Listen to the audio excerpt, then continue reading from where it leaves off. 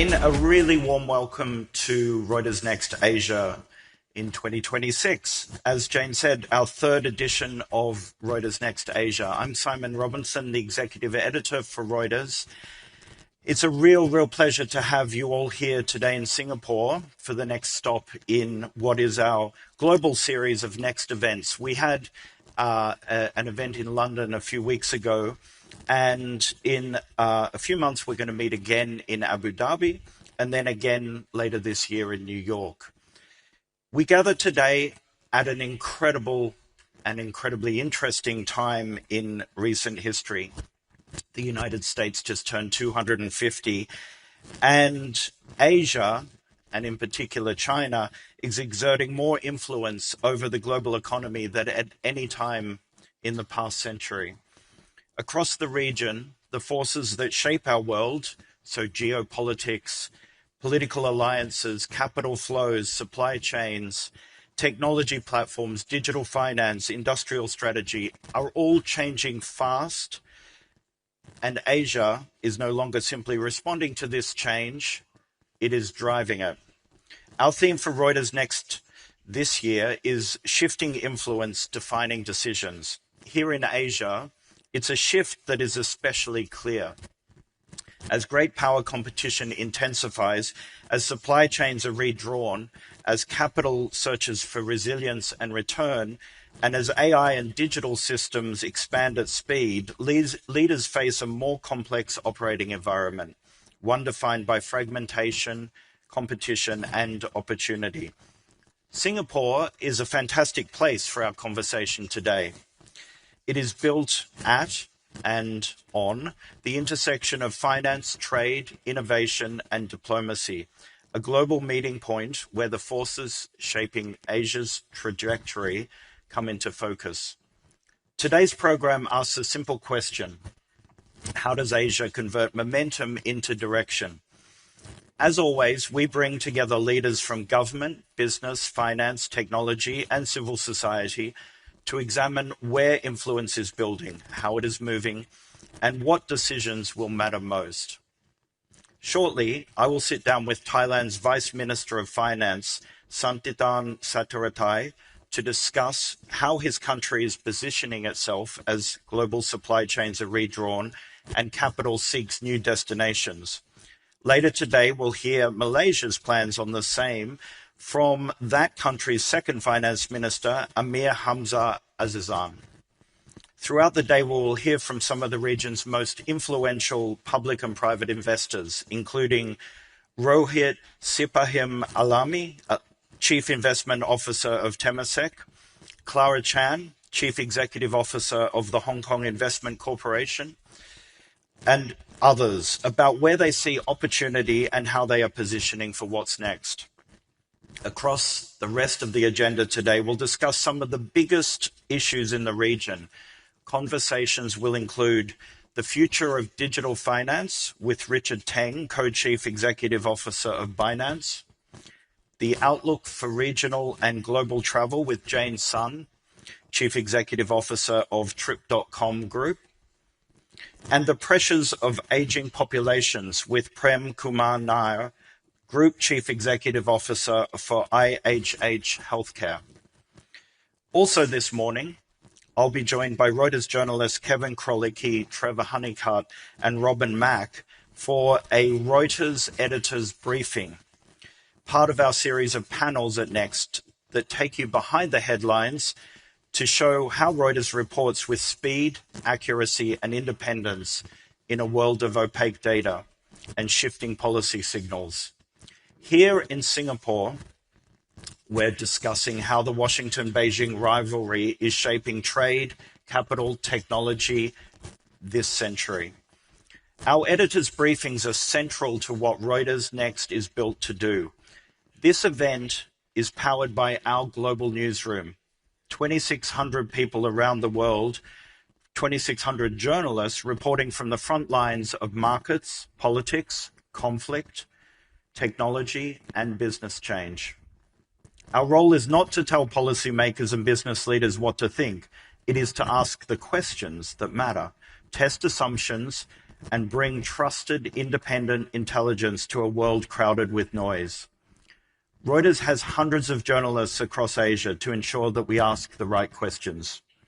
Our coverage reaches billions of people around the globe every day, readers and customers who enjoy the kind of stories, illustrations, and photographs that were recently recognized at the SOPA Awards, which is Asia's premier journalism awards. We won with an in-depth series on the rapid growth of China's auto industry and the implications for manufacturers and consumers around the world. We won with an illustrated narrative that showed how criminals kidnap people to work in scam call centers in Myanmar. We won with a series of reports on Beijing's efforts to tap its civilian fleet in the case of an invasion of Taiwan, as well as dispatches from the Marshall Islands and Palau in the Pacific, showing how these tiny nations are impacted in a variety of ways by ongoing tensions between global powers. And we won with a truly heartbreaking photo. I'm sure many of you have seen it, of a man standing outside his burning Hong Kong apartment building as he realizes his wife is trapped inside. It was a photo that was seen around the world.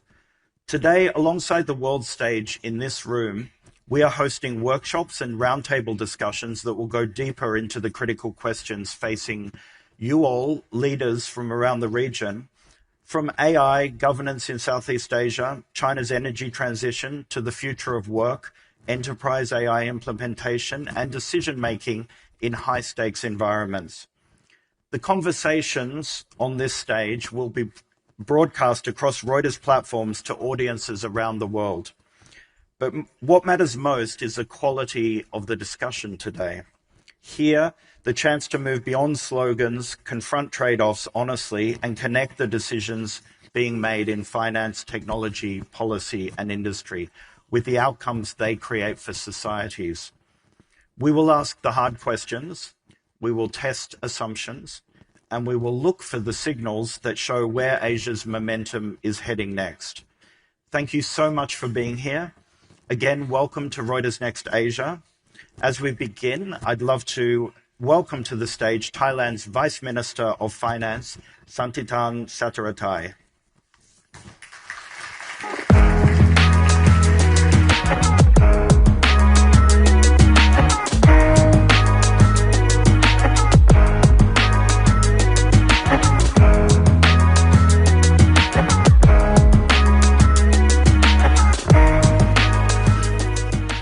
Welcome to Next Asia, Dr. Santhitan. So let's begin. Overnight, we saw that we're a news organization, so let's begin with the news. Overnight, we saw the US bombed Iran again. Donald Trump yesterday said that the peace that has kind of held a little bit over the last few weeks is over. And he wants to teach Iran a lesson again. So this has now been going on for about 3 months, 4 months. How exposed is Thailand to the war in Iran, with obvious things like higher energy prices, weaker growth? How are you as a country handling that kind of very high level of disruption? Yeah, no, it's a great question. And we were just talking before coming on stage about how when this event is held, it's going to affect the conversations we have so much this morning. And I think that tells you a lot about the world we're living in. I think, first of all, as policymakers or investors or businesses, I think we have to change the assumption about the world. And we think about how the operating system of the world is changing from the, I like to call the efficiency first paradigm to the one where it's more resilience first paradigm, to just-in-time production, to now more just-in-case risk management, where value is placed on risk management, optionality, diversification. I think that's a big picture and a mindset and a whole paradigm shift that we have to take as leaders. But in a more near term, back to your question about the impact on Thailand specifically, and I think a lot of small emerging markets as well, we see the shocks coming in three waves. So the first wave, which already hit us in most countries, is around the energy price shocks. So that's when the energy price spike. Now I think we're in a period of it has come down a bit, but yet there's a lot of volatility and unpredictability. But regardless of how that plays out, you're already in the second phase, which is higher inflation pressure. And you're seeing this globally. And this is because the higher cost has already fed into the system, higher logistic costs, higher fertilizers price, food prices is already come into play. So that's in the system. And once you get that, then you move to the third stage as well, third wave, which is a squeeze on demand, because you have less money in your pocket, so to speak. Firms are being squeezed in terms of their profit margins. And this is going to happen domestically in Thailand, but also globally, as you start to see many central banks around the world shift their policy stance from accommodative one to a tighter monetary and financial conditions, which is going to affect Thailand through exports. So I think we're probably in the second stage going to third stage, and that's kind of where we are. So we have to kind of tackle both the issues around the cost of living, which is higher, but also the weakening of demand that is still probably in the pipeline. Right. Let's tackle one issue that has hit Thailand, I think, and you're confronted with, and many other countries in the region as well, which is how do you get that balance right between protecting households, especially around fuel prices, but also maintaining fiscal stability? That's a really hard thing to pull off, right? Yeah, no, it's always a trade-off, very difficult, very challenging from a policy perspective. What we have chosen to do in Thailand, under the leadership of our finance minister, Dr. Ekniti, and Deputy Prime Minister as well, we choose to shift away from the blanket fuel subsidies, which in our view is in many ways very distortionary, because essentially you're giving more subsidies to those who use more energy, when actually you should be discouraging the use of energy in that time, especially the fossil fuel energy, which is imported, more largely imported. We shift from that to a more direct cash support to household and merchants. And we did that earlier this year, where we let the fuel price move, reduce the subsidies, so essentially reduce the ties between the fiscal balance and oil price. And now instead we provide cash support, but the cash support have to be multi-tiered programs, where we have specifically, we help those who are the most vulnerable, the low-income groups. And then we have also broader support, which is kind of done through the co-payment schemes, to shore up the ability to the purchasing power of a household at large. So that's, I think, spread. We already run the program.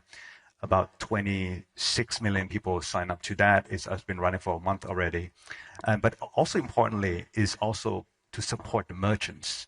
So we restrict the program so that people who get all the support can only spend on the small merchants. Right. So that the small and micro merchants who are largely cash strapped in need of liquidity get the support first. Can Thailand put a number on the cost so far of the Iran war? It's hard to put an exact number now because it's moving and because we changed the regime as well. But if you look at the GDP forecast or the swings in the GDP forecast, you see the number, of growth revisions going down by 0.5%, 0.5 or more. And then when things start to look better, then people start to add that back in. So I would say that's a magnitude of a swing that you start to see. Right. In terms of inflation, we have already seen inflation in Thailand was roughly around 0. Now the print is over 2%. So a rapid spike. Thankfully, we came from a very low inflation base. So even after a spike, in terms of number, it's still not a runaway inflation. So I want to get into some questions about economic competitiveness, but just let's stick with Iran for one more question, which is, we've seen the Strait of Hormuz and the blockages there, and it's become a central issue in this conflict. That's really highlighted the vulnerability of global supply chains. Do you see, or rather, what lessons could Thailand and other countries in this region learn from that about other choke points. Obviously, we're sitting right off one of the main global kind of trade points. Do countries like Thailand look at what's going on in the Strait of Hormuz and think, well, it could happen here? Yeah, I think we, as I said, we just kind of shift our thinking around operating systems where we have to think about resilience first, and we not necessarily think about buying everything from the cheapest producers, but also think about a diversification optionality. And I think it highlights also the weakest links that each country may have. And in Thailand, in terms of security, if you look across food, supply chain, energy is one of our weakest link. We are a big net importer of energy, one of the biggest in Asia, roughly around 8% of GDP. We have high energy intensity. That means we require a lot of energy to produce 1 unit of GDP. And I think events like this have highlighted that weakness. And, there's a saying that sometimes you're as strong as your weakest link. So we need to strengthen that. We need to fill that gap. And I think that's also why the direction of policy of the government is to say, let's take this crisis and change it to opportunities to change. We're going to push for energy transition. Right. So reducing demand in some ways, or at least reducing the growth in demand and things like that. Yeah, absolutely. And in the process, I think this is where you can kill multiple birds with one stone, so to speak. One is obviously energy security issues. If you manage to transition to clean energy, of course, it's good for our net zero sustainability goals as well. Yeah. But also, in fact, it's also potentially building a new growth engine in the process. Because a lot of the green economy, whether it's new energy vehicles, solar panels, and related industries, those are areas where Thailand already have some capabilities, and we can build a lot more upon that. And Thailand is in big needs of building a new growth engine. So we're trying to do multiple things in the same effort. So that's a perfect segue into questions about your economic competitiveness. Thailand, if you look back over the last few years, has actually lagged many of its ASEAN peers. How do you accelerate growth and keep the country or make the country more competitive? No, it's a great question that we spend a lot of time thinking about that. Of course, you may see from my background, I work in the financial markets before, and I know that Thailand sometimes is seen as a country with relatively good macroeconomic stability, but low growth. So we want to change that story to a macroeconomic stability with transformation and new growth engines. And I think to do that, we need to, first of all, increase our investment in the economy. If you look at one of the structural weaknesses in Thailand is the demographic shifts. We are actually one of the older countries in the region. Our median age, I think, is around 44. To be clear, not saying that 44 is old by any means, but older relative to our neighbors. And so what you need to compensate for that shrinking or stagnating working age population growth is through capital and through productivity. And that's going to come from investment. And that's why one of the important goals for the government is to raise the investment rate in GDP from current rate of around 20 to 23% to closer to 30%. And to unleash that investments, we have three kind of pronged strategy. First is, of course, the public investment itself, but be very strategic in investing in infrastructure that will crowd in the private investors, business investors as well. Second is around FDI. And this is actually our strength. One of the, if you could say, silver lining that's happening is more fragmented world and diversification is that Thailand has attracted a lot of foreign direct investment. Last year, application went up 67%. Which is at historic level. And this first quarter alone, it's already doubled. So that's another big opportunities that we can use to translate into upgrading our industries. If you look inside, you will see that a lot of these are in smart electronics, AI-related infrastructure, green economy, bioeconomy. So a lot of the new engines that we want. And the third pillar is a local corporate investment. When we look at the data, we found that actually Thai corporates do have money. They do have capital. That's kind of a lot of dry powder, so to speak.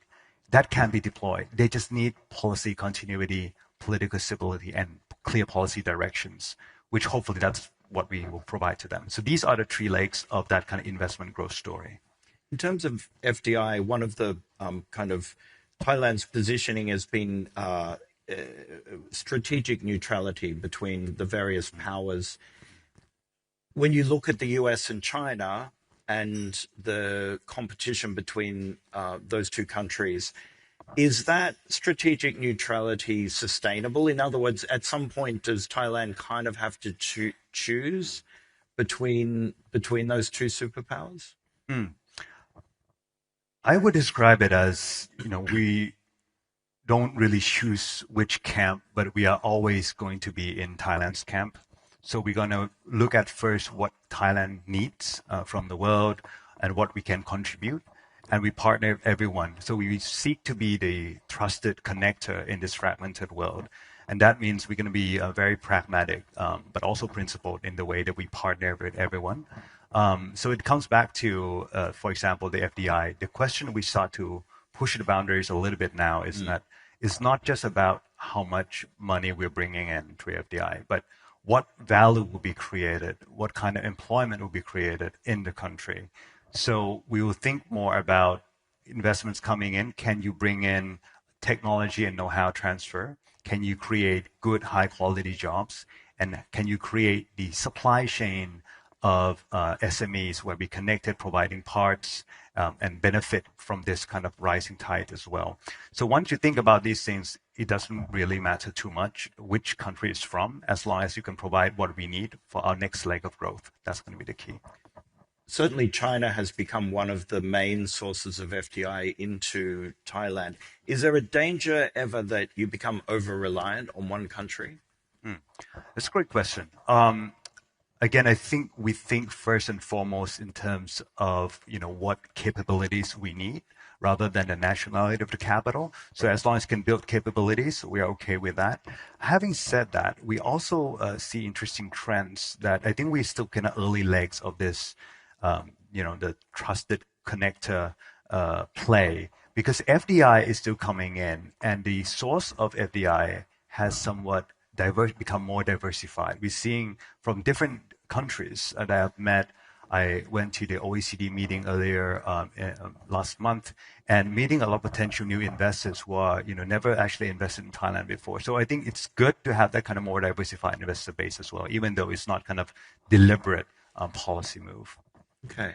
So it's great to see some questions coming in. We'll get to a couple of those in a second. I wanted to ask about the Thailand's ambition to join the OECD, which is a stated goal. Beyond prestige, being part of that club, what practical economic benefits would membership bring? Yeah, I think for us, the government and Dr. Aniti, I think we view it less as a trophy and more as a journey, a commitment of reforms. It's a journey that getting us there would be very helpful for the economy, and it's a very broad-based exercise. It encompasses, from economics, law, a social angle, environment, everything. So the country has to go through a whole reform in many ways to get there. Absolutely. But from economic side, I think at least three things are very important. First is upgrading our regulatory framework. Second is improving governance and transparency. And third is improving the quality of competition, which is, I think, essential for driving innovation and productivity. And all of these three are actually very much in line with what we want to achieve by ourselves anyway. So actually, OECD provide a very useful tools, a commitment that say, here's the standards, here's where I want to go. Do you have a year in mind at which you think that all those reforms will be carried out to the happiness of the OECD and you can join?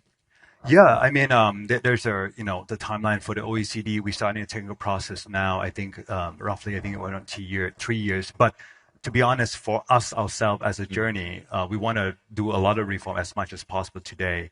In fact, the government, I think just yesterday, just had another meeting. We set up a joint private sector and a public sector committees to together push a lot of these reforms. And I think this is not just committees which are just talk shops, but actually execution engines for a lot of policies to let the corporate sector lead, and then we see what we can unlock and how we can support them and to push for these reforms together. So we want to get it done as soon as possible. Okay. So let's go to a couple of questions from the floor. There's a great question here. Are major Asian economies really becoming more independent strategic actors, or are they just finding new ways to balance between the US and China? That's a great question.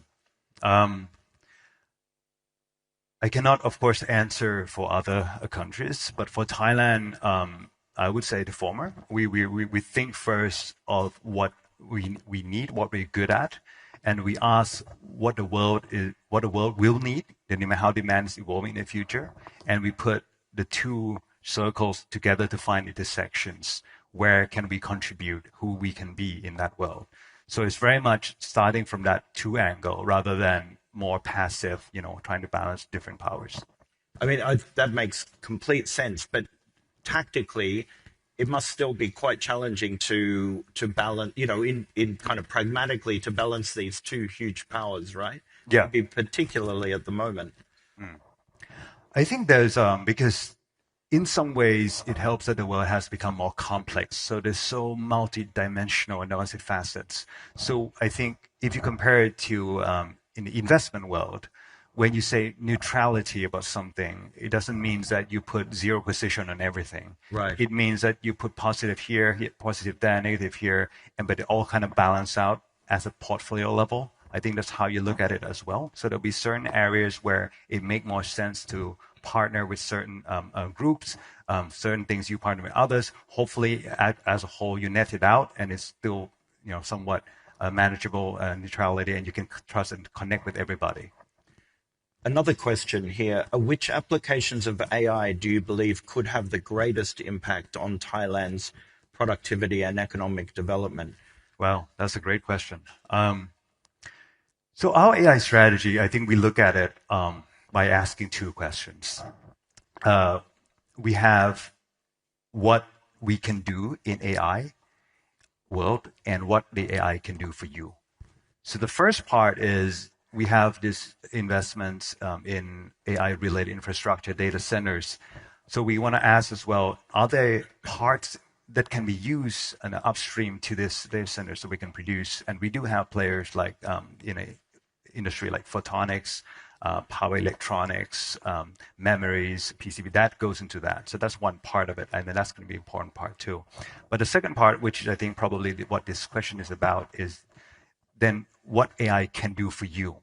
And I think this is very important to put in context that Thailand, again, is facing demographic challenge. So we're going to have less and less people to work anyway. So in many ways, AI is a good solution if we deploy it in the right way. So I believe that AI will be most powerful when it's deployed in a correct manner in the industry, which is already your strength. So for example, in Thailand would be healthcare. Healthcare would be a very powerful tool. Thailand already have very strong healthcare, wellness, and I would say, if you broaden the ecosystem to call it longevity economy, including food, drug, wellness, everything all together, that's already strong in Thailand. AI will help elevate that to the next level. At the very least, we have shortages of doctors and nurses and caretakers, care economy. That will help increase the productivity of the sectors. Okay, so thank you for today. Just as we wrap up, one last question. If there's an investor in this room and they're thinking about where to put their money, what's your message from Thailand? Wow, okay. We are changing from the macro stability story to macro stability with new growth engines. But we can't do that by ourselves. We want to do that and work together, private investors, private capital. And we are all about igniting our investment growth engines. So please come join and help Thailand take to the next level. Okay, thank you. Thank you for today, Dr. Santitan. Appreciate your time. Thank you so much. Thank you. Thank you. Thank you.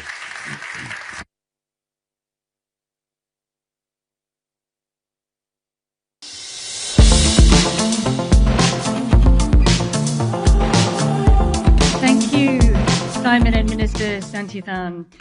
For those joining us on the live stream, I'm Jane Wardell, Editorial Events Editor at Reuters, and I am your host for the day here in Singapore. I have no doubt that we are going to hear a lot more about the role of the impact of the Iran war on energy security, economic resilience, and the role of China investment in the region. Not least of all, when we speak with our second regional finance minister of the day from Malaysia later this afternoon. For now, we're going to broaden our focus from one country's growth strategy to the wider forces shaping influence across the region. To do that, it's my pleasure to introduce a panel of my newsroom colleagues from around the world to discuss how US-China rivalry is redrawing global power, and specifically the new control towers that are emerging in Asia. This Reuters Editors Briefing, a hallmark of our Reuters Next series of summits here in London, in Abu Dhabi and in New York, is really designed to take you behind the headlines with some of our most experienced journalists. And because they'll be too modest to mention it when they come up on stage, I'm going to give you a quick bit of insight into the experience joining us here. Over the next half an hour, you're going to hear from a group that includes a Pulitzer Prize winner, a reporter who was embedded with US forces when they captured Baghdad 20 years ago, and one who currently routinely travels with the US President Donald Trump on Air Force One.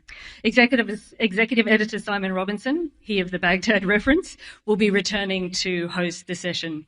To set the scene, we're going to play you a short reel of news footage. 炮弹扑向预定的警察营列，情报系统时刻整个在大山和领土完整，驱护舰、地空导弹。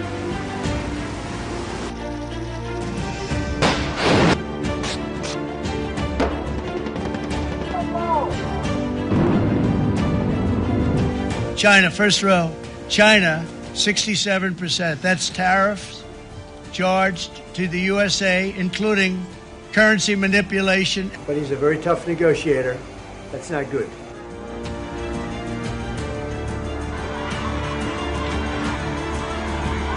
中美之间的共同利益大于分歧。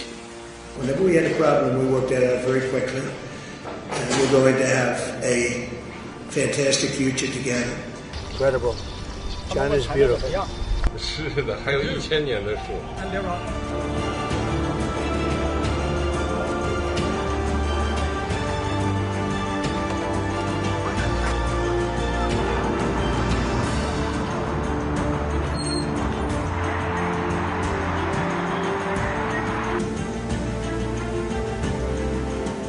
Taiwan, he does not want to see a fight for independence because that would be a very strong confrontation.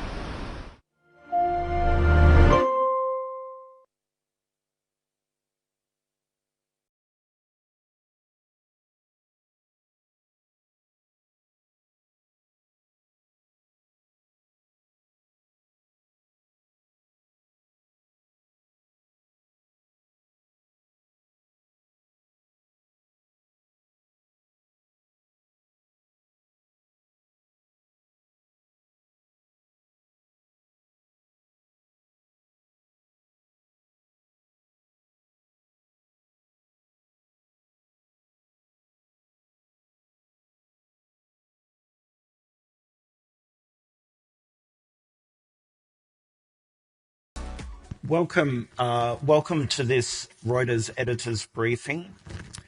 So with me, let's begin with Robin Mak, who is Breaking Views Associate Editor and based in Hong Kong. Robin, for those who don't know, and you all absolutely should, Breaking Views is our real-time financial commentary offering, some of the smartest minds in our newsroom. And Robin, looks mostly at AI and technology in Asia. Kevin Krolicki is our Greater China Bureau Chief based in Beijing. Kevin has been based in Tokyo in the past, was our regional editor in Asia, has covered the auto industry from Detroit and other places, and is one of our most experienced journalists. And joining us, thank you, Trevor, from late in the evening, I imagine, in Washington, D.C., is Trevor Honeycutt, who is our White House reporter and routinely travels with the president and will fill us in on the view from Washington. So, news overnight is that the US has bombed Iran again. Trevor, maybe if we begin with you, what's the feeling in Washington right now? What's happening? It's difficult to judge from day to day where the president of the United States is at in terms of the relationship with Iran and the peace deal. Sure. So where the president is at right now is at a sense that the MOU that was agreed to between Iran and the United States, this kind of thin document that had, fairly vague aspirations for what these two countries were going to accomplish in negotiations. He has the sense that that's not an effective framework at this point, and that it's essentially collapsed. There's not a lot of feeling that the Iranians are serious right now about continuing down the path towards an agreement, and so the president feels like he needs to go back to war to some extent here to bring Iran back to a better place at the negotiation table.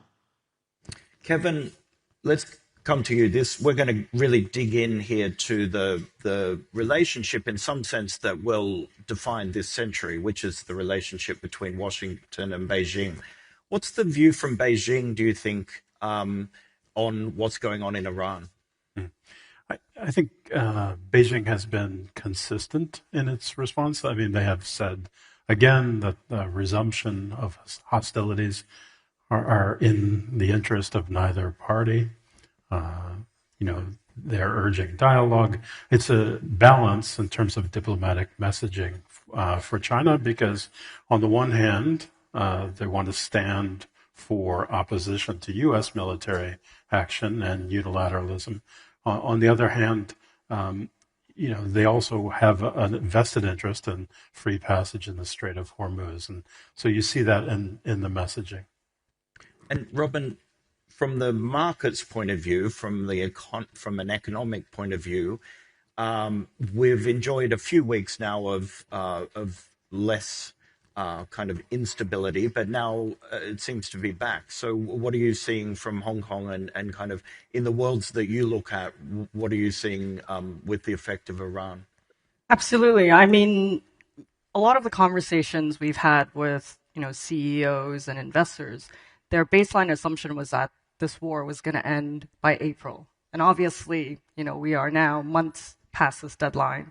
It's going to be incredibly disruptive. I think people are just, from Asia, we are looking at the oil prices. We are looking at, how long can the Strait of Hormuz be closed? And it will upend supply chains, oil prices, and the implications, especially for economies that are dependent for energy security, is just, the uncertainty, I think, has just gone up completely. And I think everyone is going to have to remodel all their oil price assumptions and interest rate assumptions based on the current events. As we saw in the video before this session began, the US president recently visited China. What is the Chinese view, Kevin, on how to manage Donald Trump as the US president? He's an unusual president in many ways. And so the view from Beijing is particularly interesting in how they handle that. Yeah, it was interesting to watch the montage as we came in, because it's hard to remember sometimes that Liberation Day, that the announcement that we saw with the tariffs. So that's only a year ago plus. It feels like a much longer time. Initially in the wake of the Liberation Day tariffs, the messaging from Beijing was really bellicose. It was hearkening back to Korean War era propaganda. But I think you've seen, as China's confidence in managing the relationship and building its own trade war weapons has increased, the diplomacy quotient has increased as well. But I think that's the trend. I mean, it's often said that American firms, maybe Western firms, are good at going from 0 to 1, and China's good at going from 1 to 100. I think you see that in trade war lawfare as well. A lot of the weapons in trade disputes that the United States had developed and used to its own advantage have now been co-opted, redeveloped, and redeployed by China. That includes notable supply chain controls, including rare earths. Trevor, Donald Trump is a president that likes bending the world to his will in many ways. He looks at Asia and kind of wants, in some ways, a realignment of the various economies around Asia to Washington. Does he think that is working in terms of the competition with Beijing? Does he think that policy is working, his approach is working? Well, so we've had a bit of a recalibration here, right? So when the administration came in, the attitude was guns blazing, if you will.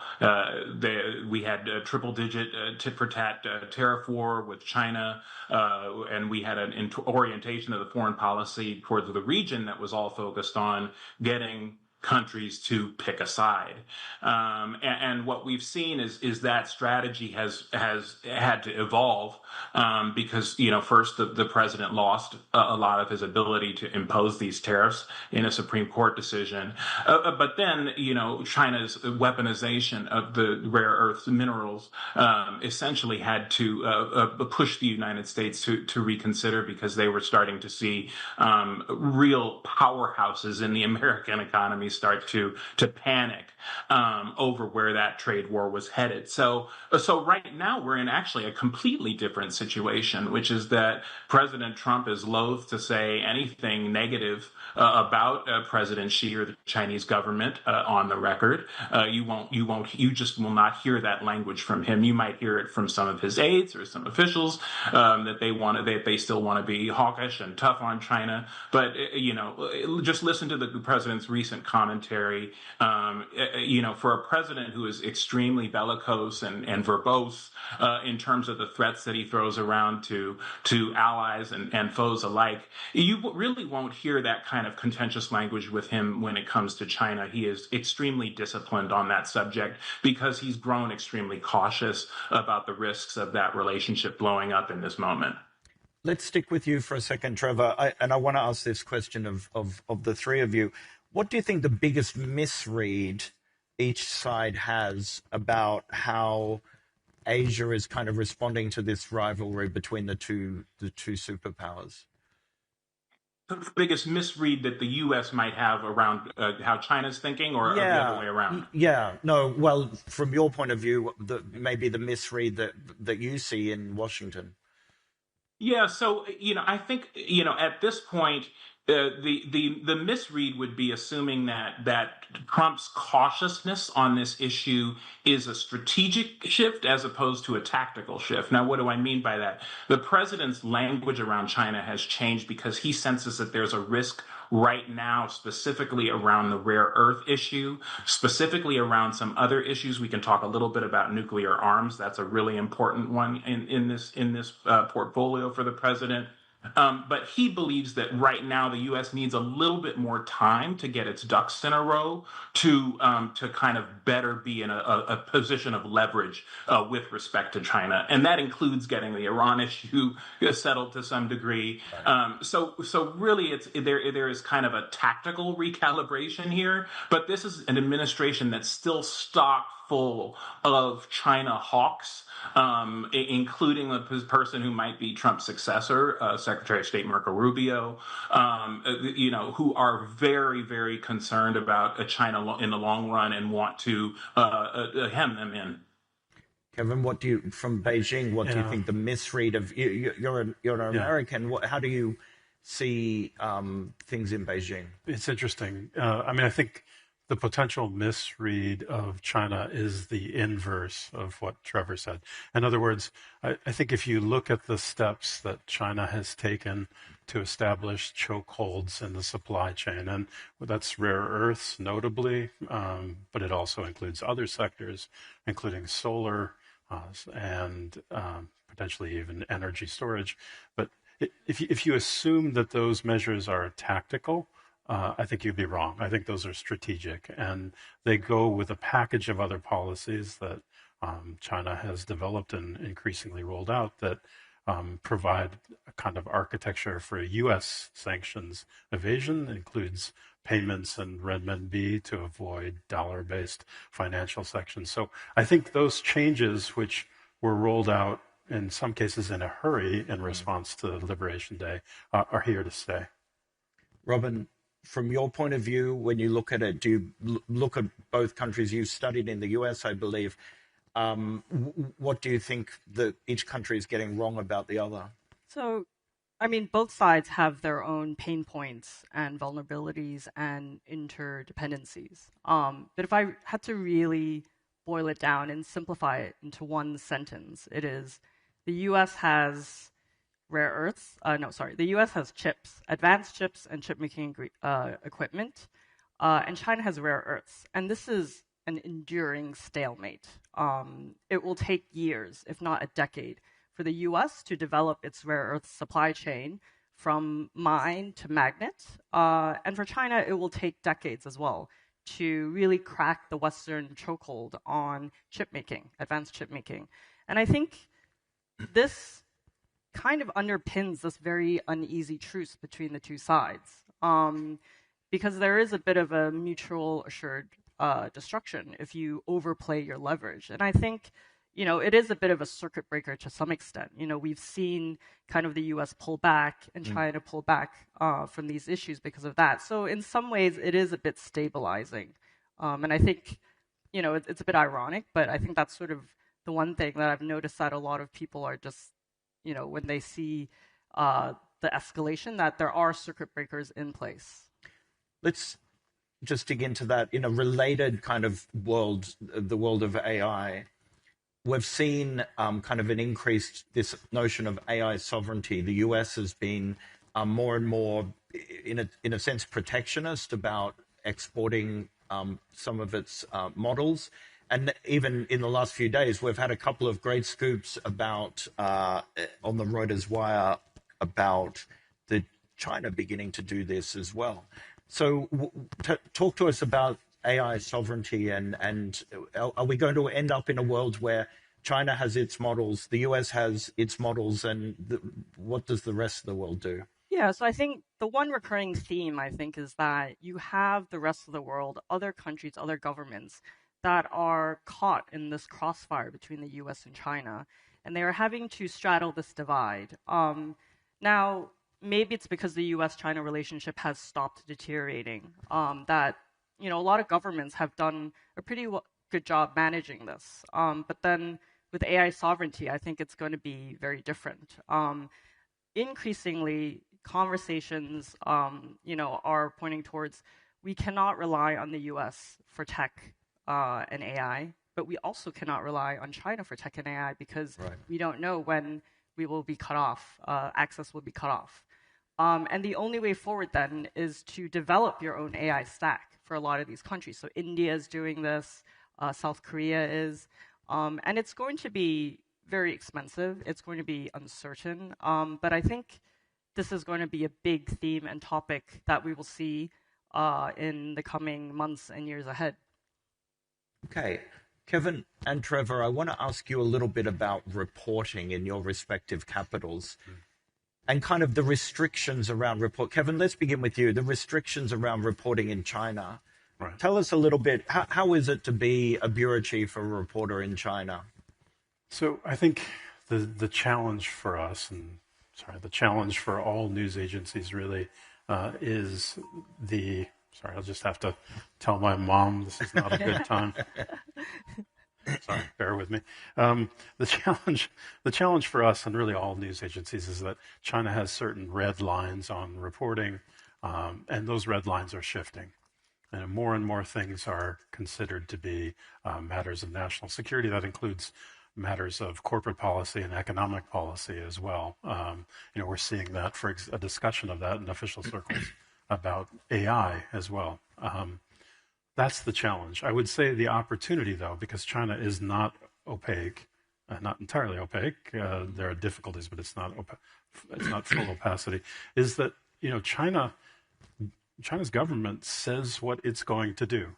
If you dig into the 5-year plans and the government plans and the procurement documents, China has a very detailed plan for policy. China's government is very responsive to our queries when we ask. That's not true of governments around the world, but they engage with us. And I think there's a lot about what China has said historically about its own policy that hasn't been widely and globally appreciated because of the volume of the work and the language barrier. But I do think AI is an opportunity to change that too. Trevor, in the US, the relationship between the White House and the various ministries and journalists has changed a lot in this administration.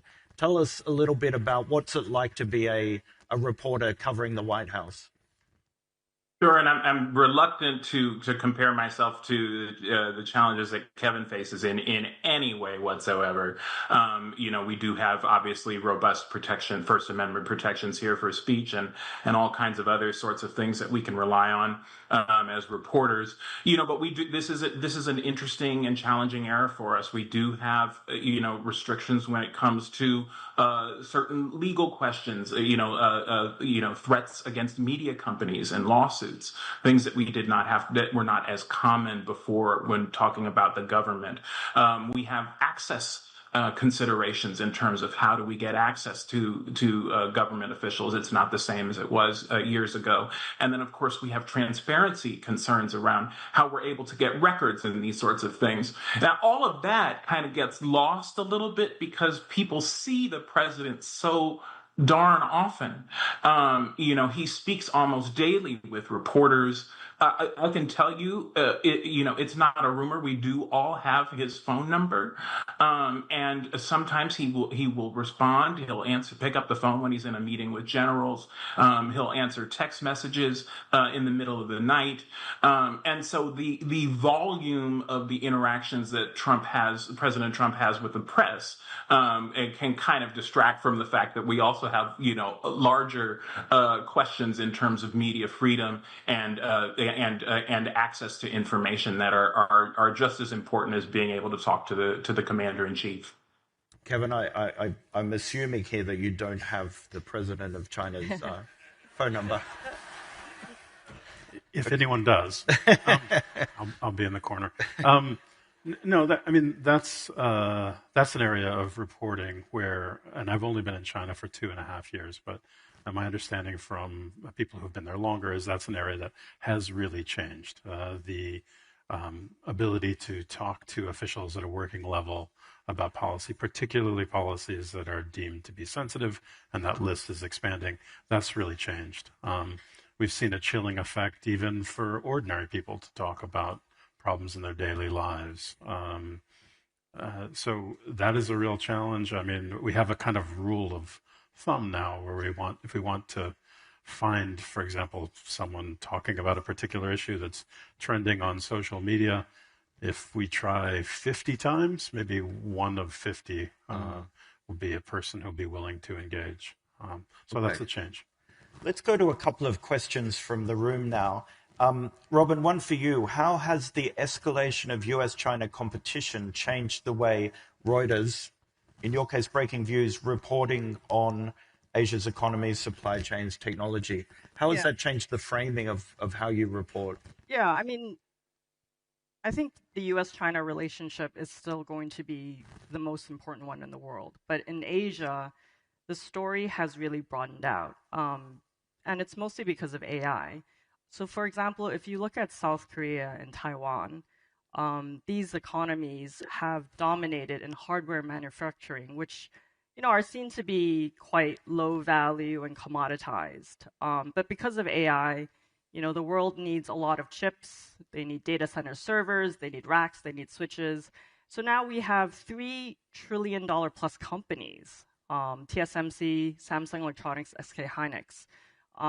So the story has really broadened out beyond China. So I think that's just one way that we approach it, is that it's definitely, I went to Taipei, a month ago. It was heaving. Like, I went to Computex, which is an annual trade show. I've never seen so many people at a trade show before. And Jensen Huang was there. He is arguably the world's most influential CEO. And he spent about 2 weeks in Taipei. Then he went to South Korea. And I think it really shows just how vital, these economies and companies are now. Quick question for Kevin from the floor. What makes it critical to always take the negative spin when reporting US-China? Is there any room for journalism to help the relationship? Well, it's certainly our intent to always report the objective, neutral, independent version of events. That's critical for what we do. And I think, it's a benefit for companies, for individuals, for people who have to make decisions to understand, the dimensions of the US-China relationship, including areas where that's fraught. And I think China also has an interest in reporting that helps identify economic and social pain points, because if there is one bug in the sort of in the way that China often responds to issues, it's that a response, and you can think of COVID or the real estate housing crisis, the response tends to be later because signals are perhaps missed, and then sometimes when it does come, it's an overcorrection. So that's a short argument for an informed press on the basis of both China policy and US-China. Okay, so let's finish with you, Trevor. There's a great question from the floor. I think it's a question, Trevor, that you've faced before or heard before. How do you keep up with Trump's incessant output? How do you work out what's real? And does he like you? I do somehow get this question a lot. Just on the last point, I don't know, honestly, whether the president likes me or not. I feel like over the years that I've gotten to know him, I've kind of found a way to be able to communicate effectively with him and to hopefully get a lot of information out of him for our readers. So I don't actually know the answer to that question, but I do know that he's willing to engage with me, and that's really what's critical important for me as a journalist. As far as how to keep up with it, we have a fairly big team, in DC, just 8 on the White House team alone, and then obviously a supporting crew that's actually dozens of people that help us keep up with Trump literally 24/7. So we always have to have a reporter that's available to be with him physically at any time of the day or night. So we have a lot of staffing around the clock to help us do that. And then also enough people so that some people on the team are able to step away and also do the deeper work of talking to the people around Trump, trying to reconstruct things that are happening out of camera view, and also talking to people who are affected by these policies so that we get kind of a full range of things. But it's not easy. There are days when there are literally 15 different things happening that we think are important. And so sometimes the work is like doing emergency room triage. Right. Fascinating.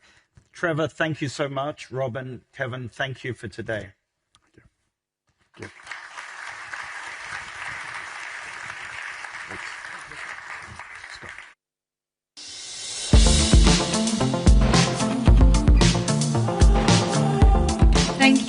Simon, Kevin, Robin, and Trevor. As anticipated, that was a fascinating look behind the headlines, including a little popularity check at the end there.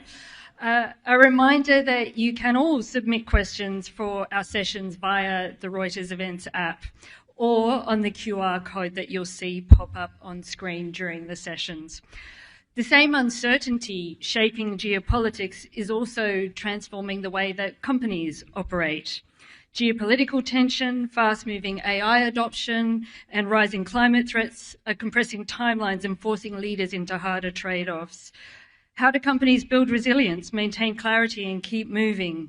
To answer those questions, please welcome Godelieve van Doren, Chief Executive Officer of Marsh, Southeast Asia and Singapore, in conversation with Josh London, Head of Reuters Professional. This session is in partnership with Marsh.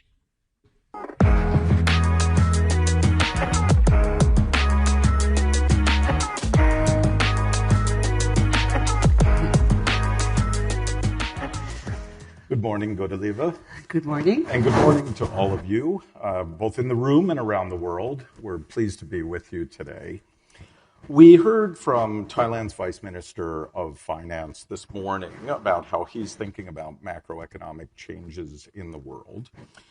Marsh is a global leading professional services firm across risk, strategy, and people.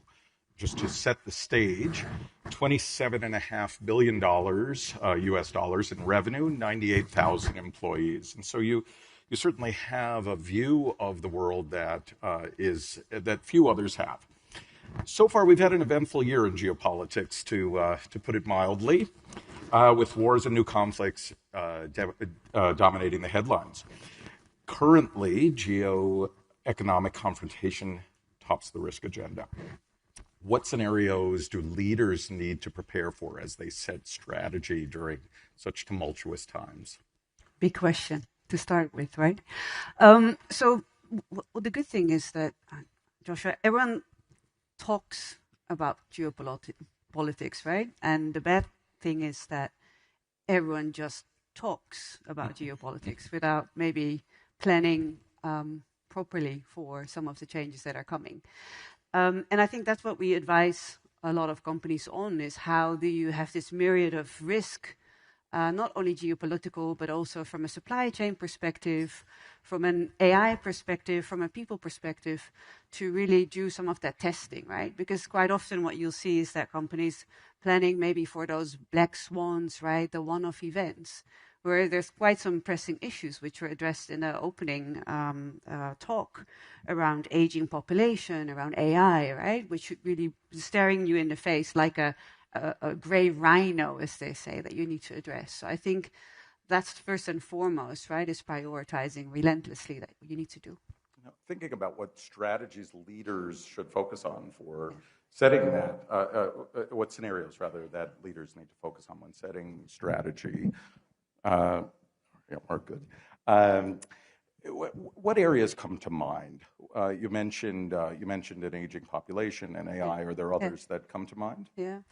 Well, first and foremost, and I think it was mentioned, globalization. Yes. We can forget about that, right? So fragmentation is the new reality, and that comes with stress testing how some of these conflicts will play out, right? And really putting time frames and trade-offs as to where you're going to invest or not invest. So I think that is a very key one that we see emerge. And then there's the planning around AI disruption, right? I think that's another one that will come up, or climate change, which is one that also is being addressed during one of the sessions today. So yeah. So you advise a lot of boards and chief executive officers. Yeah. What do you think the minimum viable playbook that boards in Asia expect for, let's say, supply chain rerouting or renewed logistics capacity? How does the chief executive plan for that board discussion? If I'm very honest, right? So board in principle has three key tasks, right? So first and foremost, it's governance, compliance. Second would be around performance of the management and how to advise. And the third one should be future-proofing an organization. Yes. And what we'll find with boards in Asia, but also around the world, that probably 70 to 80% is spent on compliance. Mm-hmm. And that is not enough to address some of those longer term needs. Yes. And I think the biggest challenge is in the direction of going for efficiency, cost efficiency, competition, actually to be sustainable in the longer run, right? And to future-proof your organization, you may need to make decisions that impact your short-term earnings for a longer-term resilience play. And that is difficult, depending where your headquarters is. Yes, yes. I think digital infrastructure is a good example of that. It's become another flashpoint with governments increasingly being protective of their technology ecosystem. Yeah. So I wonder how that risk is being built into strategic plans. Not enough. I would say that data and digital is probably the next trade barrier. Okay. And I think a lot of executives and management still feel that data is borderless and digital is borderless. It isn't. And if you see increasing efforts from governments to protect, right? To protect the data sources, to protect the AI. Yep. China's a known example, but you see it elsewhere too. In Southeast Asia, a lot of governments will discuss it. So how data and digital can flow freely is a big question. Mm-hmm. So then in your scenario planning, if that's something you know, how can you build a IT ecosystem that allows you to switch? And again, that's an upfront cost that you don't want to make, right? Because basically we've been spending a lot of our efforts and energy building global infrastructure. Yes. And that may no longer hold, which is an additional cost for organization. But what's the other option? And I think it's about testing that and foreseeing that. And even when people talk about AI, what AI do you mean? Yeah. There is different forms of AI out there already, right? I'd like to pick up on that. So AI-driven automation is advancing faster than markets can adjust. It's an exciting time, but it's a challenging time. Yeah. How do you think the leaders in Asia are prepared for large-scale workforce disruption? Well, maybe I could say the same thing about AI as geopolitics, right? Everyone's talking about AI, good, but the bad thing, we're only talking about it. So the notion of what AI can do, I don't think is known in many boardrooms or executive levels. Maybe a harsh statement, because sometimes people still say, "Oh, do we do AI?" But basically, AI can do whatever you can imagine.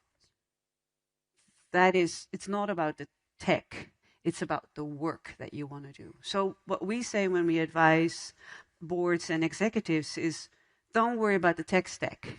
That will go faster than you'll ever imagine. Start think about what type of work you want to continue to do in your organization as humans. It's a far more interesting starting point.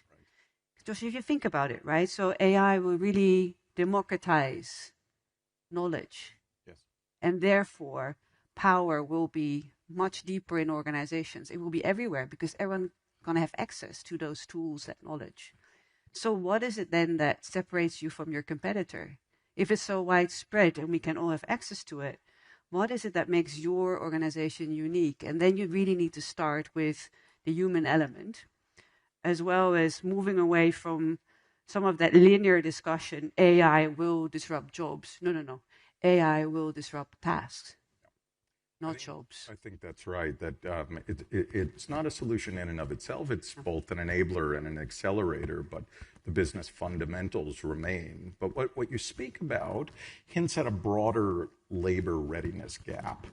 Even before AI disruption, many markets were already tight on talent, especially in advanced tech sectors. Now that gap is widening further, and AI-intensive sectors are struggling with specialized talent shortages. How are business leaders in Asia dealing with that skill shortage and thinking about the future of their workforce? It's interesting you say that, because skills shortage have been a theme in Asia way before AI. I think because there's always been disparity between quality and quantity of talent, right? So we have markets where there's ample supply of people, right? But may not match with the skills that you need. And Singapore is a good example where there's a very high skilled labor force, but it's fairly small, right? So how you address that has always been an evergreen. What I think is changing is that some of that really deep technical expertise may actually be disrupted the most. And it should be more, I think, the leadership softer skills that are getting more demand. As we always say, like the soft skills will demand the hard dollars.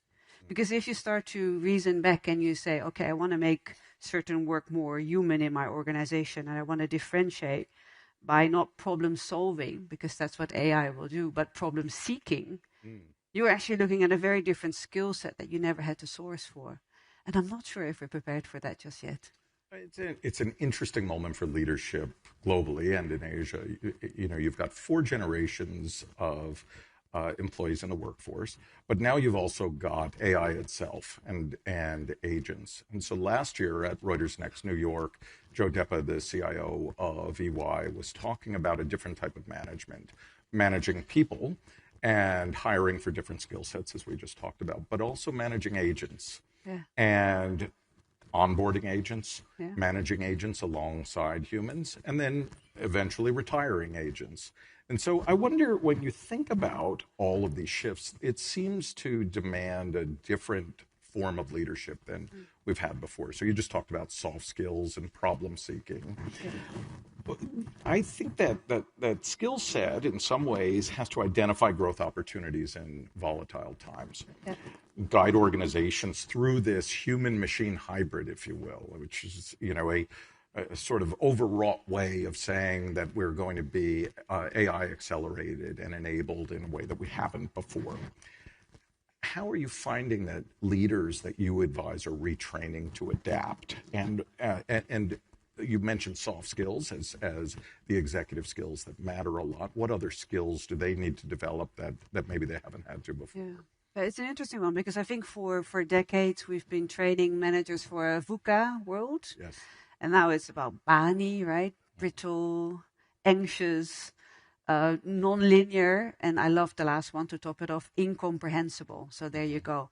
But I think in the last 2 letters of BANI, there's some real takeaways, right? Actually, maybe in the first 2, right? So if there's lots of anxiety, leaders need to be trained for more emotional skills, right? Because you can imagine leading a workforce that is disrupted by feels disrupted by agents, taking my job, what's happening in the world. So that you'll need to address, right? Otherwise your workforce runs away from you. But also the linear thinking, because the world is non-linear. So we've been trained as managers, when X happens, then we do Y. Yes. And I think now it's building that myriad of options and scenarios that we discussed earlier. So I think that's another skill set. And the incomprehensible nature. The sheer amount of information and disinformation coming our way is shocking and will only increase. So we highly rate a skill that we call the art of sense making.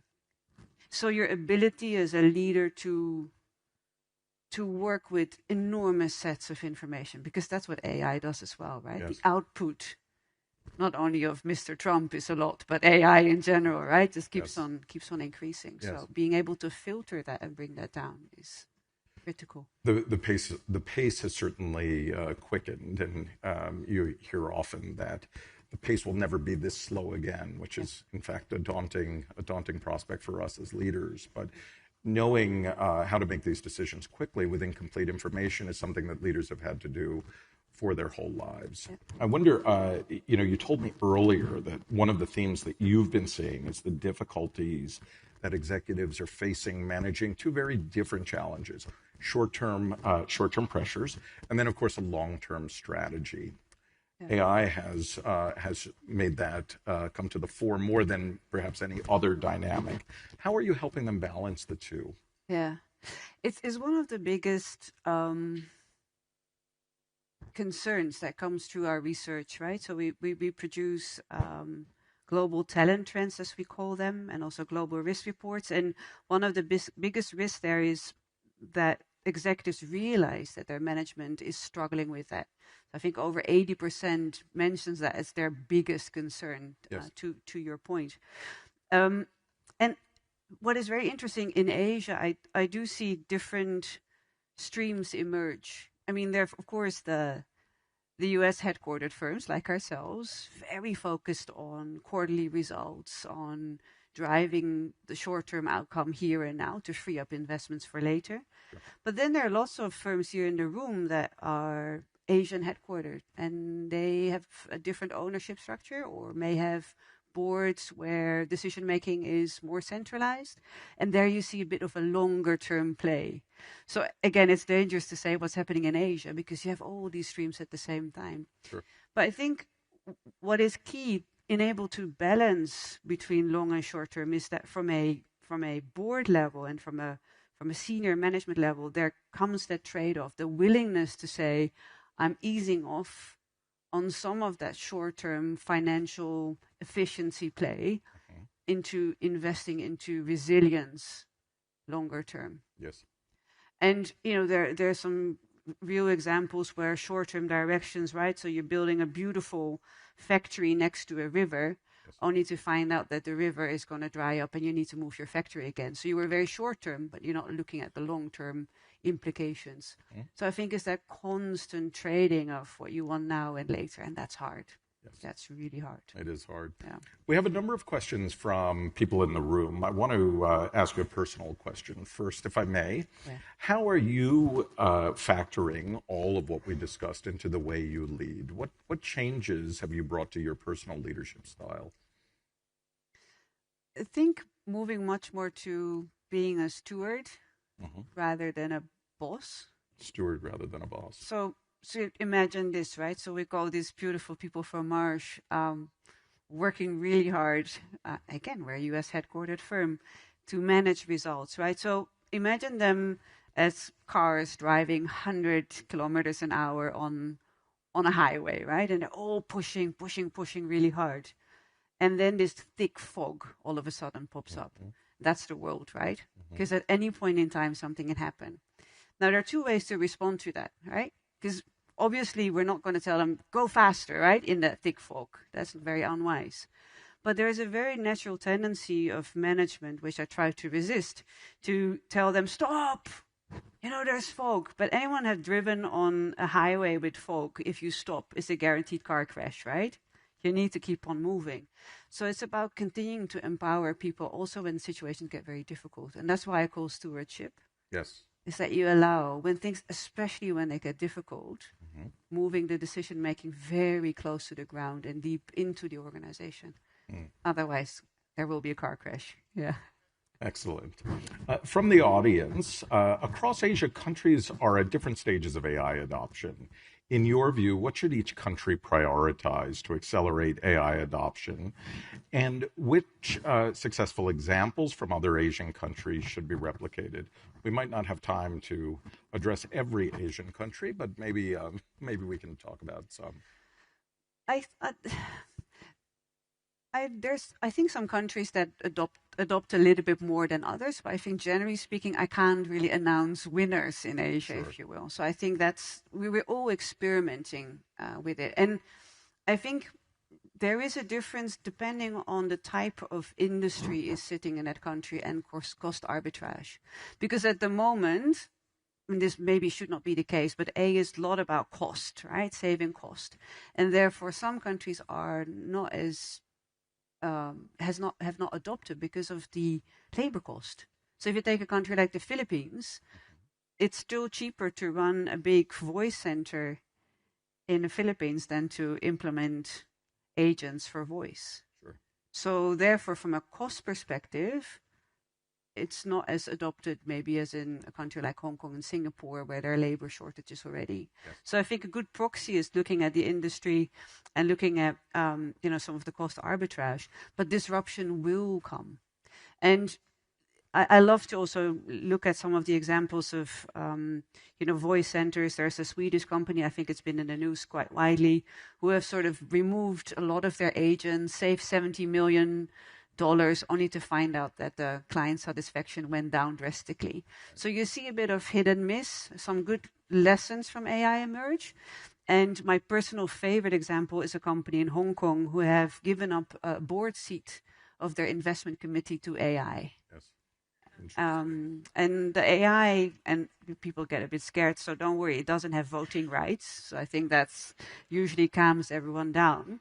But it does the real-time insights on investments as the board discusses. And it's extremely powerful because it's not as biased as humans, and therefore helps to keep the conversation really factual, real-time, and checks in on bias on investment decisions. So that's, for me, is a great example of what it could do. It's a fascinating example. I was speaking to the Minister of AI for the United Arab Emirates, who, as you know, has a cabinet member, an AI cabinet member in every cabinet now, to help with that real-time decisioning. So similarly, I don't think there's voting rights, but what are the implications of a contemplated decision? How can AI help facilitate that meeting instead of having to go back for follow-ups and speed that up? But to your point, AI is not a strategy in and of itself. It's an enabler of one, and I think that's right. Our last question, and it's a quick one. Do you believe that AI is a creator or destroyer of value? I'd still go for a creator. I would still go for that. With all the changes that we're seeing, and it was just beautifully said by Vice Minister of Finance, aging, creating new ways. We're all going to live longer. We all need to work longer. I think we can all need some help from AI. And for anyone who's worried in the room, if by the end of the day you're washing your hands, you're safe. Why? Because either you're working in a physical job and you need to wash your hands, or you've been shaking a lot of people's hands and you are a good relationship manager. So for those of you, wash your hands at the end of the day, you're still in a job. We'll leave on that optimistic note. Thank you so much. Thank you.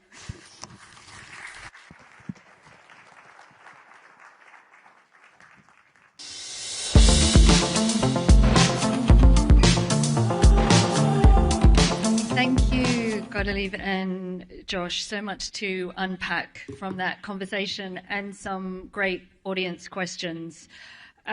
Just on that note, we're so delighted to have so many of you in the room. There are a few people standing at the back. Please do come forward. If you have seats next to you, please get friendly, squish over, and make sure we've got room for everybody. Thank you. Our next conversation turns to travel, one of the clearest indicators of returning demand, cross-border mobility, and Asia's growing influence on global connectivity. Our next guest leads one of the world's largest online travel companies, a business that sits at the crossroads of consumer confidence, economic growth, and cross-border connections. This conversation is being hosted by one of my newsroom colleagues. A reminder that all of these conversations follow the Reuters Trust Principles, the North Star of all our reporting. This means no questions are agreed in advance and nothing is off the table. This is live journalism happening in front of you. On that note, please welcome Trip.com Chief Executive Officer Jane Sun in conversation with Reuters Senior Correspondent Panu Wongcha.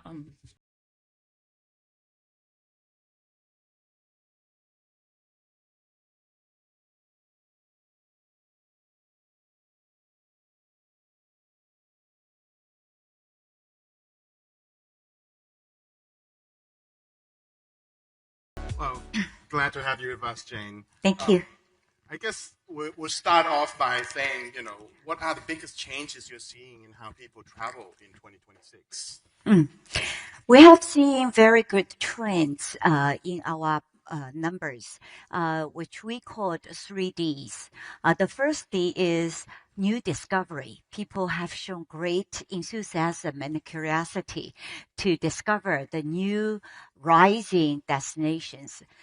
So we have seen people have been to Antarctica, Argentina, South Africa.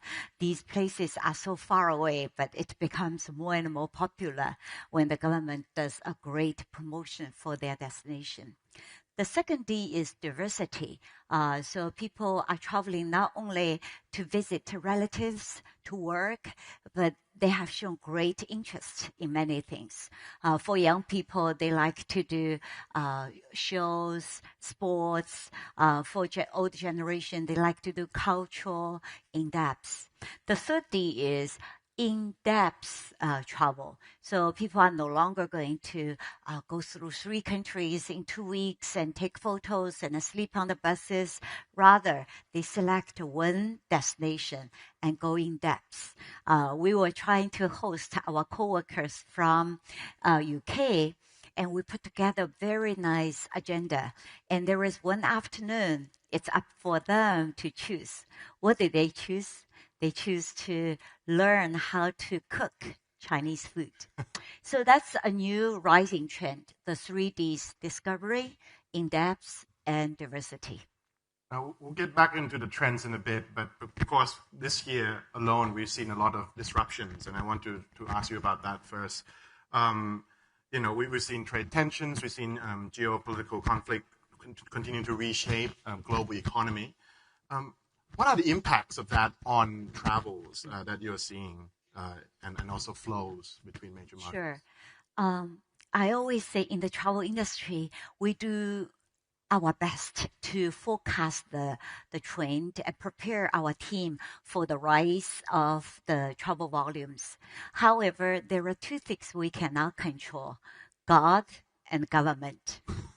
So COVID is, disease. For 3 years, it was very long. However, we can control how we react to these kind of disasters. So I remember during COVID, our philosophy is customer first, partner second, and Trip.com the third. When we got to know the border was closed, millions of customers already paid airlines and hotels money to travel around the world. And it was during the New Year's time. But the refund was not back to us, and then we can give it back to our customers. So we work with more than 10 banks, and we made a decision to advance refunds to the customers. So cumulatively, we bought almost 20 billion RMB, which is about $6 billion USD, to advance the refunds to the customers. So now business is back. Customer remembered what you did during this disastrous events, and they come back to you with more trust. The second thing is our partners. Many of our partners were running very short of cash. So we established a 2 billion partnership fund to help small and medium-sized partners with their cash flow. So now business is back. These partners all would like to list their products on us. And the third one is Trip.com. I remember we had about 30,000 employees. And when I was looking at the income statement, the revenue was dropped down to 0. So we had to make a decision. What do we do? So our chairman and I volunteered to our board that we would take 0 salary until industry recovered. Our VP made a volunteer cut for 50% of their income to support the operation. And as a result, more than our employees worked 5 days and took 4 days pay or 3 days pay. So that spirit, we are one team, we are weathering the storm together, enable us to survive these kind of uncontrollable events. And now, during the Middle East crisis, 2 minutes after the news broke, after our team know there was a war in the Middle East, in 2 minutes, our team reached out to the customers in that region, moved them to the safe hotel, offer hot meal to them. The very next day, if the flight is still available, we'll make sure these customers, if they want to go back to their home country, we help them to do that. So we cannot control what happened, but we can control how we serve our customer during these crises. And what does that mean for demand? I mean, I think early in the year, before the crisis in the Middle East, we see an uptick in demand, but since then, what has it been like? What was this Trip.com data tells you about demand? Sure. We just released earnings. In Q1, we did a very good job. The top line growth was more than 17% year-over-year growth. So the rapid growth around the world with a very big base is quite impressive. However, starting Q2, the war broke in Hormuz.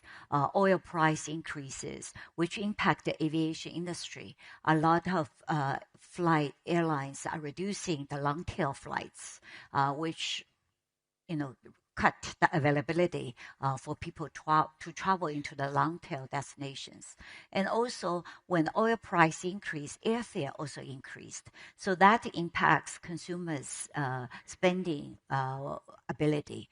So we're very much looking forward to a smooth and peaceful solution, which will be very good for the travel industry. I think that's a good segue to one of the questions coming from the floor.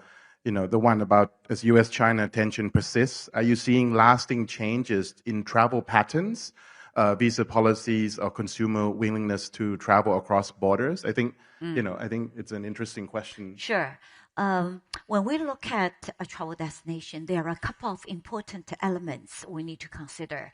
The first one is whether or not there is a free visa. How simple, how easy to apply for visa. So many countries, such as your home country, Thailand, give free visa, and that makes travel much easier, because lots of customers are busy if they want to make a last-minute decision. If visa is for free, that's one element, one hurdle less to be considered. The second one is direct flight. If you have direct flight, people can save time not to switch and wait in the transit airports.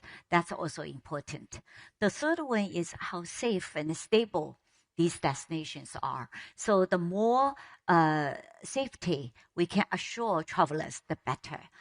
So travel brings people together, and our mission is, while we are sending people far away, we are bring them closer. So travel is a way to bring people together, to enhance international exchange and promote global peace.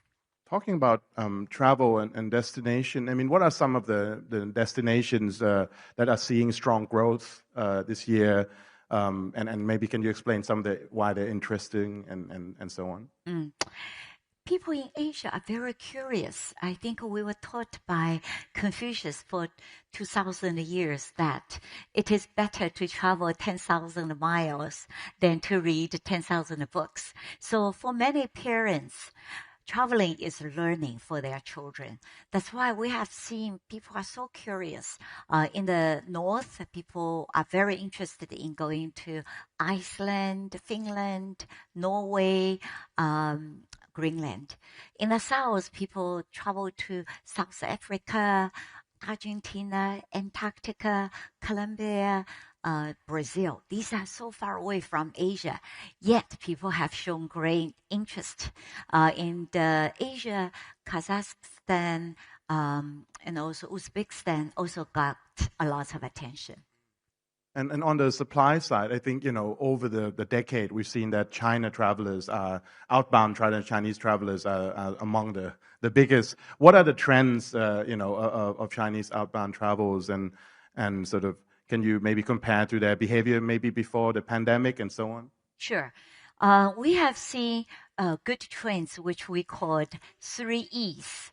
The first E is event plus travel. So young people are very interested in going to events after COVID. They're interested in going to Taylor Swift shows, J. Joe's concerts, now the football games in America. So we have a Baby Tiger program just to tailor these packages for young people. The second E is elderly friendly, because in China, the retirement age is quite young. Between 50 to 60 years old, people can retire. And this is the generation after China opened the door, they made quite good money. They're healthy and they're eager to travel. So what we do is we work with hotels around the world and destinations around the world. These people are not time sensitive. They can go during the slow season if the hotels or destinations give them a good deal, a good package, and they can stay longer to fill in the gaps for our hotel partners. So we work with our global partners to make sure we bring the elderly people during the slow season to increase the occupancy rate. The third E is emerging market. So if the government wants to promote a new destination, we are very willing to work with them to bring KOLs, to shoot nice videos and put on our site. Because if it's high quality, if Trip.com promotes these destinations, people will go. So these 3 E's are the trend we have seen. And these customers have very strong buying power. In 2024, the spending power was overseas was about 250 billion, which is number 1 in the whole world. So we work very hard with our destination partners to make sure it's friendly with these targeted group to have very attractive packages for them. And beyond China, in particularly in Asia markets, I mean, what are some of the growth you're seeing in terms of outbound travels? We have seen very good results for Trip.com growth. The growth was above 60% year over year. People start to travel intra-Asia. So people, within Asia, Singapore, Malaysia, Thailand, Japan, Korea, Indonesia, Vietnam, Philippines, these are all very popular travel destinations, intra-Asia. And then also before the war, the Middle East becomes very popular. We established our Arabic language. The growth was 3 digits in the GCC country. Now we are hoping the war can have a good solution so people start to travel back and forth. And also in Europe, people, it's so rich in history, in culture, in arts. So that Europe always have very good attractions for people in Asia. I think I saw a question from the floor that took my interest on revenge tourism. Has driven a strong rebound in travel across Asia post-COVID, right? But looking ahead, do you think this is a temporary surge, or does it signal a lasting shift in how people travel and choose destination? And also, if I may add the conversation we had earlier about, is it a long-term planning or like a quick, trip decision? I mean, what are some of the things you're seeing from the Trip.com side? Sure. So after COVID, we have seen young people or elderly people, rather than buying luxury products, they rather to allocate more budget for travel. Because during COVID, it was difficult. Many countries were locked down. People appreciate the freedom and ability to travel around the world. The second thing is that I was with some of the entrepreneurs in the Silicon Valley. They feel that with AI, the productivity is increasing. So in the future, it's very likely we only need to work 4 days a week or even 3 days a week. The extra time we have, most of people will be using those extra days to travel. So the addressable market for travel will be doubled also. So we're very positive in the long run, but hopefully we can control these regional wars and bring peace to the region. We have a very short time left, but I see the question, but also, you mentioned also just now about AI. So there's a positive side and the negative side about, AI deepfakes and scams. Maybe if you can give a quick comment on this, AI on both the positive that you just mentioned earlier and also this idea of scams. What were some of these issues that you're concerned? Sure.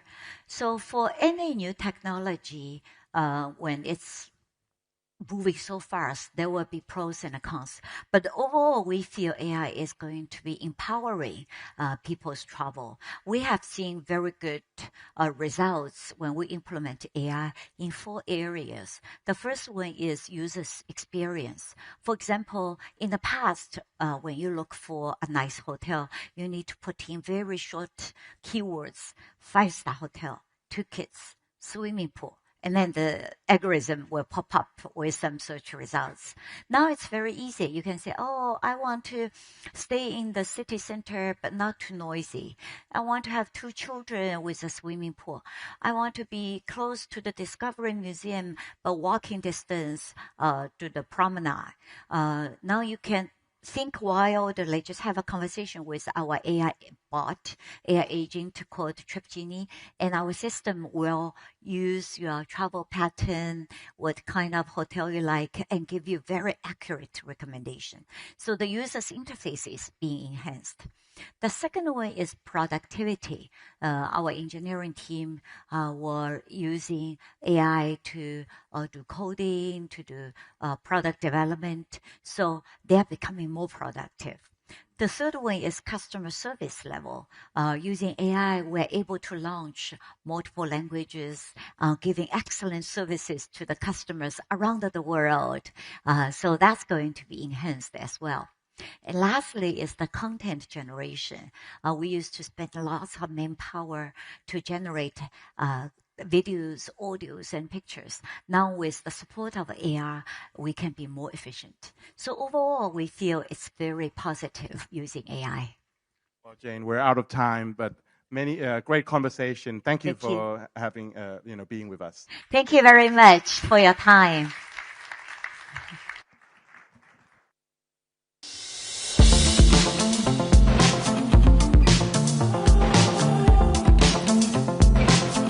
Thank you, Jane, and thank you, Panu. I'll be attaching a clip of Jane's comments to my emails to my bosses, asking them when my 3-day working week kicks in. We're now going to go to coffee and networking. A quick note that we're also kicking off our workshop sessions. If you've signed up for the Marsh workshop, please head directly to workshop room 1. We also have 2 workshops that start right after the coffee break. The AI Executive Circle will be in the boardroom for those who are registered. We also have a workshop on AI that is open to walk-ins in workshop room 2. Spaces are limited and it's on a first-come, first-served basis, so please do head there. I also wanted to add a quick note, going back to our editor's briefing. If you see Simon, Kevin, or Robin around in the break, please do go and have a chat with them. As you saw, they have many fascinating insights to share. So in the meantime, enjoy coffee and a chat, and the world stage will resume in 20 minutes for a conversation with Hong Kong Investment Corporation CEO Clara Chan.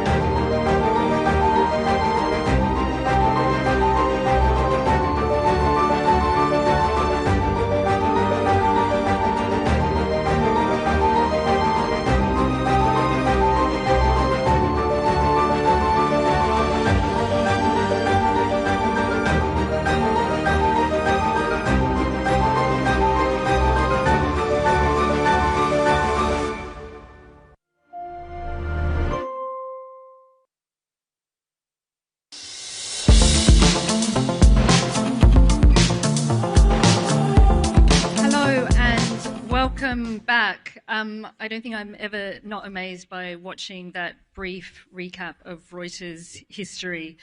Welcome to everyone in the room and to the now more than 1 million people watching us on the live stream. We're now heading into discussions around economy and markets and begin with the role of public capital in shaping long-term competitiveness. As governments across Asia are taking a more active role in markets, public investment is being increasingly used to accelerate innovation, build strategic sectors, and connect policy ambition with private sector execution. To discuss all this and more, please welcome Clara Chan, Chief Executive Officer of the Hong Kong Investment Corporation Limited, in conversation with my colleague, Reuters Asia Finance and Markets Editor, Sumit Chatterjee.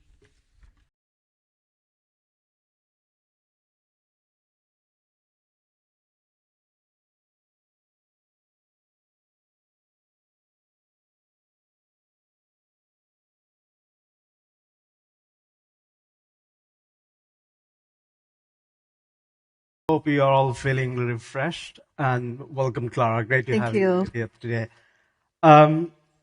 Let's start with the topic which has been talked about in almost all these panels earlier today, which is geopolitics, and it's mainly a result of how quickly things change over the last 24 hours. On that topic, HKIC was set up 4 years ago.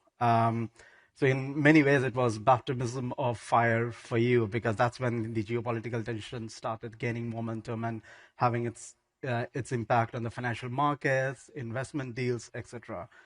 How have you navigated the geopolitical tension so far, given your very recent experience over the last 4 years?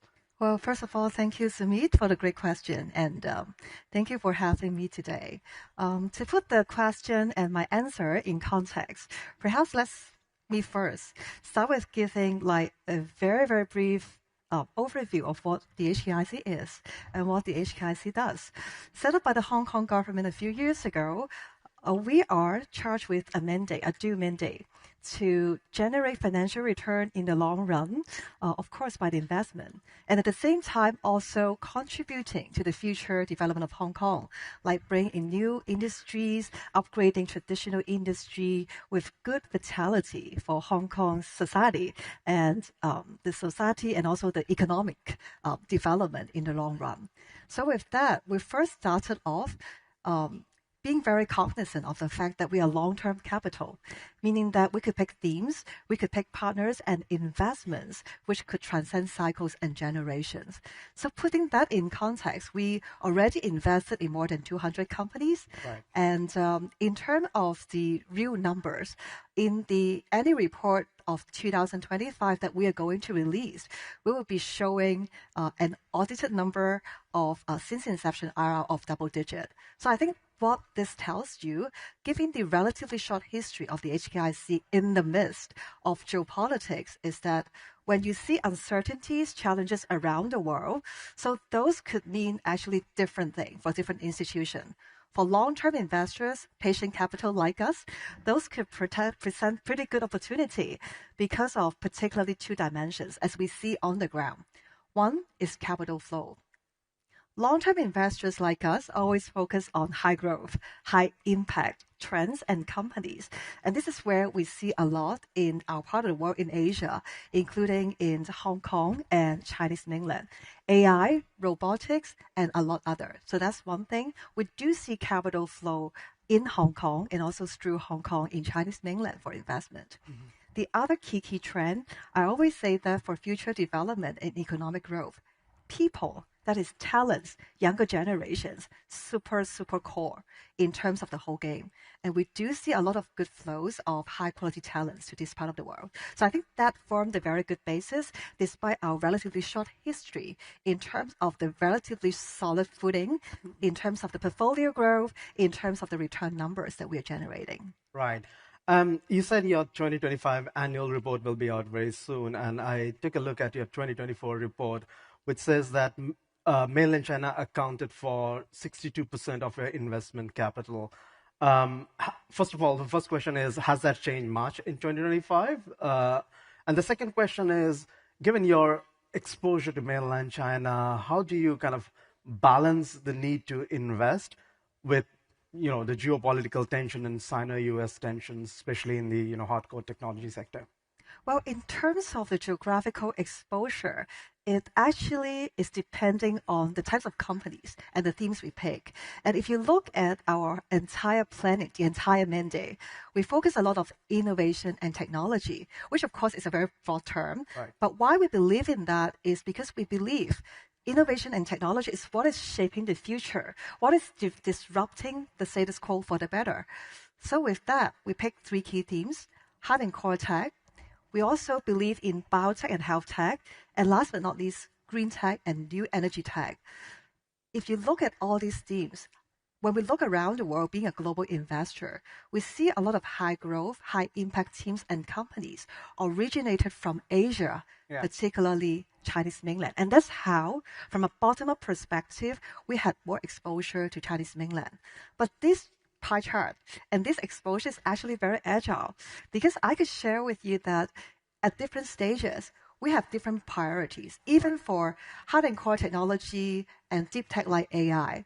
At first, we focus on investing in AI large language model, because that's upstream and that has platform value that enables the other midstream and downstream AI company to grow. But after setting up our strategic roadmap and landscape for LLM, we basically pivot towards a lot more on the infrastructure, midstream infrastructure and application side. So you do see quite some companies on robotics, what we call embodied AI, in our portfolio, also graduating, meaning that they're also getting listed in Hong Kong. I think so that's actually a very agile number. But at the same time, we do see more and more exposure to rest of world. We place a lot of emphasis on partnership because we believe in getting the cream of the crop partners and people from around the world. So that's why I'm here today. I always believe in forming more partnership and also telling the HKIC stories to different people on the basis of which we could grow partnerships together. Right. So based on your assessment, and I'm sure we will see those details when your 2025 annual report comes out, but based on your assessment as of now, how do you see that mix changing of investment capital in terms of geographies? Do you see mainland China coming down a little bit as you kind of look for investment opportunities outside of mainland China? Well, compared with the 2024 report, which was announced last year, from then to now, even before the 2025 annual report publication, we already had some public information share.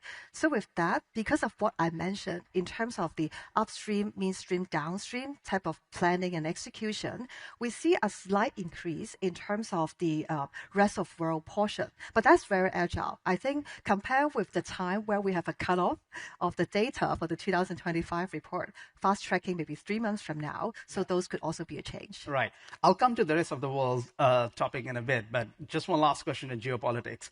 Just a couple of days ago, Reuters reported, citing sources, that the Chinese authorities are considering curbing or putting restrictions of access to its advanced Chinese AI models. Not just for the models that are already out, but even for the models that will be out in future. And they're also considering some access to overseas funds in these companies.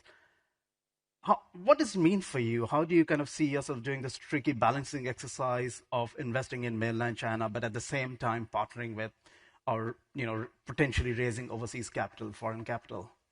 Well, we actually think that Hong Kong is having the best of both worlds because we are part of China. We have one country, two system. We are also an international financial center. So being an insider and also a long-term investor, we have all sorts of different information, capital, market, infrastructure to play to our strength. So to your earlier questions, if we look around the world, we do see different governments having in their own mind different priorities and plans. For us as a long-term investor, very, very frankly, what is most important is whether the relevant government is showing to the world, to the market, that they have a clear vision of what they're going to achieve. If there are particular initiative, policies, regulations that are aimed to be put in place to make sure that there is a level playing field, it is longer growth, reasonable opportunity for international investors, institutions to capture. I think that's actually a positive rather than a negative. Right. But I would also be very candid. I'm sure for all of us, every day in the market, day in, day out, any change would definitely make us kind of rethink and repivot. But at the end of the day, the real question for me that I always ask myself and ask the team is, how far it is going to take us and what's the government trying to do? Is it a good or bad structurally? And is it a clear statement of the government how they want to develop and facilitate the market in the long run? Right. From geopolitics to regulations. In May, Chinese authorities took the financial sector by surprise by cracking down on what it called illegal outflow of capital from mainland to places like Hong Kong. That created a lot of concerns in the market. But just a couple of months after that, and in fact, earlier this week, we saw senior Chinese policymakers coming to Hong Kong and in association with Hong Kong authorities announcing a slew of measures to bolster Hong Kong's standing as a commodities hub, as a fixed income hub, and also as an offshore RMB hub. There were quite a few announcements made on that front. Sitting here, Clara, what would you tell the audience when they think about Hong Kong in terms of policy, regulation, stability as a global financial hub? How do you think the international capital is looking at Hong Kong in terms of regulations and the assurance on investment capital that are coming to Hong Kong? Yeah, well, that's a great question. And I think that's part of the reason why I love this live chat and being very interactive in terms of being able to share what we see on the ground versus what people may see from the press. And what you talk about in terms of the recent development, like the cross-border capital flow thing, I think the very, very important starting point is factual. If you look at the cross-border flow, basically, we have well-established, well-tested, and also legitimate channels like the Stock Connect, the Bond Connect, and the Swap Connect. So putting that in context of my earlier answer to your question, if you look at what a government does, whether it is good or bad for the market, look at how it is going to put and the effort, the dedication it is putting to make sure that the playing field is level for all the people. The market should be as transparent and as level enough for different people from international market to be there to make money and also to be there for the long term. And I think that's a very, very important starting point we have to know in the overall context of things. And the other point I would also add is, if you look at the HKIC, we have originated from Hong Kong. If you talk about all the geopolitics, all the market nervousness, we're in the midst of it. But what I was trying to share earlier in terms of data is from inception, in the midst of all these different changes, challenges, but we are actually on a pretty healthy footing as shown by the numbers. Right. The second set of number I'm going to share is, because we are not only a pure play financial investor driving IRR return, that's a part, but the other part is we are trying to bring momentum to Hong Kong society and economy. The other set of number is for every dollar we invested in Hong Kong in our companies, we always measure ourselves by what we call a capital multiplier ratio. For every dollar we invested, we were able to bring in at least $8 of international capital. So this is what I was talking about in terms of the gap of how people feel from the headlines versus how the international institutional investor, they are putting in real money in terms of the companies in this part of the world, and we are making money together in a mutually beneficial way. And I think that tells you, despite all the different noises, there are good opportunities that people could leverage on. Right. Since you mentioned numbers, let me try to get some numbers from you. HKIC started with a capital of around $8 billion US. Yes. And that came from the Hong Kong government, which I believe has now been fully committed. And the Hong Kong Financial Secretary earlier this year said that he is considering injecting fresh capital into HKIC. Do you have any visibility where those conversations stand at this point in time? Do you know how much of fresh capital you need? It's progressing well, and we're discussing with the government. As you said, the government already announced the very full support of the HKIC, and part of this effort is additional capital injection. And to give audience a context of how we spend our money from start to now, we were set up in around end 2022. And with the team build up, the government's framework build up, the first year of our full operation was actually 2024. So basically, I think we have had no J curve, but that's thanks to the government support and the great opportunity set in this part of the world in the market. And in terms of the discussion, as I said, it's progressing well. And with the additional capital, what I could foreshadow and you will envisage is a continued strategic upgrade of our approach. So from the very beginning, as I said, we identify some themes, technology, innovation related. Under these themes, we kind of categorize upstream, midstream, downstream, and we have a priority in terms of placing our capital. And also a relevant set of data. We focus a lot on high growth, high impact, and more than 70% of our capital have been put in early and growth stage companies. So you can see how we actually go hand in hand and grow hand in hand with these companies. But with that, we already have these different chains of industries and ecosystem we built like in AI, in robotics. Next chapter of the HKIC with the capital injection. What we will do is more like the market leading role. And in the form of partnerships, you will be seeing us in terms of co-launching some funds like offshore renminbi, venture capital fund with some of the managers.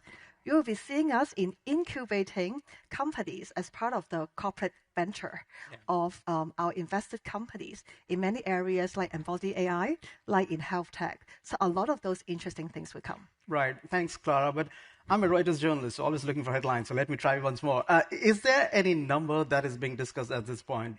Will the next round of funding, will that be substantially higher than 8 billion last time?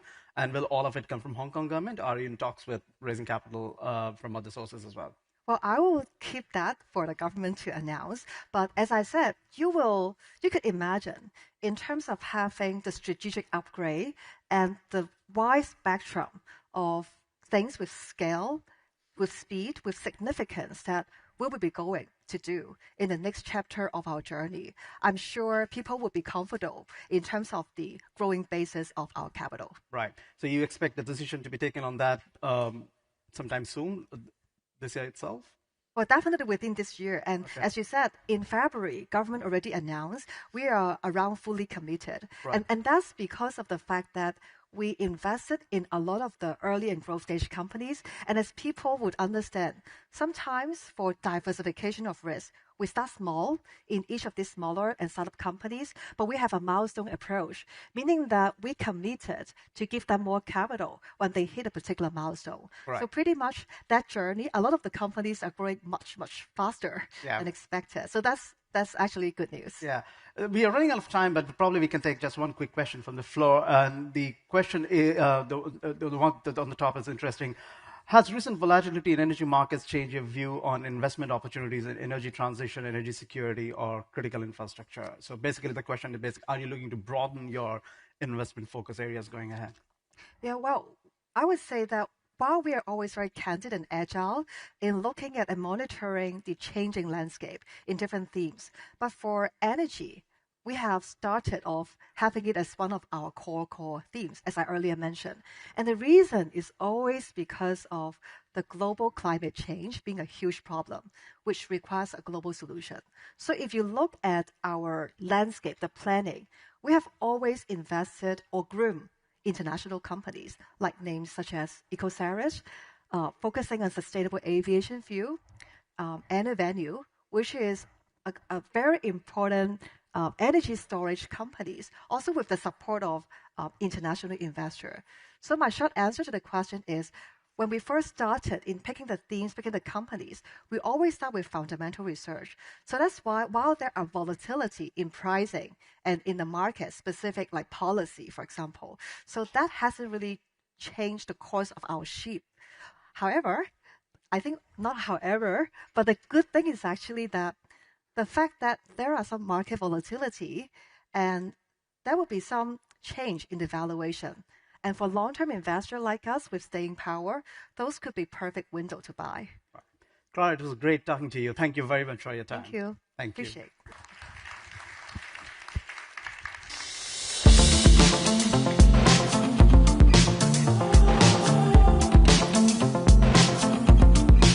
Thank you, Clara We promised you live journalism with nothing pre-planned or off the table, and I think you saw that in that session. A reminder on that note that you will see QR codes pop up during the sessions directing you to our newsletters and podcasts, giving you another direct line to some of our reporting. So please do take a look at those. We're going to have more discussions on public capital threaded throughout today's agenda with senior executives from Temasek, Danantara and Chinggis Khan. So do bookmark those. For now, we're going to shift from public investment to private markets.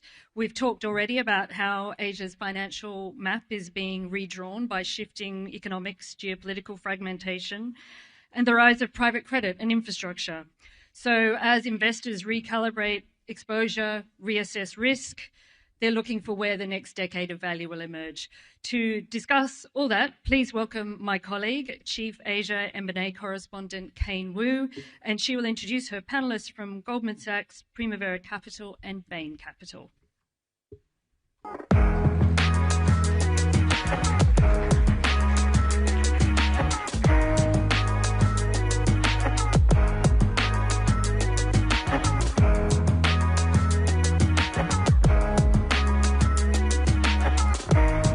How are you doing? I'm thrilled to be here with three very seasoned private market investors with me. On my left-hand side is Stephanie Hui, who heads the private equity practice in Asia for Goldman Sachs Asset Management. And in the middle is Fred Hu. He needs no introduction. He has been a veteran investor in China and beyond for more than 2 decades. He's led numerous investments into the tech champions in China and consumer companies. We'll hear from him in a bit about all of that. And there is Satoshi Ueyama-san, who is the chief strategist with Bain Capital Japan. Thank you so much for making your time here today. I'm going to start with a macro picture. I mean, the world has never been a more volatile place. Yesterday, we've all read the news that the US-Iran war has resumed. It's going to have a big impact again on oil prices, on inflation. We've got geopolitical and trade tensions still lingering, and we've got mounting AI spending that's got everybody concerned. Sitting in Asia, how frustrated are you with all the macro flows and volatility, and how are you dealing with it? May I start with the lady first? Great. Well, a real pleasure to be here. First of all, in terms of the changes in the volatility, I have to say by now we're veterans of it. We're expecting the changes to come through. And I think since COVID period, we're well experienced there. You mentioned a few topics, I think inflation, oil prices, currency, for sure, and also, some of these demand-driven factors that are coming through. The good thing is in Asia is relatively a better place for diversification. If you look at the trade numbers within Asia, about 60% is intra-region trading. Obviously, the risk comes from some of the economies, particularly Korea and Japan, which is more oil import based. But that being said, I do think that there are very many good companies in the private markets where they're domestic champions. They're very resilient. The demand here is coming through. By the way, Asia is going to have 2/3 of the middle class by 2030, and 60% of the global growth is coming from Asia. So people are diversifying into the region, which is exactly where we're sitting. Fred? Yeah, I very much echo Stephanie's comments. Think about Asia. We account for half of global GDP, 40% of the global trade, 40% of the cross-border FDI. And, Asia is the world's dominant, indispensable manufacturing base, and is the go-to place for advanced chip manufacturing.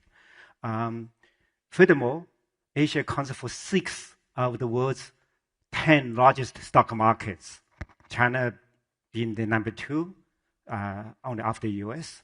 And China and Japan represent the second largest and the third largest bond markets in the world. So, in the face of global uncertainty, volatility, Asia is relatively sort of sanctuary, stability. As we speak, there's been a war in the Americas, there's been war in Europe, there's been war in Middle East. Asia, we are very stable.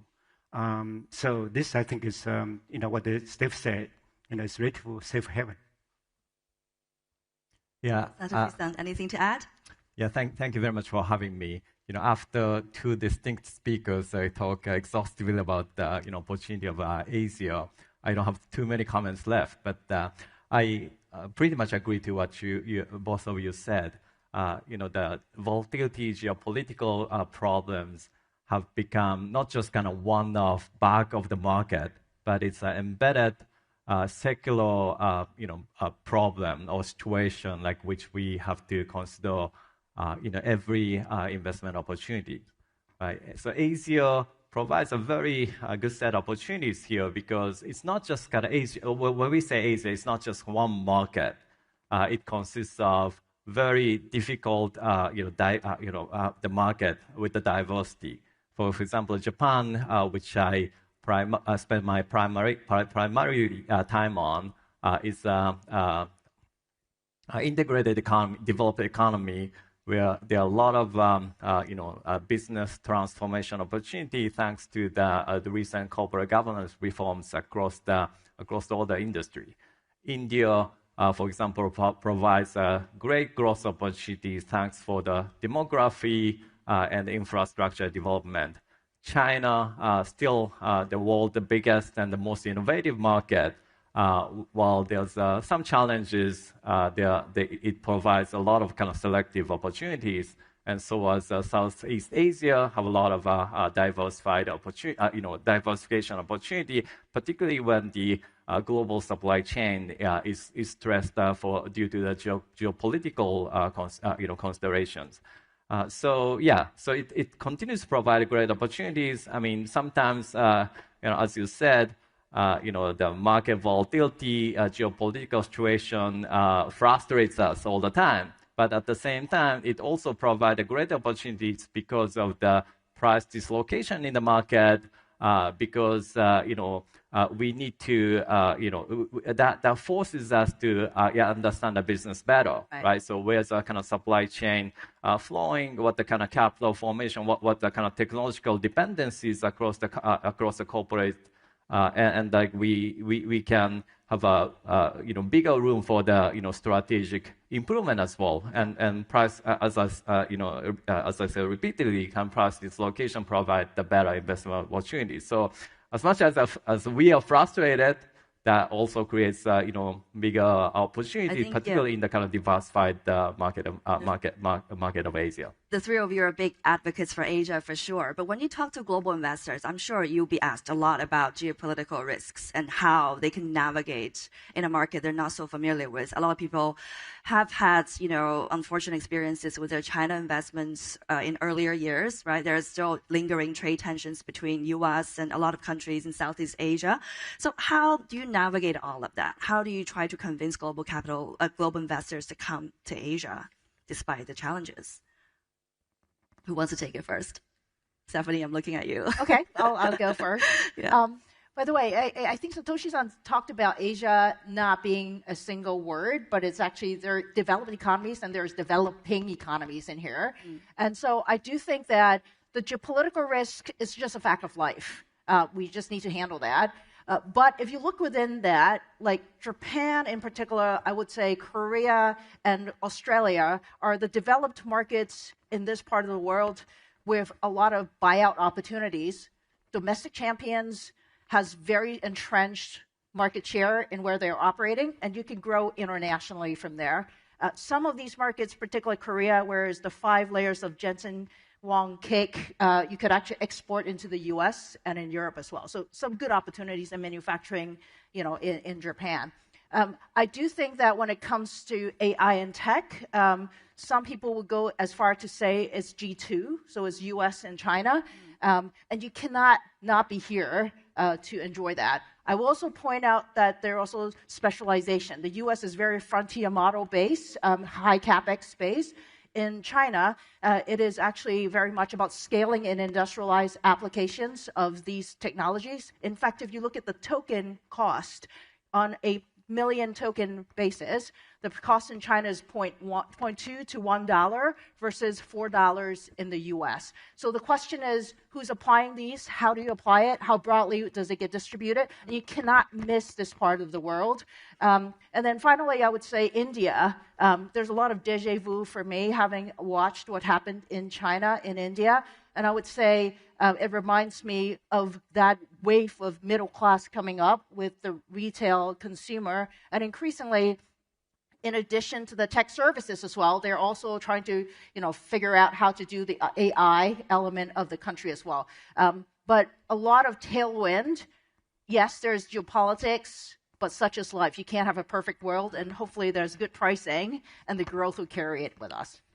Fred, I'm going to come to you with a bit more specific focus on China. I know people talked a lot about China, whether China is still investable during COVID years. DeepSeek last year has put China back on the tech map. But for global investors, we still haven't seen the same amount of flow as, pre-COVID years. I mean, does China still matter in the same weighting as before? What does it need to do to bring it back to the center of Asia investing? Right. So, China is really, really large, right, in the global investment landscape. Think of China moving from like a core allocation to maybe like, tactical, nice to have allocation. I don't know, it's really investor specific, right? It might be true for some US investors and maybe to a less degree some European investors, but as far as Middle Eastern investors and the investors from Southeast Asia, including Singapore, China remains a very, very important core market, just because of the sheer size, scale, the innovation Steffi talked about. Right, China is just too big, too important to ignore. The opportunities with the U.S. now, there's so much excitement about what's happening in the U.S. For good reasons. But really take the U.S. out, China is the next biggest, most diverse, and the most exciting opportunity set, right? Here, there, I'm also excited about the Korea and Taiwan, obviously cheaper play, right? But, China also now, you guess what? There's some really, really cool, interesting, cheaper plays too, and more than chips.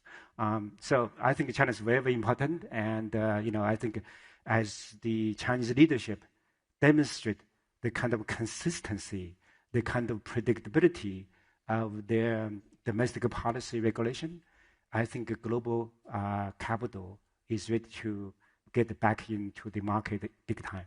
Thank you. Yeah, Satoshi-san, Bain Capital is probably more focused on Japan than the rest of Asia for now. I mean, what is your investment thesis? Is Japan going to deliver the kind of returns that some investors had in China, maybe a few years ago? Is that going to be the new promised land? First of all, I need to correct the statement a little bit. Of course, we are very focused in Japan, but at the same time, we take a pan-Asian approach when it comes to our Asian fund.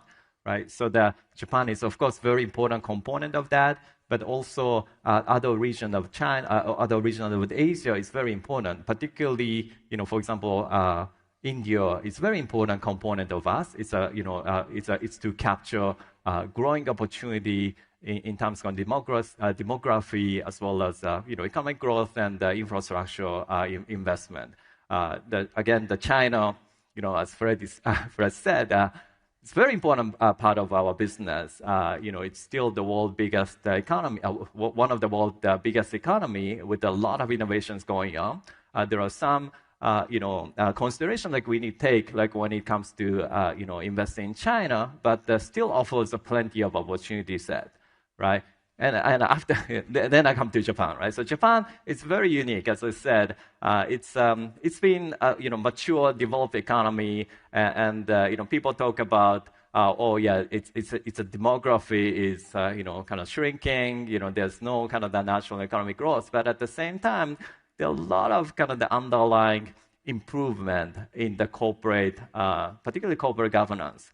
All the managers. Executives, now have a lot of pressure from the activist investors, Tokyo Stock Exchange guidelines, so that they really becoming aligned to the shareholders' value, right? So that creates a lot of opportunities, and also as the managers, founding managers of the business become aging. When you kind of start a business in 1960s and 70s, these people have become kind of 70s, 80s by now, right? So there are a lot of kind of succession issues. Many, conglomerate business need to be selective in terms of kind of business portfolio that leads to a lot of corporate carve-out opportunities, like for us to invest.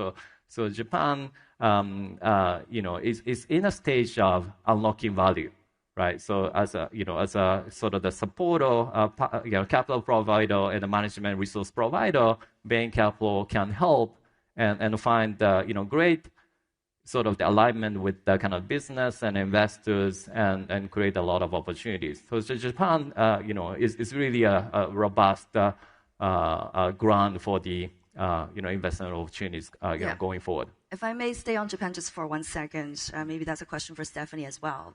Fred, I'm not sure if Primavera has plans in Japan, but we have seen so many private equity funds getting into Japan or re-entering Japan in the last 2 years.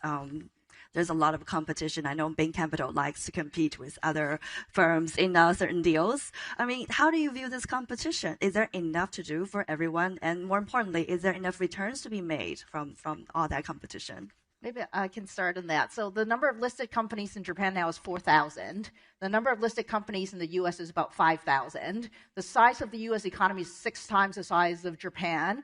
If you look at Germany, which is similar size to Japan, 400 listed companies. So Japan, you could argue, has too many listed companies at this moment in time. The other super interesting thing is that in Japan, you have many companies over 1,000, which has revenue of $1 billion US or above. So these are large companies that may not be trading with good volume.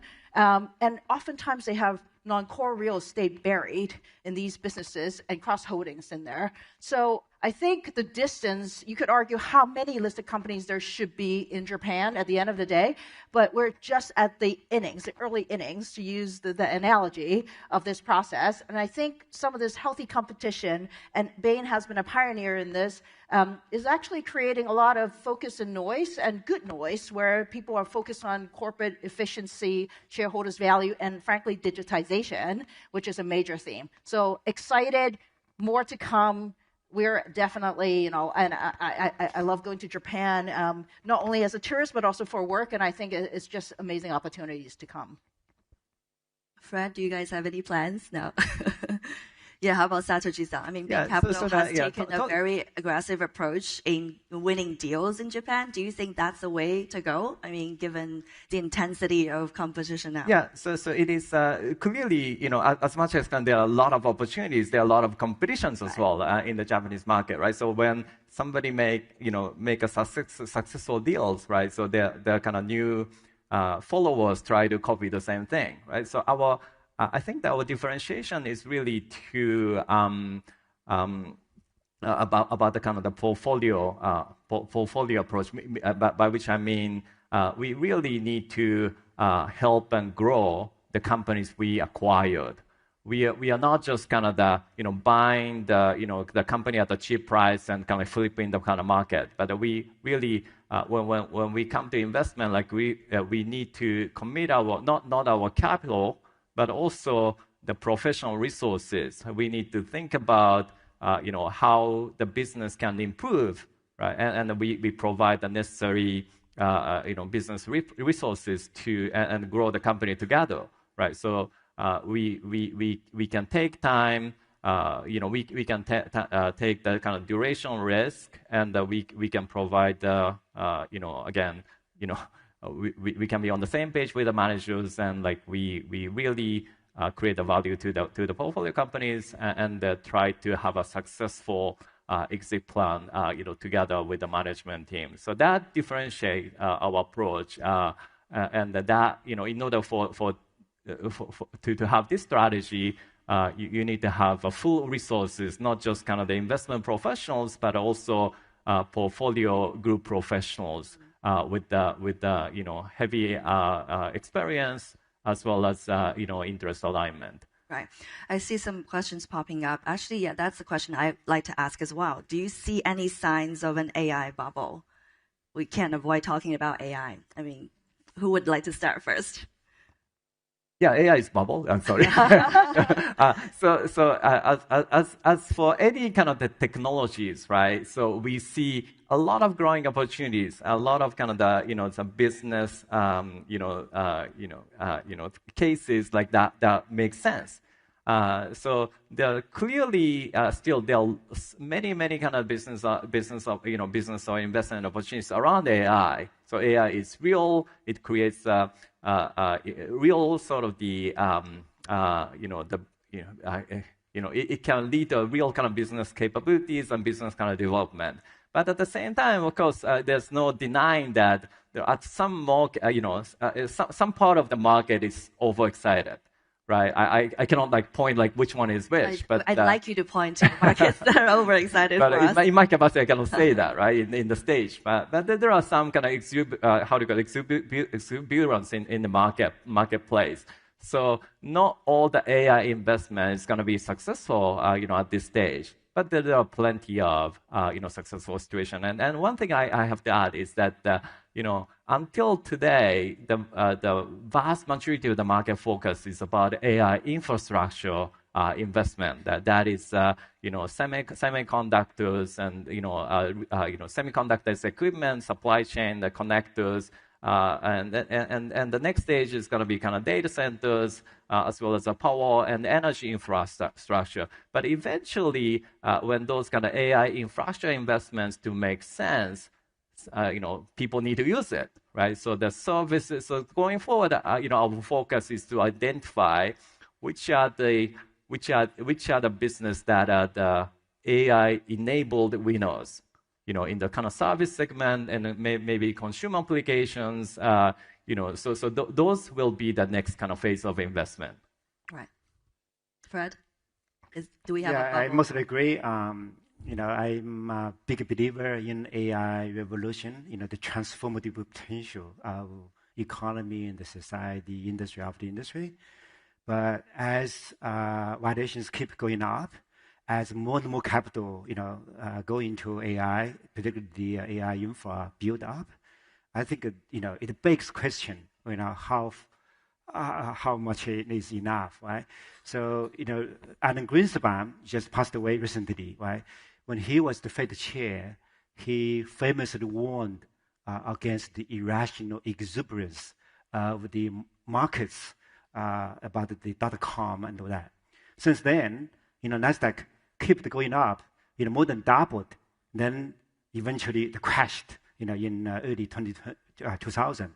So yeah, trees do not go to sky, and eventually I think investors, we should believe in AI and adapt AI, but invest in AI. But we also have to be cool-headed, about some of the potential risks. Maybe I'll also add that I think we're still early in the adoption of AI. But by the way, just anecdotally, I was talking to my brother the other day. He's a tech guy. He took a picture of himself in different outfit, and he asked AI, how should I pair for my clothes? And so you could ask AI, I didn't even know you could ask AI for fashion judgment, but that's just the beginning, for example, of how it's getting inputted in our lives. But I want to say that as an investor, I'm not smart enough to tell you today which applications is going to be winning. It's way too early to have that. So therefore, let's go back to the really simple stuff, the picks and the axes. We recently have invested in a company which does liquid cooling. So the more computing power your phone has, the hotter it gets, the more cooling you need. Same thing for data center. Okay, so I checked the box on that one. Simple stuff, axis and picks. Let's go there. The other is really the hardware stuff that goes into the data center. And frankly, if you look at this part of the world, this is a manufacturing hub of the world. Where is that stuff going to get made? Here. And how do you value that? You probably value it on an EBITDA basis or even PE basis for that. So check the box. That's a safer way for making the investments into those type of deals. So we're not going for the front end at this moment. Those valuations, you call it, should it be 500 billion or 600 billion? I don't know. But we're going for the simple stuff that facilitates a proxy for the AI adoption. Seeing all the questions we have on the screen, it seems that people do share a common if not concern, but skepticism, whether, the Asia story is being oversold. That's one. And second, whether you navigate all the geopolitics, whether it's between China and Japan, or Southeast Asia. I mean, we've got a bit of time left. Maybe just give us a bit of forward-looking view, on all of that, and where do you find the most dominating investment theme for you at this point in time in Asia? May I start with you again, Stephanie? Okay, we are focused on AI infrastructure in this part of the world, including in China.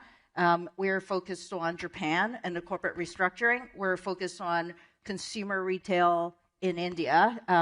We're also focused on, domestic champions from whether Australia or Korea going international. So we're excited about that theme. Obviously, Southeast Asia, where we're sitting, will benefit from a lot of this move. And so we're very bullish on Asia. This is just the beginning. Fred? Yeah, so very similarly, obviously in terms of geography, we are more focused on China, and that's AI is a very, very central to our investment thesis. But AI is just one info like data center where we have been investing in frontier models.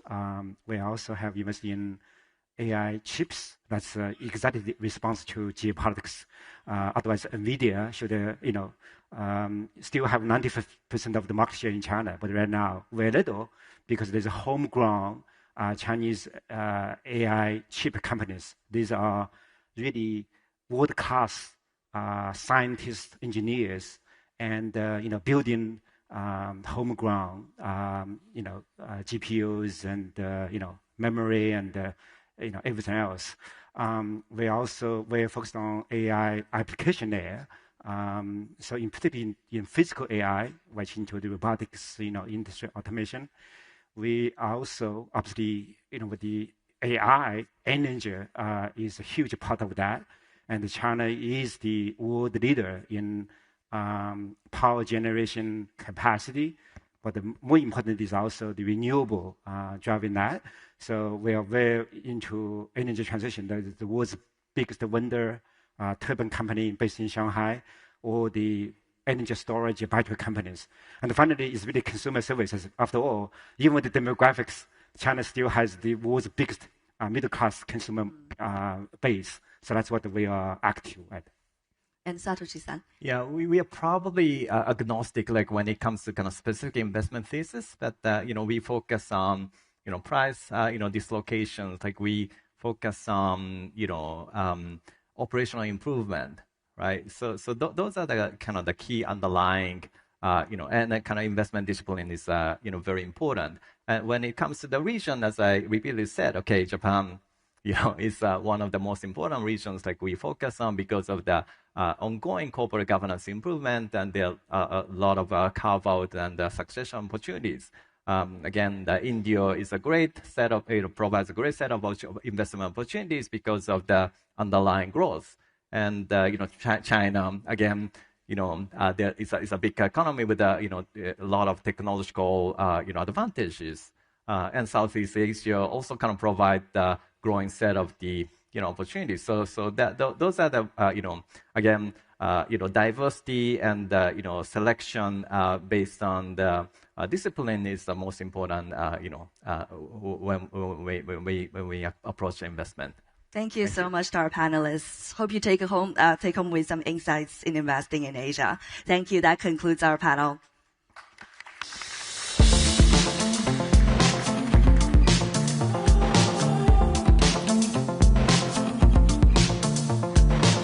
Thank you, Kane, Stephanie, Fred, and Satoshi. AI truly is everywhere. From yet another fashion critic to data cooling for mobiles, as we heard there. I will leave others to decide which of those applications might be most useful to the world. To talk further about AI, but to shift to a closer look at the physical systems, robots, devices, hardware, and infrastructure that will bring AI into the real world. Please welcome back Head of Reuters Professional Josh London for a conversation with TDK's Taro Ikushima.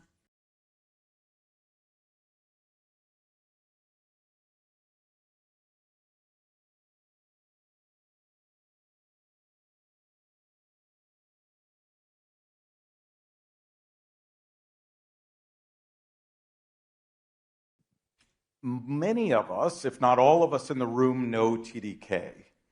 What we may know TDK for, however, has changed. When I was growing up, TDK was synonymous with cassette tapes. The company has evolved quite a bit since then. And so I'm very pleased to speak with you, Taro, to tell us about TDK and how it's changed and your role at TDK. Yeah, thank you, Josh. Actually, TDK has been changing its main products. Back in 70s, 80s, we have sold many cassette tapes, audio tapes, or videotapes, etc. And then we shifted our focus to hard disk drive after 90s. Then, over the last 10 years, our main products are batteries, components, electrical components, and sensors. And now, we drive to also become a solution provider rather than just simple components maker. So this is our next challenge. And then over the last 30 years, I have witnessed industrial change, technology shift, changes over time in my career in TDK. Then now it's time for me to think about how to deal with evolution of AI as a corporate head of corporate strategy. Thank you. Well, with over $15 billion in US dollars in revenue, 100,000 employees and operating in 30 countries, your footprint is a large one. Mm-hmm. Today we're going to talk about physical AI and in particular the brain and the body, if you will. And so if you think about AGI as the brain, it's effectively here, right? What the next unsolved problem is giving it a body. And so the general purpose robot that moves autonomously and reliably in the physical world doesn't yet exist. But the reason is not intelligence, it's the physical layer. So as you talked about, sensors, actuators, batteries, edge reflexes, and optical connectivity are forming bottlenecks. But TDK doesn't build the body itself. Instead, it provides the essential building blocks that makes the body function. That's the big bet. So we hear a great deal about AI becoming more capable, but TDK's view, as we've discussed, is that intelligence alone is not enough. What do you believe that the next phase of AI, why do you believe that it won't be defined by the brain, but by the body, by the physical system that allows it to operate in the real world? Yeah. I think most people talk about brain, AI as a brain. But actually, if AGI will be available in the market, actually this will be coming to the physical space. Yes. So, but there are many, many challenges ahead of us when it comes to the physical space. Because, okay, if AGI is available, your robot will be working autonomously and think by itself. However, you wouldn't like the situation that your robot will stop after 30 minutes because of battery outage. Or you don't like the situation that your robot misunderstands the situation around you. Or your robot misconduct or misbehave due to the noise from the other devices. So you need, or robot needs, better or more sensitive sensors, more long-life batteries, or more reliable power supply or higher quality of components. That's what we can provide as a solution. We're not talking about humanoid robots in the home. We're talking about sensitive solutions in factories, in hospitals, in infrastructure. For years, the cloud has been the center of gravity, if you will, for AI, but that's changing now. Do you see that balance beginning to shift towards the edge? And if so, how does that, what does that mean for AI in those sensitive locations, factories, in hospitals, in infrastructure itself? Yeah. I think the AI will be more decentralized. Then each device or each machine will have AI capability to some extent, while main brain still remains in the data center.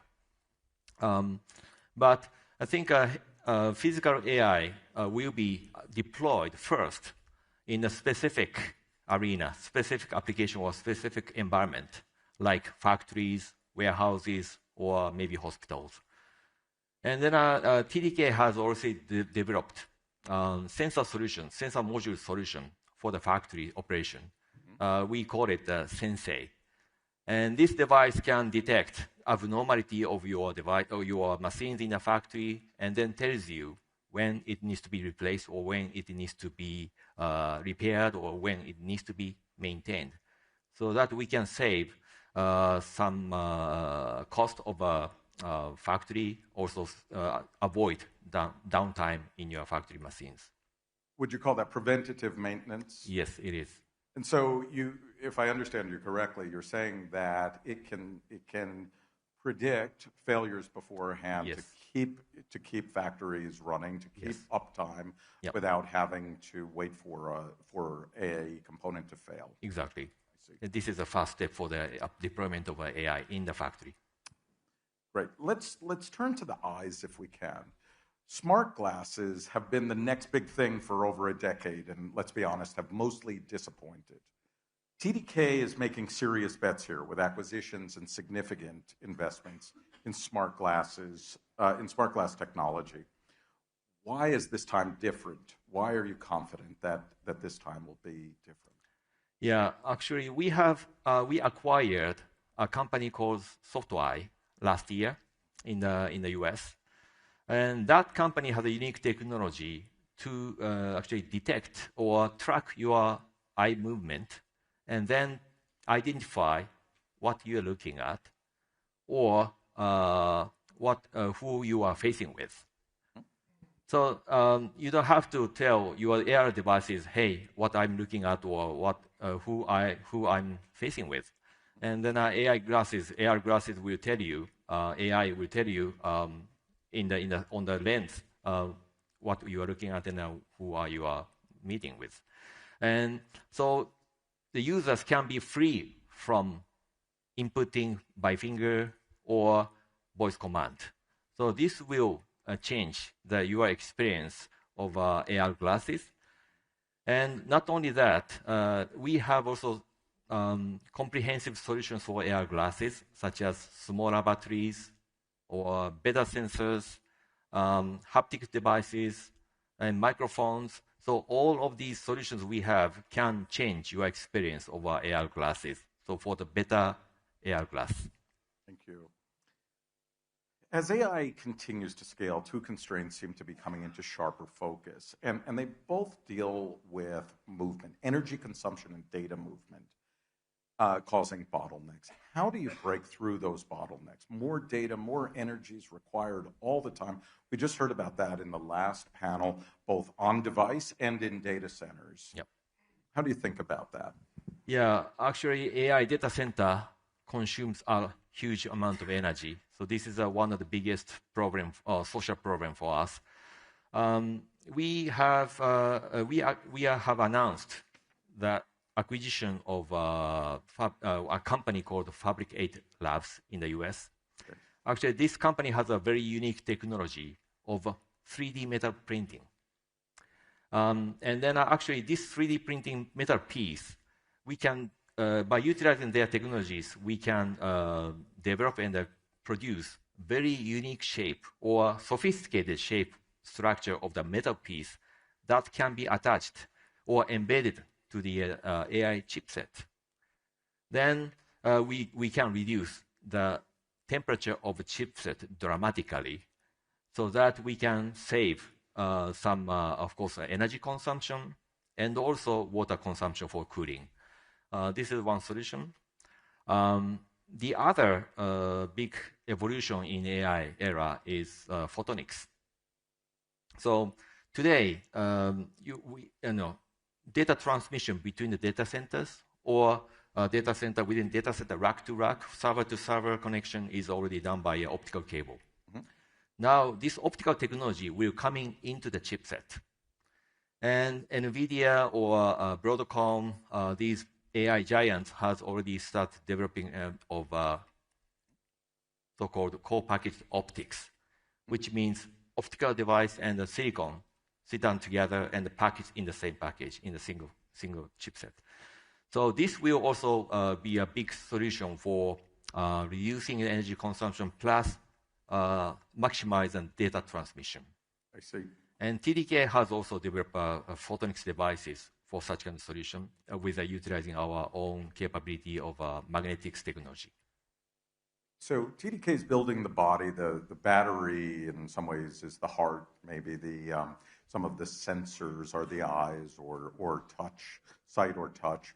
And all of this comes together, would it be fair to say, in a nervous system to connect the brain to the body and bring it into the world of physical AI.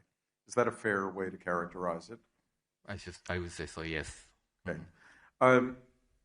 When we think about physical AI, a lot of leaders in this room, as you hear, AI pervades every discussion. It might start as a geopolitical one, it moves to AI. It starts as a macroeconomic one, it moves to AI. But many of them are thinking about AI not in the physical realm, but just about AI adoption, if you will, with the brain. How should we be thinking about how to prepare for the era of physical AI? Yes, actually, as I said, the innovation or evolution of AI is not only coming from physical cyberspace, but also physical space. And then, but there are many challenges physically, how to overcome, how to realize this technology in the real world. And but in other words, we have opportunities for innovations or new businesses. So therefore, each of us maybe should be thinking, what kind of technology will be emerging next, and then be prepared for capturing these new opportunities. So, and as a TDK, we would like to become a solution provider for physical AI, utilizing our own technology and our own products. And then we'd like to become a partner for our customers to provide a solution for the AI era. Very good, thank you. Capturing new opportunities, I think you're right, is key. A lot of questions from the audience. I want to look at one, which was, where do you think the technological bottleneck is most likely to slow the adoption of physical AI and robotics at scale? Not from an engineering standpoint, but for us as leaders in the room. Yeah. I think, again, like I said, it is the biggest bottleneck for us is now energy supply. So we need to think how to reduce the consumption of energy without harming the environment. And then robotics, of course, the robot must be safe and reliable. Safe and reliable. Yes, and so you don't like your robot misbehave or misconduct, so malfunction. So therefore, we need to be very carefully design our products to be better or more reliable and a higher quality and safer for our life. I mentioned we weren't talking about personal robots, but a question from the audience is, how far away are we from having physical robots in the home? How far away? Is it? Do you think that's in the next few years? No, I don't say so. Many people said that the AGI will come in the next few years. And somebody said after 2030s. And then AGI will come into the robot in the physical space. So it takes another maybe 5 years or even later. But physical AI will be deployed in a specific environment, like factories or warehouses. So this is maybe faster to come. Faster to come. A little bit, yes. Very interesting. So when we think about the brain and the body, you've talked about how the sensors, the actuators, the batteries are really forming this part of the body. What are you most excited about when you think about the realm of physical AI? The most excited about. Okay. I think that if your robot work autonomously and then think it by itself, and this would be very, very exciting. And then, but of course, there are lots of problems to realize this. So therefore, if we could contribute to such solutions through our technologies, and then make your robot safer and your robot more reliable, that would be great. Okay. There's an energy consumption question I want to come to, but there was one that just flashed by. There are a lot of questions coming that said, what's the link between cassette tapes and AI for TDK? Is there a link? Actually, there is no link between these two, obviously. But actually, we have many, we have many something in common in technology. So back in the 80s and 70s, we were producing cassette tape with using ferrite technology. Ferrite is a material, magnetic material. And this magnetic material is used for not only for audio tape, but also inductors or capacitors, and later hard disk drive heads. So this magnetic technology always lied underneath for TDK's technological development. And then when we talk about AI, even this technology, tape technology, can be utilized for making batteries, for example, or making sensors. Yes. So I think from technology point of view, it is still connected each other. Yes. Yes. And there are some follow-ups coming fast and furious here. I'll try and summarize them just for time. What's the recipe for TDK's success in moving from cassette to AI? And how does TDK stay so agile? So in your role as Chief Strategy Officer, how do you help steer the ship in all of these changing times? TDK has been changing its main products over time, like I said in the beginning. Sure. So it is our agility or flexibility is one of our key strengths. And then also but in these changes, we always have a kind of technology root underneath, and which is supported by our human resources and then technology asset. So these are the strengths we have, and we need to keep changing ourselves toward the future. Transformation is a key. Thank you. I think our where we'll wrap up is where we started. We talked about the brain. AGI is coming. We don't know exactly when, but we can see it. We can see it in the near term. Now the body and how TDK is building that is the next frontier. I'd love to hear just your closing thoughts on that. Next frontier for TDK is that yes. So we need to be. We are developing products, components, batteries, sensors, but this needs to be more connected each other and then combine each other for better solution for our customers. So like I said, we need to become a solution provider rather than components supplier. So this is our next challenge for the next 10 years. We'll be watching with interest. Thank you so much. Thank you very much.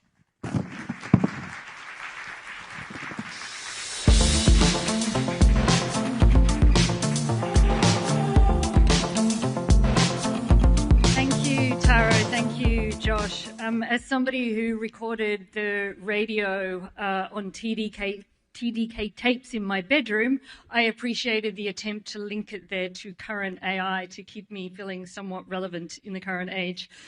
We're going to go to the last session before lunch. Just before we do, an early heads up that we will have 2 workshops over lunch. One on AI will begin shortly after lunch, and the same with an energy transition workshop. So please do look out for the signs for those if you are interested.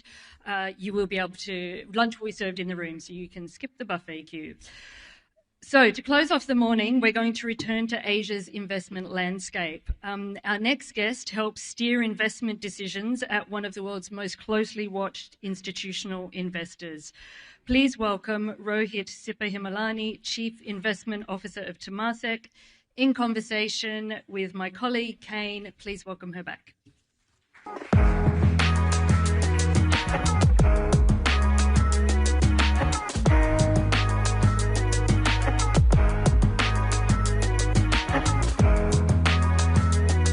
Again, good to be back with Rohit on stage. It's such a great pleasure to have you here. If you're hungry, this is going to be food for thought, so stay tuned.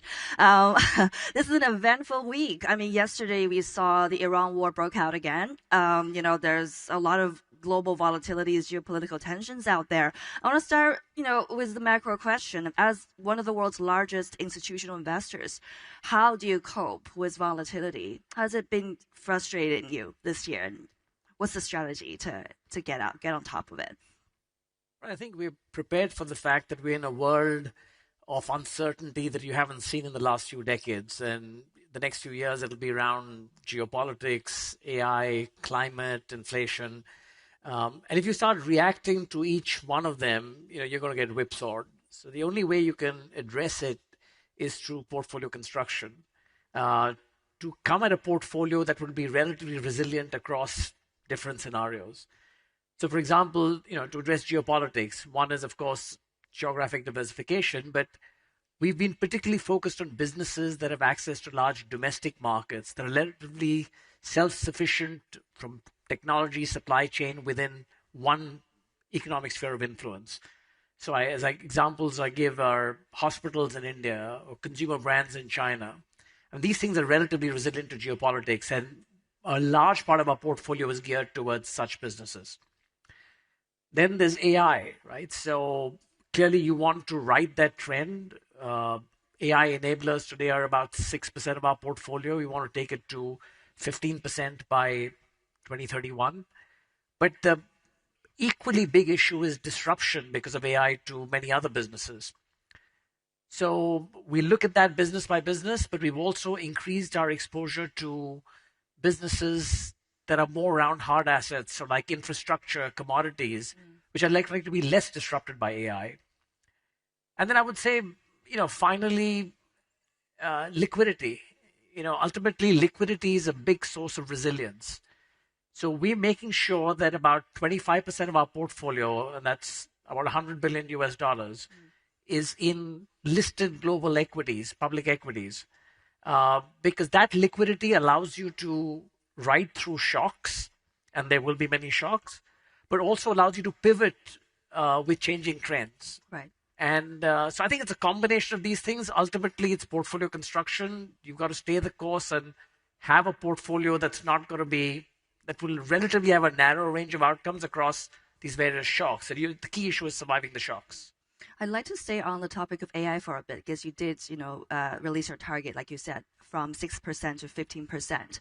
If you look at where AI or AI-related companies' valuations these days, it wouldn't be that hard of a target to achieve just by the sheer increase, right, in a very short period of time. Is that how you're going to play the game, right? Where do you find the best risk-adjusted returns in all of AI? So you've got to look at the entire value chain. There are some areas where there's froth. There are other areas where there's real cash flows. So at one end, we operate around data center infrastructure, energy infrastructure, which is contractual cash flows with counterparties that are AA or AAA for the next 15 years. And that's relatively stable businesses. So there's one part of our investment goes there. Then you've got things like the hyperscalers or the semiconductor companies. And then you've got models and applications, which are, I would say, higher risk. So for us, we try to play across the entire spectrum. In the stuff that's higher risk or more volatile, we prefer to play more in the public markets, because if things change, then you can pivot out there. Right. And then finally, there's the early stage stuff, which is where you probably have a lot of the froth in the valuations, 50 times earnings, 50 times revenue, sorry. Yeah. But there we prefer to play that through VCs so that there's sufficient diversification, and we work closely with a few VC partners. As companies start breaking out, that's when we would come in and invest in those. So, that gives us a balance, I would say, of stable companies with strong cash flows, some more volatile businesses with potentially higher returns, but really operating in the higher risk segments with higher in the public markets so that you can pivot as necessary. Mm-hmm. I mean, of all the AI-related company startups within all of Asia, because we're talking about Asia here, where do you find the best batch of companies? What sector, or is there any particular one that's interesting to you that you can share? So different markets, right, of the various categories I spoke about. I mean, clearly, semiconductors very broadly, whether it's Taiwan or Korea, you obviously have the chip companies there. But beyond that, I would say there's also huge opportunities around the AI hardware infrastructure. In China, you're seeing optical interconnect companies, right? They're dominating data center supply globally out there.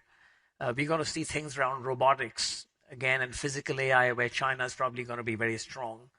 So I would say it's mostly North Asia, but whether it's Japan, Korea, Taiwan, China, and different things across different segments. But I would say it's mostly across semiconductors, AI hardware, and the supply chain out there. Yeah, you mentioned all the innovation and robotics companies coming out of China. As a Singapore-based investor, you probably are at an advantage compared with a lot of global players in terms of getting a piece of China. How has the scrutiny, from the U.S., from China, everywhere else, kind of affected your investments in China? Are you still comfortable?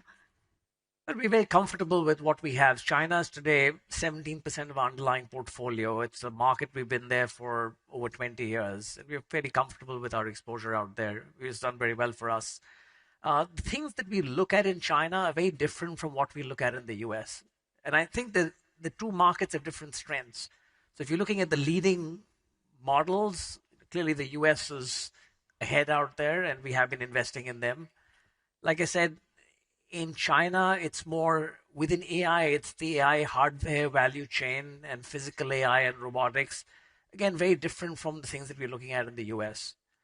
Beyond that, China has many other areas of innovation. Biotech is a big one. We've been investing in that for almost a decade, and we continue to see significant opportunities out there. Again, given the fact it impacts human health, we don't see, compared to other areas, yes, there'll be individual companies for an entity list here and there, but by and large, these are areas where geopolitics plays a role, but not as much of a role as in other areas. Then, as I said, the domestic consumer brands and the changes happening in China around shifting from spending on goods to experiences, shifting from global brands to local brands, new business models for these brands out here. So a lot of innovation, but a lot of areas where we can operate in China, which really, as I said, is less entangled with geopolitics. Right. I'd like to talk a bit about Singapore. I mean, there's this constant conversation about rivalry between Singapore and Hong Kong. I think capital markets in Hong Kong have taken a lot of headlines, but Singapore, on the other hand, has been probably benefiting from the talent outflow of China since COVID years. We've seen the news around Manus, which kind of has put a dampener on that. You're based here. How do you see Singapore in all of that? Look, I would say I think about Singapore and Hong Kong both being huge beneficiaries of the growth of Asia. And I do think, compared to the last decade, we're going to see much better growth in Asia. A lot of it is being driven just by the capex boom. And it's not just AI. In fact, the investment in capex around electrification and energy as such is several times what you're seeing in AI. There's going to be expenditure around defense. You're having corporate governance reforms in markets like Japan and Korea, which are sort of driving companies to improve shareholder returns. You've got China, we've already spoken about. You've got India, which has a market which we think will show nominal growth in double digits for the next few years. So I think it's less to do Singapore versus Hong Kong. I think both markets are important and play a role in Asia. And I think we will benefit from the growth that we expect to see in Asia over the next few years. Mm-hmm. I'd like to talk a bit about private markets versus public markets. You mentioned earlier in the AI conversation that you're probably going to focus more on public markets. I mean, recently the news in private markets have been that, funds have been holding assets longer as assets have been challenging. And we've seen massive redemptions happening at some of the private credit funds. How do you see all that risk? How does that affect your allocation? Yeah. So generally, I would say over longer periods, we've harvested the liquidity premium and got a higher return from private assets than public assets. So it's an area which we'll continue to invest in. Within that, the different areas, as you mentioned private credit. I mean, that's an area which, generally speaking, does well in volatile environments. There's been all this noise, but when we look under the hood, we don't see any major structural problems in the market. And in fact, probably what's happened recently with retail money flowing out and all the noise around it is that underwriting standards, which have started getting a little lax, spreads that have started getting too tight, that's reversing. And actually, that's good. And so we're seeing better spreads. We're seeing tight underwriting standards. And I think all that is good for the market. The other interesting thing is that with higher base rates, you're also protected against inflation, which is a key risk out there. So private credit, we continue to see as an attractive asset class, which can give us double-digit returns with relatively a good risk return sort of paradigm out there. I was in Milken a couple of months ago, and ironically, while all this noise was there around retail money flowing out, almost every pension fund I spoke with out there was looking to increase allocation to private credit, just like we are, because we are seeing actually the environment get better for it because of some of this noise, and we structurally see it positive an outlook for that. Similarly, if I look at infrastructure, the demand for infrastructure capital has gone up so much that the returns you're getting on that are actually now much closer to what you're getting on median private equity with a lower risk profile. So again, both areas where we are looking to increase, they've been private credit's 2% of our portfolio, we're looking to increase it to 5%. Infrastructure, core plus infrastructure is 1.3%, we're looking to increase it to 5%. Then you come to private equity. And for all the reasons you mentioned, returns have been depressed in the last few years. Actually, the premium that the difference between private equity and private credit returns over the last 5, 10, 20 years typically has been about 500 basis points. Looking forward, the expectation is there's going to be 100 to 150 basis points. So from a risk return perspective, you can understand why more people are moving to private credit. Having said that, the median returns, the difference may be smaller. But the variability of returns in private equity across funds is much wider. So if you can choose the right managers, and if you can make the right investments when we do direct investments, there still is significant opportunity in private equity. It's just that the sources of returns are going to be less through leverage, less through multiple expansion. It'll be from the good old-fashioned way of improving performance of companies. Right. So if we see a role for all three in the portfolio, we continue to invest in private equity. But on a relative basis, I would say we are increasing from a low base what we had in private credit and infrastructure. Right. We've got a few questions from the audience. I'd like to pick the one about still the Iran situation. I think that does concern a lot of people.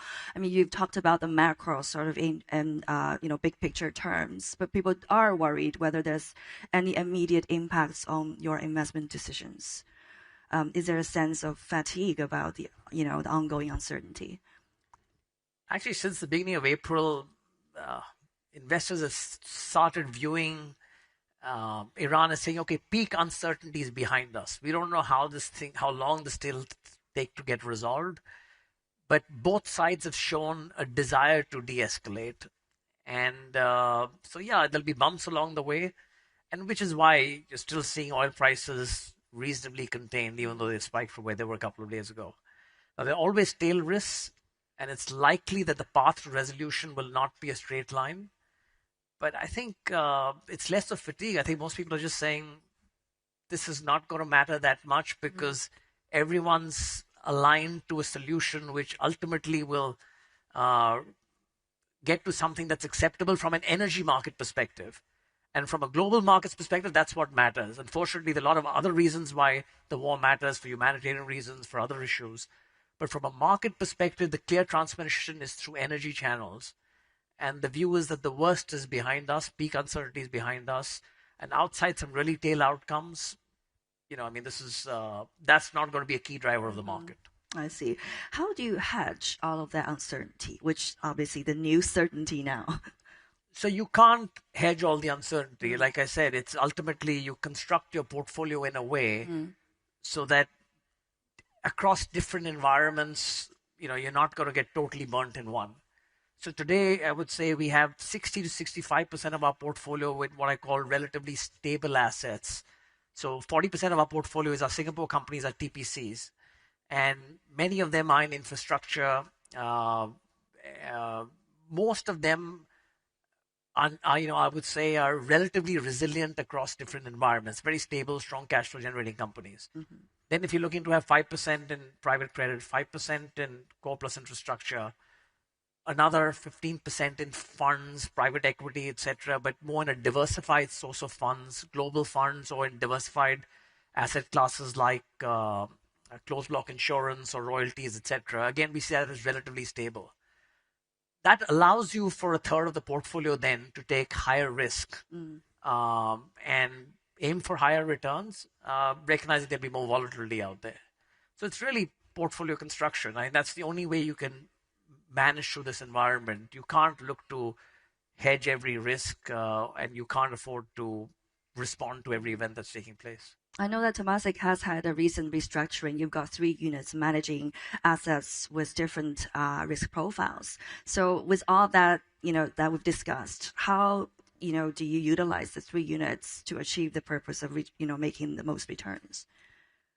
So the main purpose of having 3 units was just to create more focus and accountability on each area, right? So there's one group, which is our Singapore companies, right? So where we can't churn that portfolio. It's really working with the portfolio to sort of make sure that we support them to enhance value out there.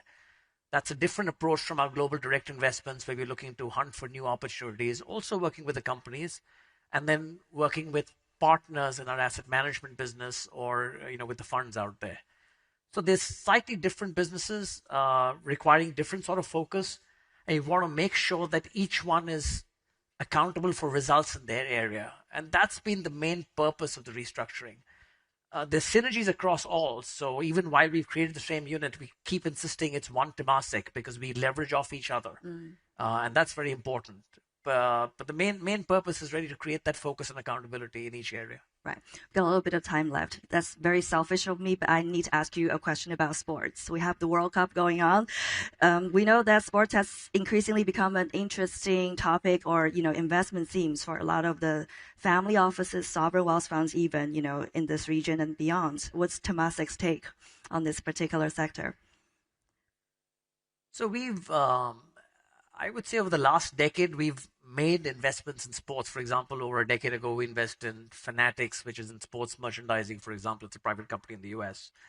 So these have been just parts of investments we've made. We've invested in a talent agency like CAA. We had invested out there. We still have a small stake. We sold most of it out. But these have been individual investments that we've made as we saw good opportunities come up. It hasn't been an area of focus for us. So we look at it, we see it as a diversifier, again, often not correlated with certain other asset classes and equities. So it's interesting from that perspective, just like we look at royalties or we look at closed block insurance. But and we're tracking it. I would say at this point, it's not something which we're devoting a lot of capital to, but we find it interesting. And we have made some investments and we're still looking to make some investments. We've also invested in a couple of funds to start understanding the asset class better. We'll see how it goes. Thank you so much, Rohit. That's been a great panel with you. Thank you to our audience as well. Now you're free to go to lunch. All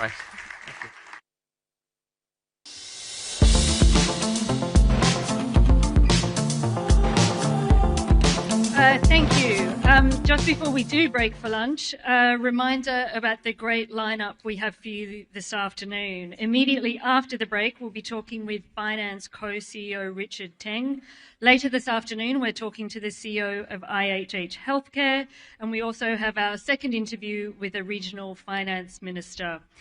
We'll finish up the entire day with networking drinks, a perfect opportunity to discuss today's conversations. For now, a quick reminder about the 2 workshops happening during lunch. Please follow the signs or ask at registration. For everybody else, please do head out, and we have people in the lobby to help guide you to lunch. We'll see you back here on the world stage for the Binance conversation at 13:50. Thank you.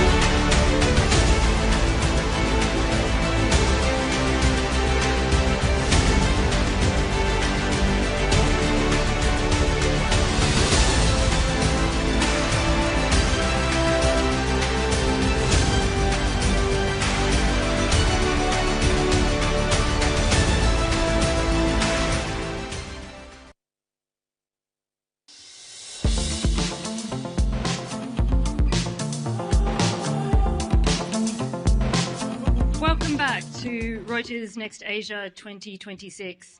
And that's both to people in the room here in Singapore with us and to the more than 3 million viewers we have on the live stream for the event.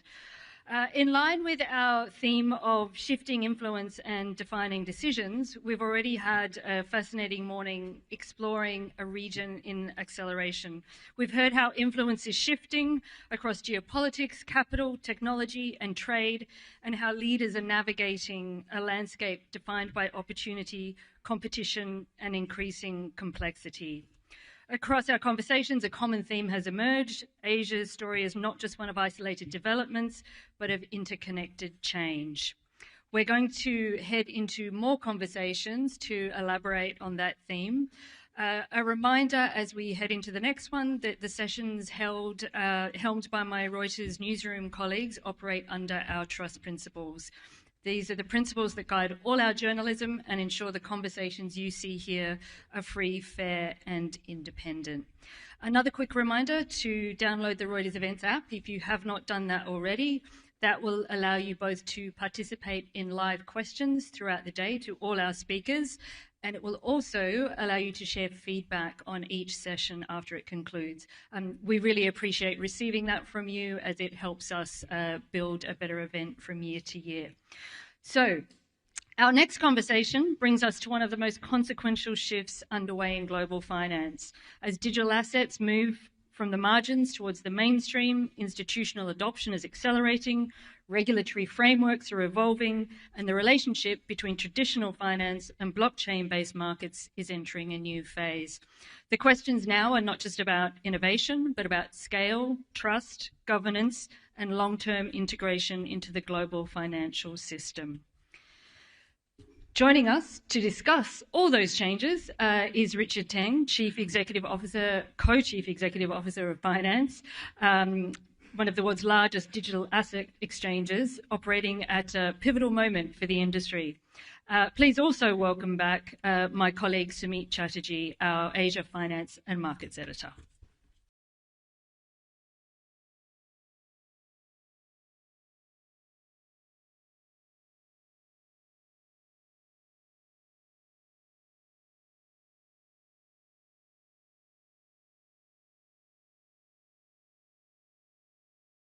And welcome back.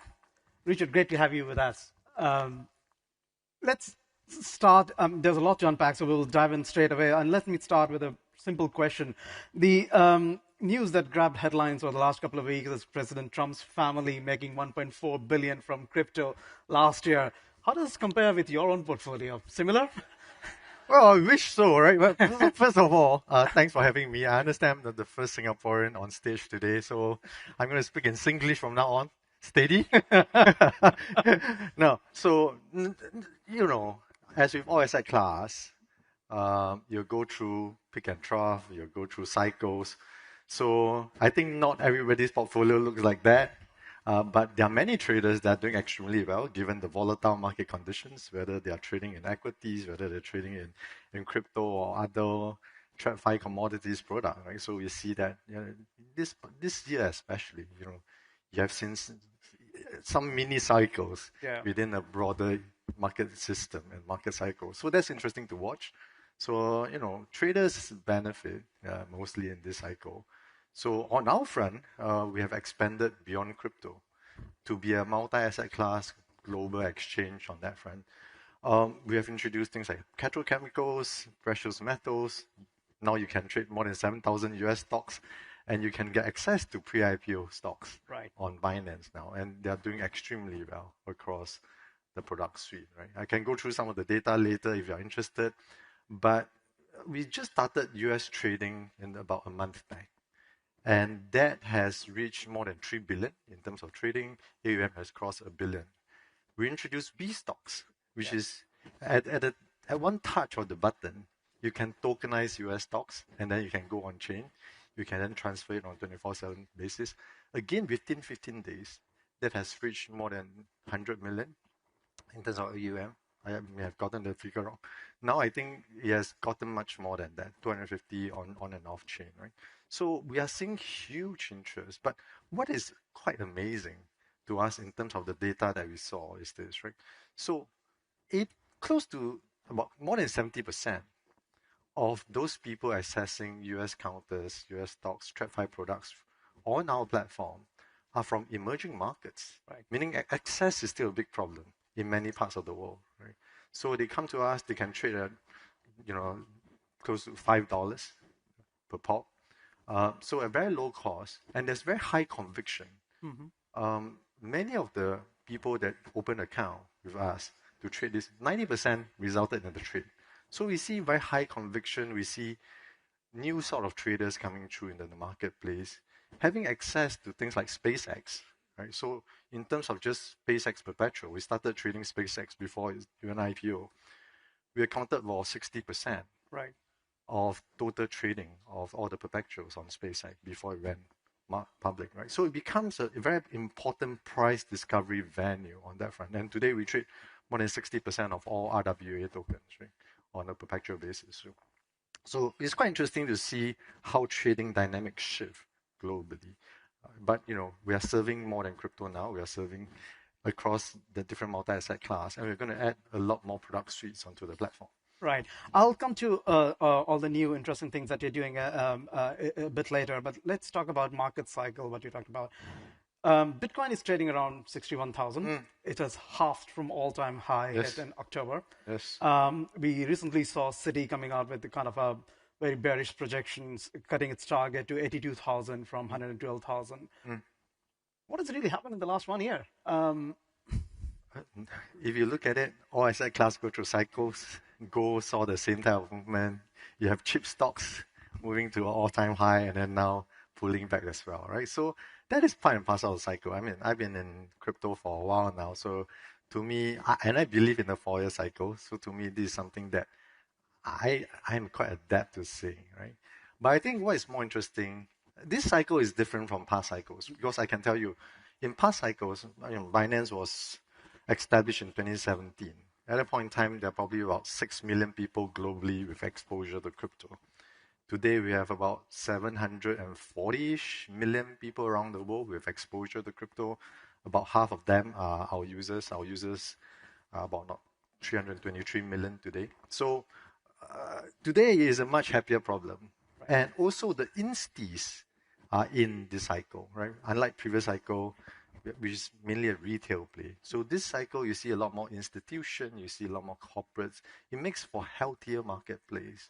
So just for this year alone, in terms of onboarding of new customers onto our platform, we saw 7% increase in total for new customers. But new institutional customers accounted for 9%, right? So the increase was 9%, much higher than the normal users. So you see a lot of smart money still deploying. I think that's a very healthy sign because they are here for the long term. They tend to deploy for a much longer period of time, and they see some of these low points as buying opportunity as they rebalance their portfolio across different asset class, right? So to me, it's part of for the course. It will recover. Every time people say that Bitcoin is dead, that's the time that I'll go all in, right? Because as past cycle has proven, every time people say that, it's time for a rebound. Okay, so if you will go all in, and I'm sure there are a few crypto traders in this room, what's the target you will have in mind? I don't have a target, right? I just look at attractiveness. I just look at price point vis-a-vis other asset class, right? As I said, all assets go through cycles. When it becomes too expensive, people rebalance their portfolio accordingly. So I believe in that. So I'm looking at all those different indicators. I see. Okay. Yeah. You talked about institutional adoption, and last week we saw Michael Saylor's strategy selling 200 million worth of crypto. And those in the audience who are not familiar with that strategy, is one of the biggest corporate holders of Bitcoins. And Michael Saylor once famously said that if you have to sell a kidney, do it, but keep your Bitcoin. Why is kidney more expensive than Bitcoin now? Well, I think that the cost of mining is expensive, right? Yeah. But that also provides some natural flow and support for the price of Bitcoin, right? So, Michael is extremely smart person on that front. I'm sure they have proper risk management strategies around what they are doing on that. So let's see, right? So I'm sure they'll be prudent enough. They have a lot of investors with them. But, for me, I look at longer term trends. And I look at the different underlying utility and the usage, right? So the foundations are extremely strong. So if I look at things like stablecoin, right, which is a very important use case for blockchain technology, it has skyrocketed. So monthly transaction volume now is close to 7 trillion. Right? It has surpassed many of the payment providers globally. Right? If I look at another big use case, real assets tokenization, again, that has gone off and continued to grow. I think in the last year or so, we saw about 25 times growth on that front. Assets will be trading 24/7, right? So on our platform, assets are already trading 24/7, including US stocks, right? About 40% of trading happens outside of US trading hours for B stocks. And that just means that there's a lot of appetite because news happen on a 24/7 basis. Institutions, corporates, and even retail, they need to be able to hedge and manage risk. One of the largest liquidity risks that exists today is during non-trading hours or weekends, but things are developing. Yeah. Whether it's trade war or physical war, or whether it's the new development or new innovation coming through into the marketplace. So all those things are developing. So people need to have the ability to take positions, manage positions, hedge positions on a 24/7 basis. So that is extremely important. Nasdaq has announced they are going 23/5, probably end of this year, early next year. New York Stock Exchange is doing the same. And you're going to see more and more asset class moving onto the on-chain, right? Yeah. And that means, all these different asset class will be free for trading. I think ultimately all of them will be traded 24/7. For now, it's just a structural issue. They cannot go there in one step because, a lot of things are engineered in a very different fashion. If you look at SWIFT, today, if you do transfer of money cross-border, it takes 2-3 days, very high cost, go through 1 or 2 correspondent bank, right? But if you do them doing stable coins, instantaneous, right? Which is why a lot of banks now, whether it's HSBC or Standard Chartered, they are based in Hong Kong, they have issued them the stablecoin license to all these banks. You have JP Morgan, DBS, experimenting with tokenized deposits. So a lot of different asset class will be moving on-chain.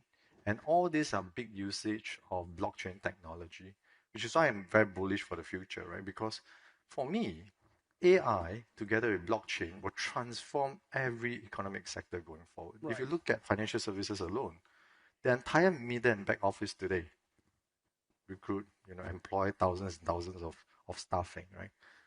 You're doing reconciliation, you're doing custody, you're doing clearing, settlement. Right. With AI and blockchain technology, you can streamline all those activities. It's on atomic settlement, you eliminate the clearing and settlement risk. You don't need to do reconciliation because it's immutable. Yeah. So if you rethink the future of finance, you will not be the current shape and position, right? Sure. If you rethink how you're going to do global banking or global fund transfer in the future, once a lot of corporates, and I've seen this in practice, a lot of corporates move their treasury to stable coins because at the move of the button, at the press of the button, you can move funds to your subsidiaries, to affiliates for payments on an instantaneous basis, 24/7, instead of having to wait 2 days. You need to hold much less capital, right? Capital efficiency, velocity has improved greatly. And for firms, those are costly. Yeah. But all that you said, Richard, they are all linked to regulatory regime. So let's talk about regulations for a bit. Late last month, you had a bit of a setback in Europe. Your application to operate in EU under a new licensing regime called MiCA failed. Yes. But one of your colleagues told us that Binance does intend to stay in EU. But there are other media reports that suggest that you have stopped providing service to EU clients. So first of all, can you please tell us what's the status now in EU? Well, so we withdraw our application in Greece, as you mentioned, because we actually it caught us by surprise because we submitted a fully compliant application. The regulators told us as much, and we have very good relations. Until like 11 and a half hours, they're telling us that it will be approved, right? Everything is in order, is in shape. So we are not quite sure why the approval keep being delayed. And it is only responsible for us because otherwise, our users will be faced with very short transitional periods. So we withdraw the application, but we're very committed to EU, right? So we are continue to develop our strategies over there, working with different parties. We want to serve users in EU, We want to make sure that we continue to work very closely with the regulators over there. And just as an interesting anecdote, right? So of the users in EU that we have that subsequently withdraw their funds out of our platform, 70% of them, of those funds go to self-hosted wallets. Only 30% flows to MiCA regulated entity. So that is pretty interesting from a regulatory angle, because I'm an ex-regulator, so I can say that. Does the MiCA regime then serve its purpose to make sure that you minimize risk for the users? Because once it goes into self-hosted wallet, the risk actually amplify. You don't have proper oversight of those. You don't have proper, AML, KYC controls over those. So is it best served by that? Or is it better served to regulate a fully compliant entity that works very closely with regulators to uphold the rule of law? And I always say that it's better to bring companies into regulations. Then you can have proper oversight over there. Yeah. Make sure there's full cooperation, full data of the users, etc. But, we continue to work very closely with regulators in Europe on that front. And, we are progressing. But very briefly, Richard, what are the pathways that are open to you? What can you do to, there are many different things. We are in close talks with regulators that invited us to apply in their regime. It's premature, so we shan't name which regulators, but we still continue to work very closely with EU regulators. As we work with global regulators, actually by today we are the most regulated exchange globally. And I'm pretty proud to say this. We are the only one of the global exchange. We are the only one that has a home regulator. So anybody that's been involved in regulations, ISCO, Basel, the concept of home regulator and host regulator, right? So we are the only one with a home regulator, meaning on an end-to-end basis, all our 300 over million users globally are entitled to the safeguards imposed by our home regulator, which is the Financial Services Regulatory Authority at Abu Dhabi. And they look at everything from our governance to AML to KYC to our transaction monitoring to our listings policies to our wallet management. So nobody goes through the same type of scrutiny like we do. And that itself gives a lot of comfort to global regulators, right? And we went through a massive exercise on our side over the course of 1.5 years, doing a lot of workshops, walkthroughs, showing them our systems, etc., to secure that global regulatory. And, ADGM has, global MOUs, regulatory MOUs with EU, with Singapore, with Hong Kong. It's a very well-established regulator. So we will continue to work very closely with our global footprint. And we're securing a few more licenses in Asia this year, including we just announced in Philippines. Right. Our joint venture, our partnership with Blockshow. So we're offering to Philippine users now. So we continue to expand our global footprint on that front. And where else in Asia you're seeking licenses? Well, I do think that, we have deployed in many places in Asia now, from Japan to Korea to Thailand, Indonesia, Australia. We just announced Philippines. A few more is coming. Okay. Once those are ready, we announce it. Would you be able to put a number to it? No, so we are in India, we're in Pakistan. So there are many parts of Asia that we are already licensed and regulated.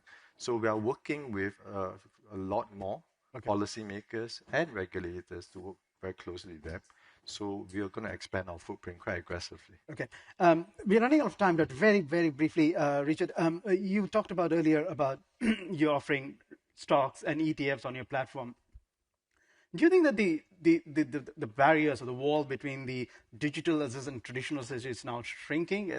Do you see the possibility of Binance in future acquiring a full brokerage to entrench your presence in the? Never say never, because that convergence is coming, right? So for the longest time, I've been living. I come from the TradFi space. I come from regulatory space, and then I got to know blockchain in 2017 and Bitcoin in 2017. I got excited because I believe it's the future of finance. And from then, with only 6 million people having exposure to now where we're today, right? And now regulators are giving clarity to this space. To me, it's really a sea change. But that convergence is coming because now traditional firms understand the innovation of this technology, understand why things like stablecoin that uses crypto blockchain technology are superior to what financial architecture that's been around for decades, right, offers. understand why do you need 24/7 trading, because going forward trading will be on an agentic basis anyway, right? So people need to be able to take position and hedge a position.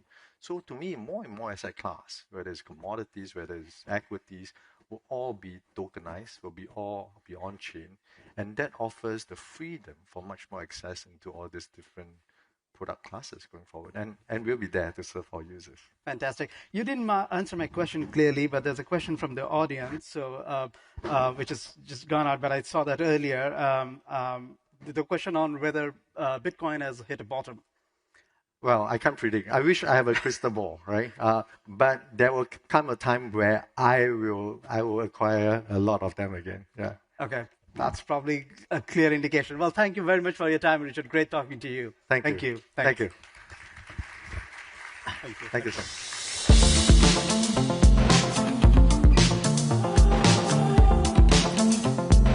Thank you, Richard. Thank you, Sumit. We've gone from bubbles in AI to rock bottom in crypto in just the space of a couple of sessions. We're going to explore digital assets more broadly now, from tokenized securities to blockchain-based settlement, and from portfolio strategy to regulation. Institutional adoption is accelerating across Asia's financial hubs, even as the frameworks continue to develop and evolve. To discuss this in more depth, please welcome KLDX Chief Commercial Officer Jeffrey Ng to introduce his panelists from Hashkey, Schroders, Revo Digital Family Office, and Invesco. This session is in partnership with Hashkey Group.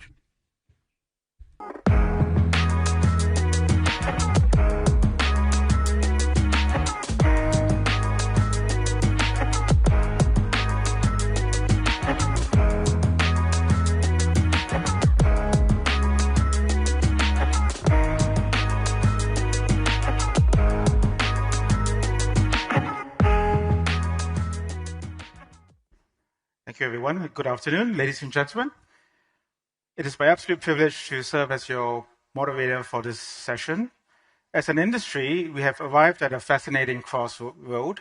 For the past few years, the headlines, the massive capital inflows, and the media spotlight have largely belonged to the US markets, driven heavily by traditional retail wrapper products like spot Bitcoin ETFs, which today stand at approximately $110 billion.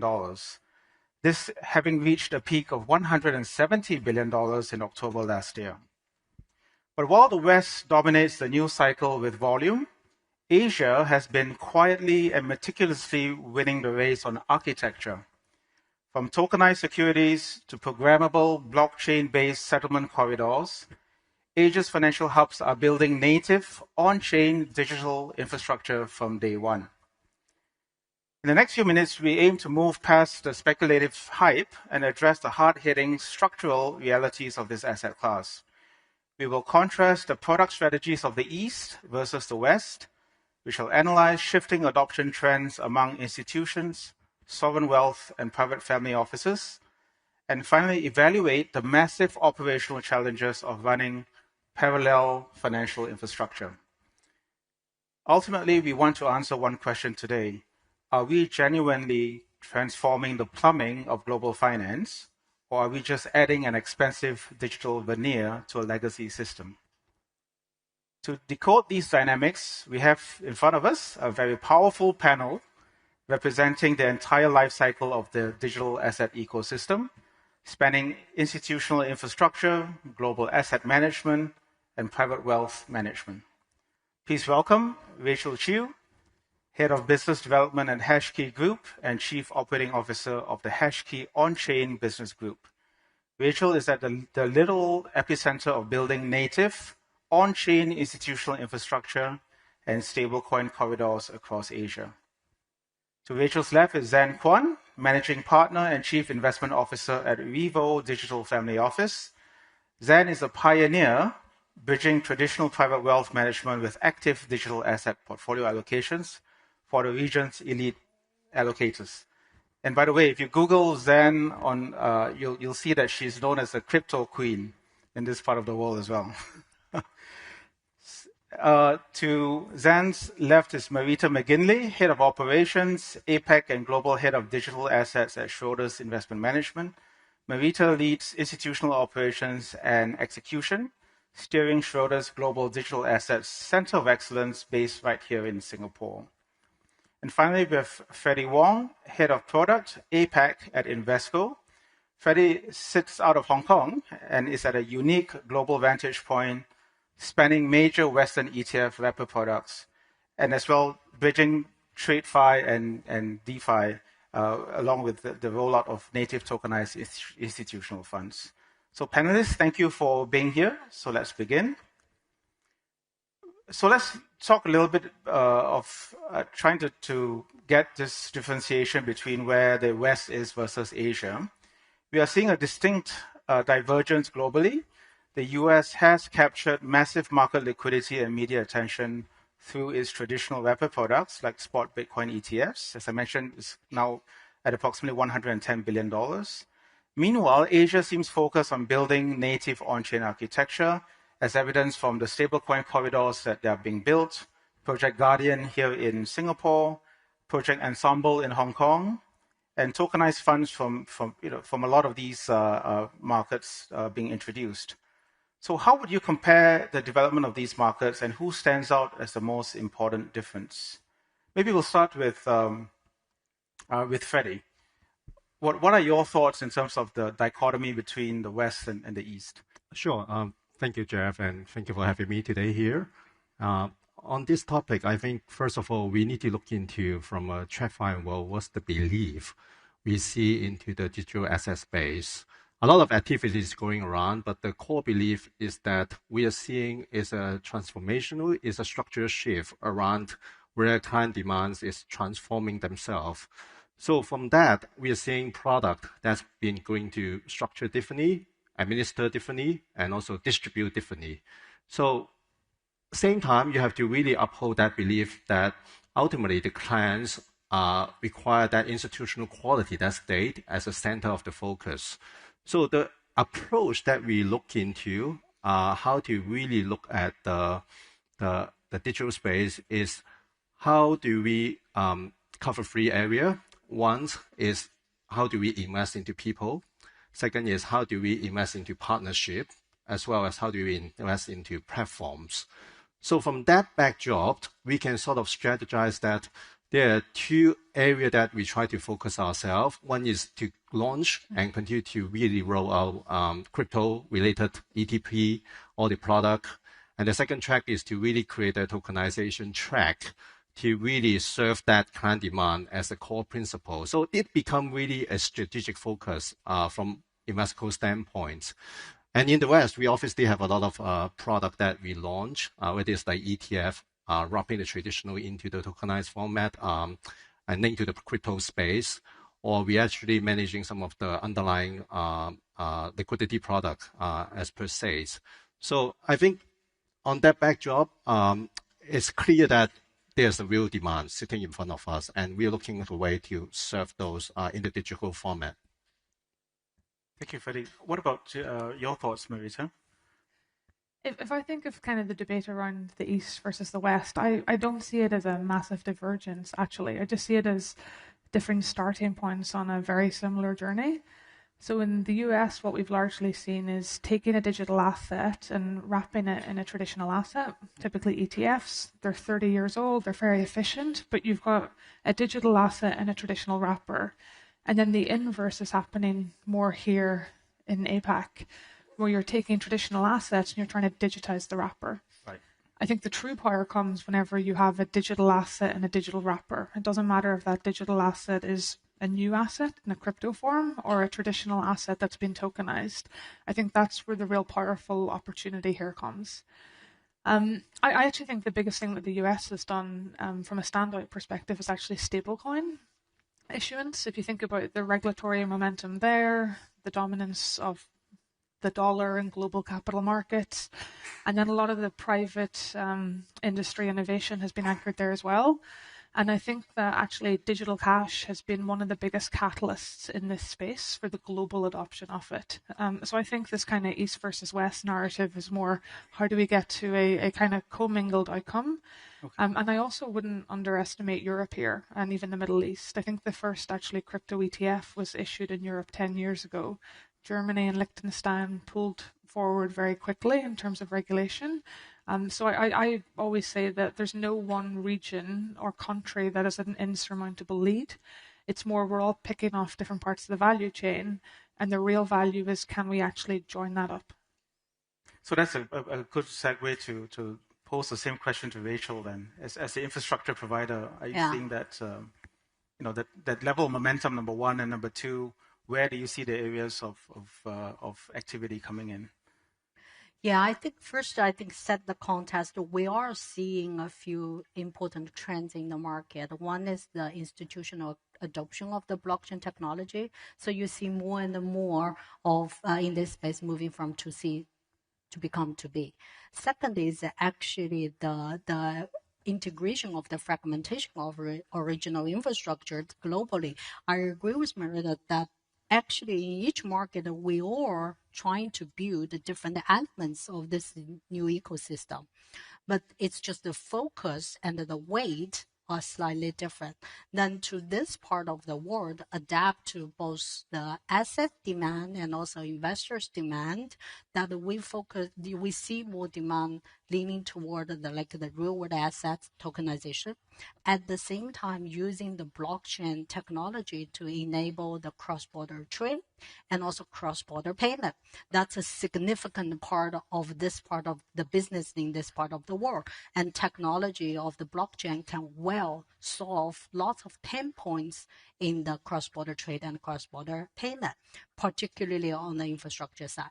So that's how we see the focus, the flourish of the business, particularly in Asia, and leveraging the tokenization of funding from the West as well. Then the question becomes, what's going to be the future on-chain financial infrastructure to enable this? And that's exactly why we HashKey position ourselves to leverage our compliance and the expertise in the cross-border regulations, and also leverage our scale, leverage our advantages, capability in the technology to work with not only traditional financial institutions, but also traditional real business, like the trading companies, air companies, logistic companies, including lots of, people talk about robotics as well, and to really bring those on chain. So that's how we see the very strong demand in this part of the world, and can well work with the West.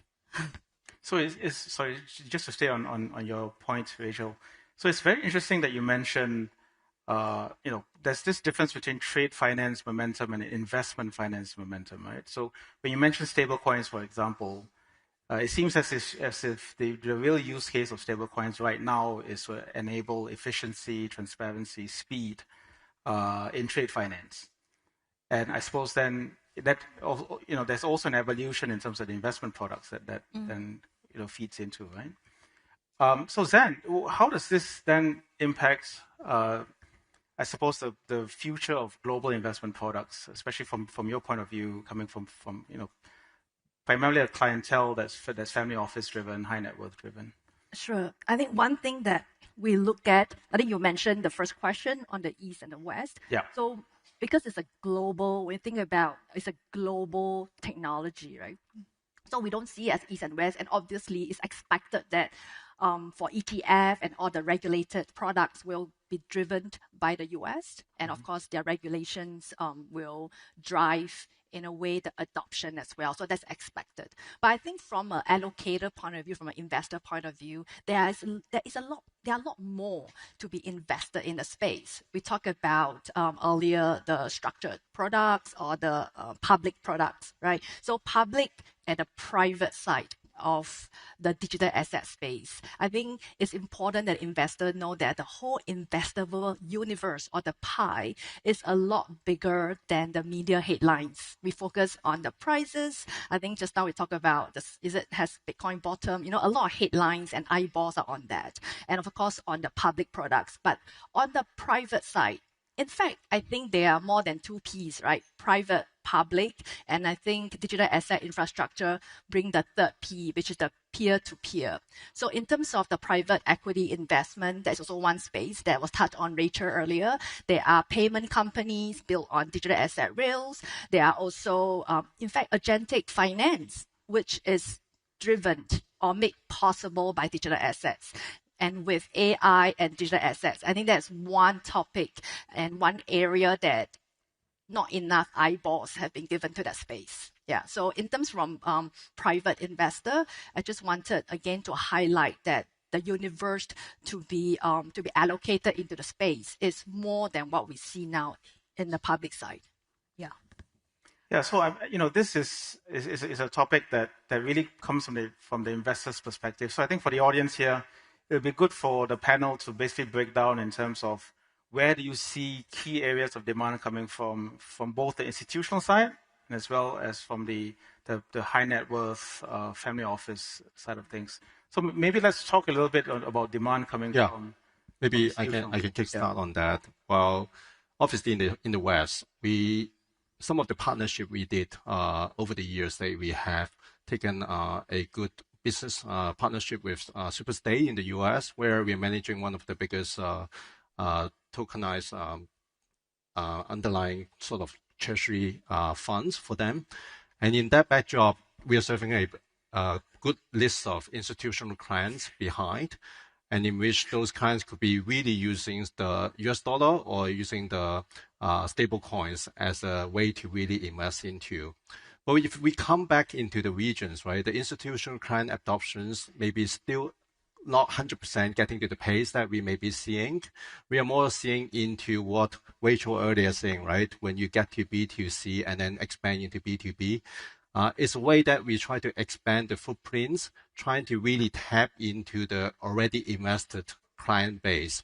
So in Asia, I do see that building as a foundation to potentially serve the retail as a starting point is the right start, because measuring that demand to the extent is a pain point in the industry, because any kind of business case we build, we need to assess what's the client demands we are talking about.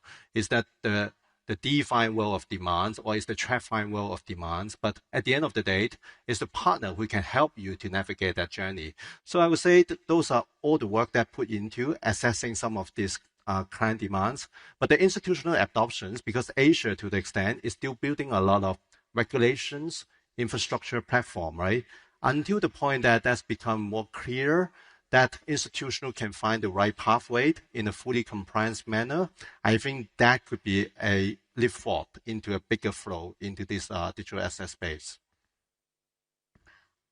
Yeah, may I? I think one comment I want to add is that either bridging the investors or the assets, at the end of the day, building the ecosystem is about getting investors more options in investment opportunities. I think from the digital asset point of view, in the last wave of the crypto and blockchain, people more talking about a few set of the cryptos. But today, with the real world asset tokenization, we are basically broadening the asset opportunities on chain. And by making them on chain, leveraging the advantage of blockchain technology being borderless, being atomic, we will be able to develop more on-chain products, which generates a different type of yields to meet different type of investors' needs, because they have different risk appetite and yield expectations. I think that is what we see as a future more flourishing on-chain financial infrastructure and the financial ecosystem. So to that, we, of course, with the regulation coming as well, and it's becoming more clear. And that's why everybody is building different elements of the ecosystem. And by this part of the world, by bringing more real world assets on chain, it's actually expanding the scope and also the depth of the collaterals for the future on-chain financing and investment products as well. So we see that's gonna be the contribution of the Asian markets to the crypto blockchain in the world. Yeah, and I think if you want to talk about demand, you cannot ignore access. Right? So I think what Rachel was trying to drive at is when you have tokenization and you improve the investment rails, you actually open up the access to a lot more investor, including the smaller investor as well. Yeah. And I think if you look at public and private AUM in terms of asset under managed, right? So if you include real estate, of course, private equity or private side will be, I would say, maybe double of the public side. And I think what the opportunity that I think Rachel was driving at is when we talk about all this illiquid and private asset that can be tokenized. Of course, this has been the theme for a very long time. However, I think what we are seeing now is that it takes time, right, for the liquidity to come with more clarity given by regulation, because regulation will reduce uncertainty, but innovation will reduce friction. I think all this takes time, even though we talk about it, and sometimes we might be overestimating the time taken to improve the plumbing in that space. But coming another angle from the SS point of view is family offices has been taking quite an important role in actually allocating into the space. Just because our investment horizon is longer, we can take a higher move in valuation, and I think a lot of family offices in Asia are relatively younger to in the West. And a lot of the source of wealth are in tech, in technology. And the family offices are still run by the wealth creator. In a way, the entrepreneur are still running the family offices, which make them understand technology, understand the opportunities given in the space. And with that, in fact, this bearish market, we have seen several family offices doubling down, taking a more, I would say, a calculated allocation in the space. Yeah, I think so. If you want to talk about, again, demand, we do see very meaningful demand coming from the family office side. I think just on that point, the underlying asset part is really important, because we often have to think about traditional asset versus, tokenized format, right? Yes. You need to build in the features on the asset to enhance the return for the clients. Otherwise, it's like clients just prefer the traditional trail. Right. So I think this is really important to address what's the proliferations to enhance the product features into the digital asset space in the future. So yeah, that's a great point, in the sense that you're now applying new technologies to real world assets that previously maybe investors found it harder to get into, right, to access. So if you're using tokenization, for example, you could potentially broaden distribution into private equity, private credit, that tends to have much longer lifespans compared to the traditional products. I remember I've seen once the data. If you look at the global asset pool, the digital assets today compared to the traditional asset pool is only actually less than almost less than 2%, which means that there's significant room to grow. Then it's more about bringing more traditional assets on chain than make it available and distributed on the global basis, right? So in that front, that gives the investors more options as well. And at the same time, more of the traditional non-investors will become investors in the future. Yeah, but as an investor in the space, I have to say that some of the tokenization or RWA technology is really a wrapper over existing. So we have to be very discerning as well. Where does the value accrue? And to make sure that it is a long game and it's not just a short-term, again, speculation in the market. And I was just going to add, because I think there's two clear themes here, like crypto as an asset and then tokenization as an infrastructure layer.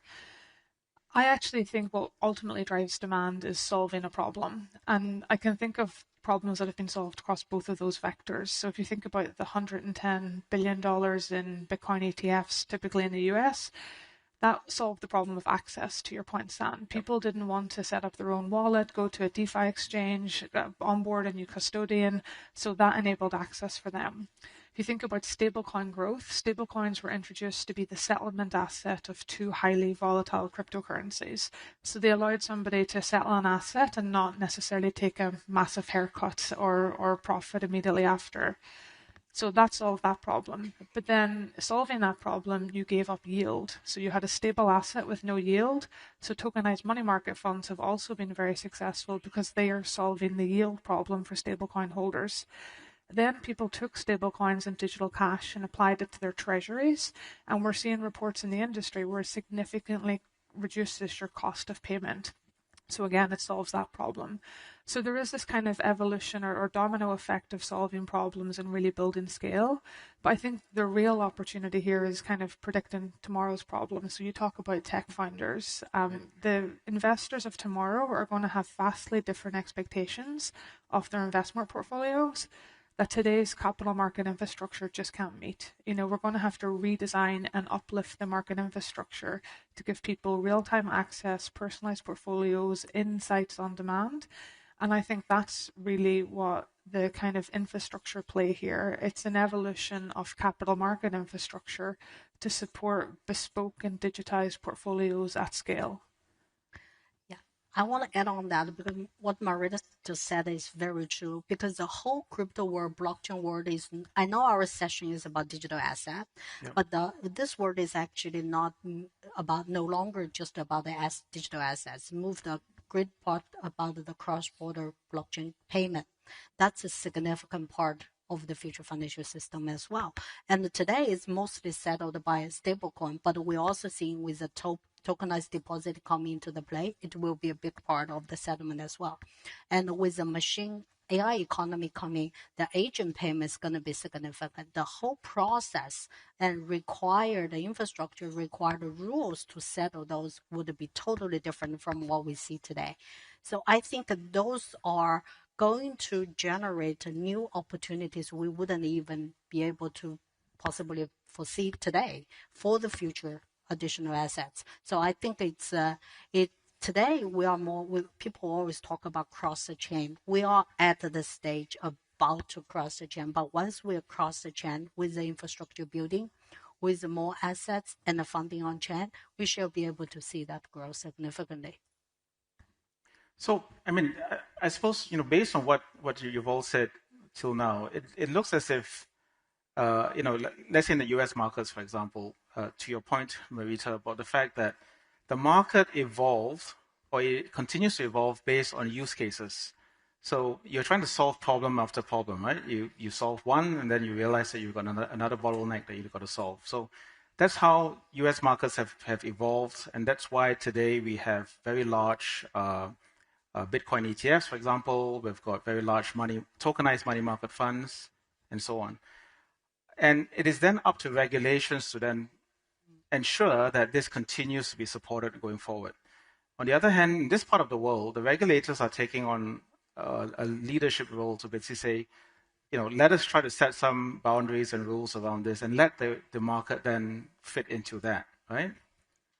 So what are your thoughts in terms of where do these two systems come together in order to promote the growth that is necessary for the adoption to take place? Because, like from our perspective, from KLDX, for example, we know that there are use cases, but the institutions are slow to react because of the regulations that they have to deal with, right? So how do we increase the momentum? How do we get people more excited in this part of the world on these types of assets? You want to hear my perspective? Yeah. Well, I tend to be more optimistic. Yeah. So I think as anything that's new coming out, the change in the system, in the people, just going to take time, but it will not stop. I think so. That's a general view, and this applies the same to the business and the regulations dialogue.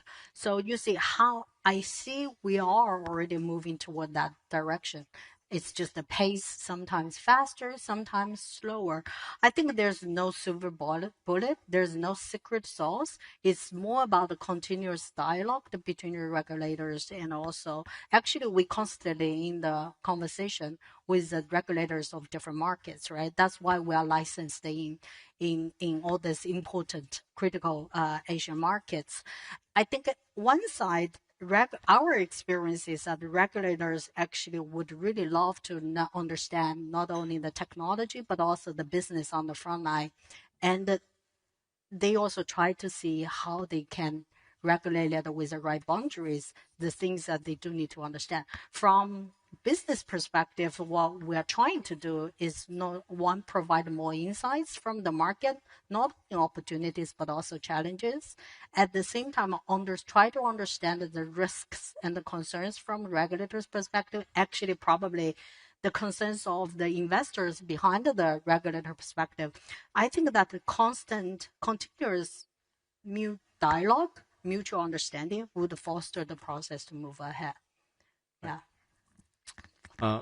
Just highlight that Asia focus a lot on regulation, as you highlighted. But one thing that people should know is a lot of those regulations to drive the infrastructure backbone. And typically, when infrastructure build out, you don't really get yourself into the headline. What really get you to the headline is an amazing product, how performance drive, how the scale of that product really scale up.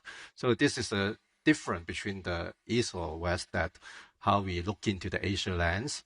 But what infrastructure bring you is the long-term scalability.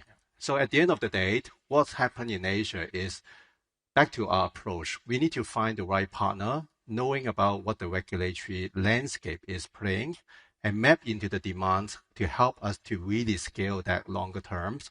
So I think a lot of things you highlight, whether it's like Project Guardians, Project Ensemble, these are all those infrastructure, but typically it would be lack of attention from the general, but that is the core part, how you really bring us to where we want to be in 5-10 years.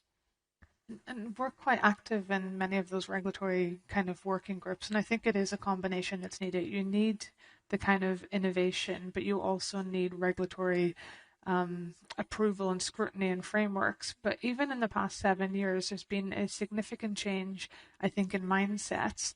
Historically, it was, well, here's my regulatory border, and how do I extend it to include this new dynamic? Whereas now, increasingly, we're seeing regulators approach this with, how can I leverage this technology to better achieve the outcomes I want? Financial stability, consumer protection, standardization, cross-border portability. So I think that's actually quite unique. In Singapore here in Project Guardian, there's a concept of compliance by design. So can we also move risk controls up the value chain? A lot of controls in the market today are quite detective. They detect after something's gone wrong. Compliance by design allows you to actually build that from the outset. Yeah, I think from opportunities from an investor point of view, I'm very excited about the space.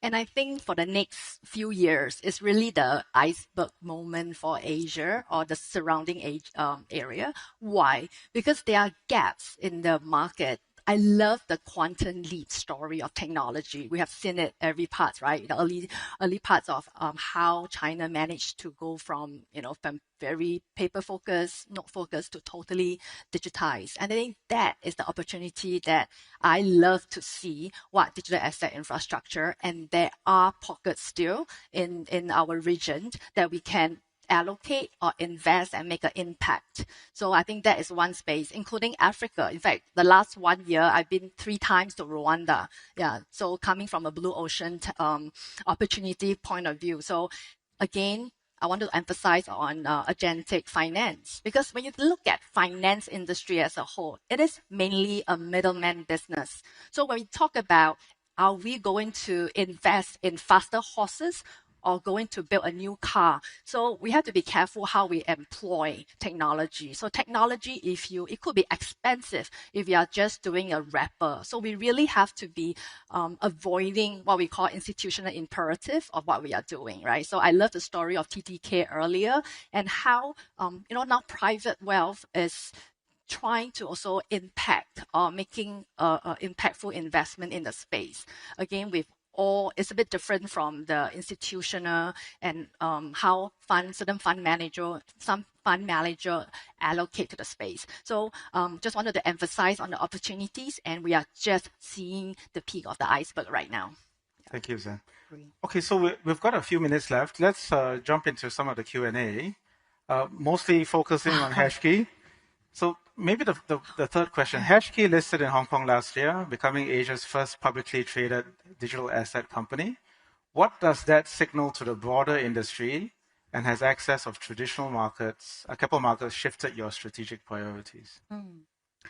I think the listing itself is a milestone and a recognition by the market. And I think we have always been positioned ourselves as the compliance onshore financial infrastructure. So that has not changed and actually will continue to strengthen. But that's a signal, of course, also we're trying to send. If we're not trying to, it's already been sent to the market. So that's also the trend we see in the market. Many nowadays, when we go to the other markets, that it becomes much easier for us to build the alliance or the partnership with the other licensed exchange in other markets as well. That's why. Second is, as we said, we do see the future opportunities of the blockchain technology is the institutional adoption, particularly by the traditional business and the traditional finance. That's why we build our next wave of the growth going to be build the on-chain financial infrastructure to enable that, and as a result, capture the opportunity in that side. How does that change our strategic capability and priorities? I don't think it's really a change because it's enhanced. We will continue to keep and build our licensed crypto exchange part of the business. But we also had the asset management model business, but now we are doubling down, building the on-chain business group part of the business. That means for example, we are building the hashkey issuance platform to make the on-chain tokenization much easier and accessible to many smaller and medium enterprises. Because today, going on-chain tokenized is not as easy as it sounded to be. But we're going to build this platform to make it easier for you. Second, we're building the hashkey trading platform so that with more trading and the liquidities, it's going to help on the issuance platform and build the channel link to the other broader distribution as well.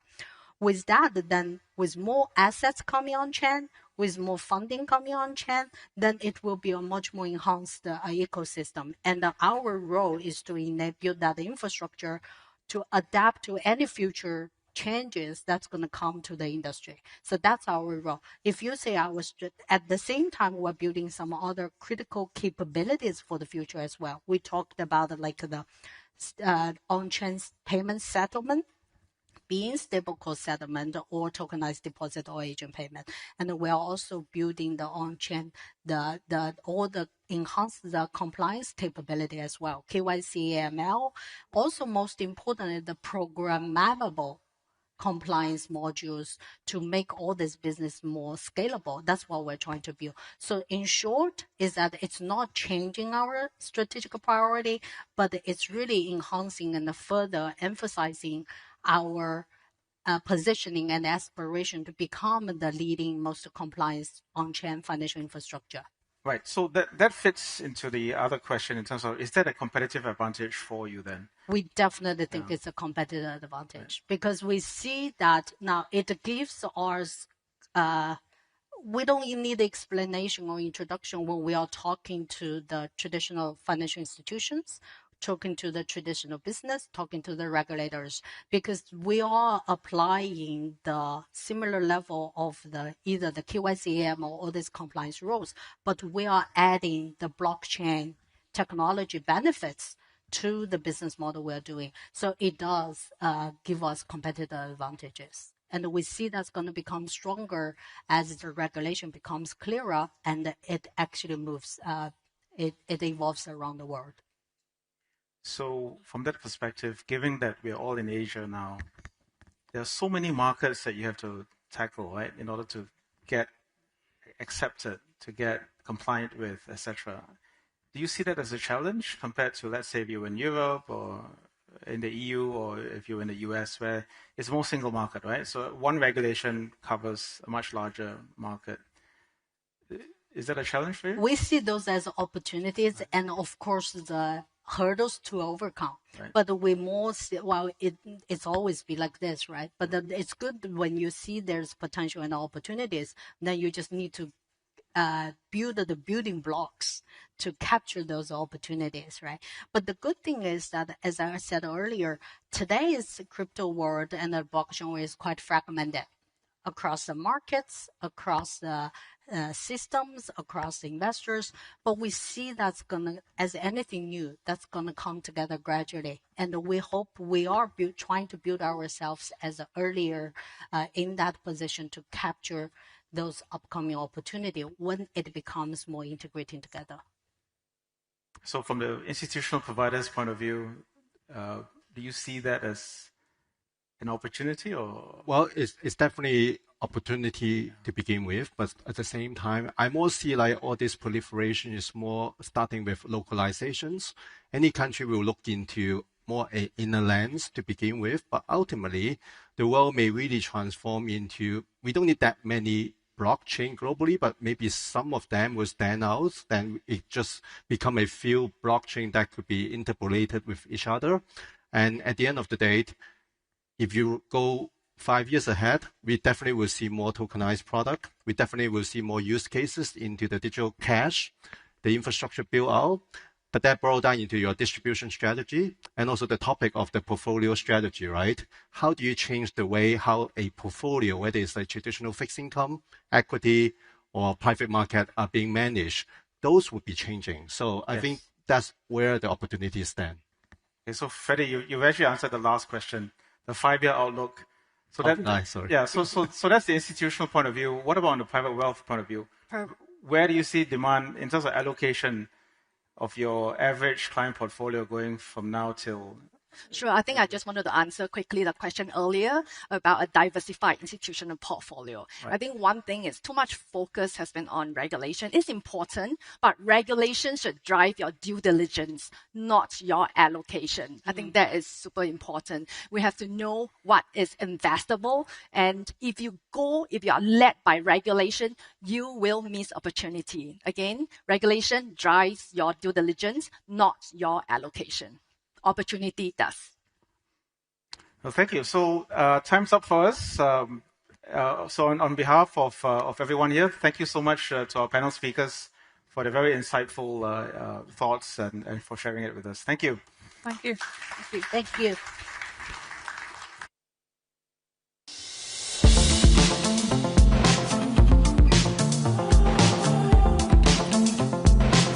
Thank you to all our panelists. It's clear there are some exciting times ahead. We're now going to stress test another important part of the regional and global economy.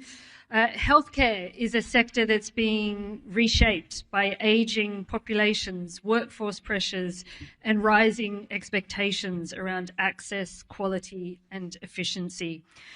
Please welcome Prem Kumar Nair, Group Chief Executive Officer of IHH Healthcare, in conversation with Reuters Asia Company News Editor Myung Kim.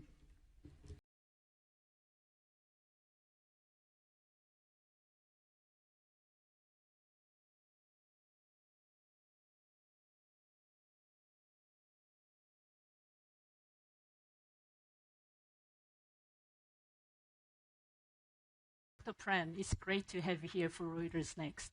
Thank you. Let's talk about geopolitical risks first. I mean, the US-Iran war has been going on for more than 4 months now. There was a ceasefire deal announced last month, but then Trump said just yesterday that the deal is now over and he ordered fresh strikes. Oil prices went up and stocks are down. How are you managing geopolitical risks and how that has impacted healthcare sector in general and your business? Okay, so maybe I'll talk about in general first. If you look at the financial results of listed healthcare companies, you'll find that they have not been affected very much. And I think that's because you would think that healthcare industry would be affected quite a bit. Supply chain issues, right? Energy. Hospitals operate 24/7, right? And because of the oil price, energy costs have gone up. Medical tourism, right? These are the 3 things that you would expect hospitals to be affected by. But in reality, supply chain for healthcare has become very, very diversified now. So in our case, at IHH, we operate in 10 countries. We've got large countries like China, India, Malaysia. We pivoted to supplies from these countries a long time ago. The healthcare industry has learned to become very resilient, I would say. Basically because of the pandemic, when things were in short supply. So post-pandemic, most of us have diversified away from the West to supplies mainly from either the countries we are in. For example, India is a big generics supplier. right? And we can get Indian generic drugs in most of our countries. Medical technology, medtech, biotech from China. We are now using Chinese MRIs, CT scanners, in addition, of course, to the Siemens, Philips, GEs of the world. So I would say that IHH, we have fared particularly well. But, we don't want to take chances.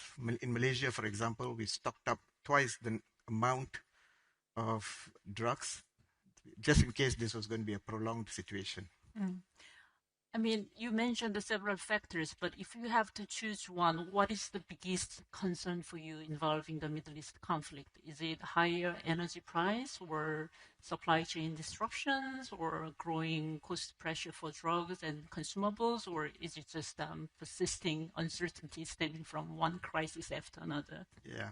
So as I said earlier, supply chain is not really much of an issue.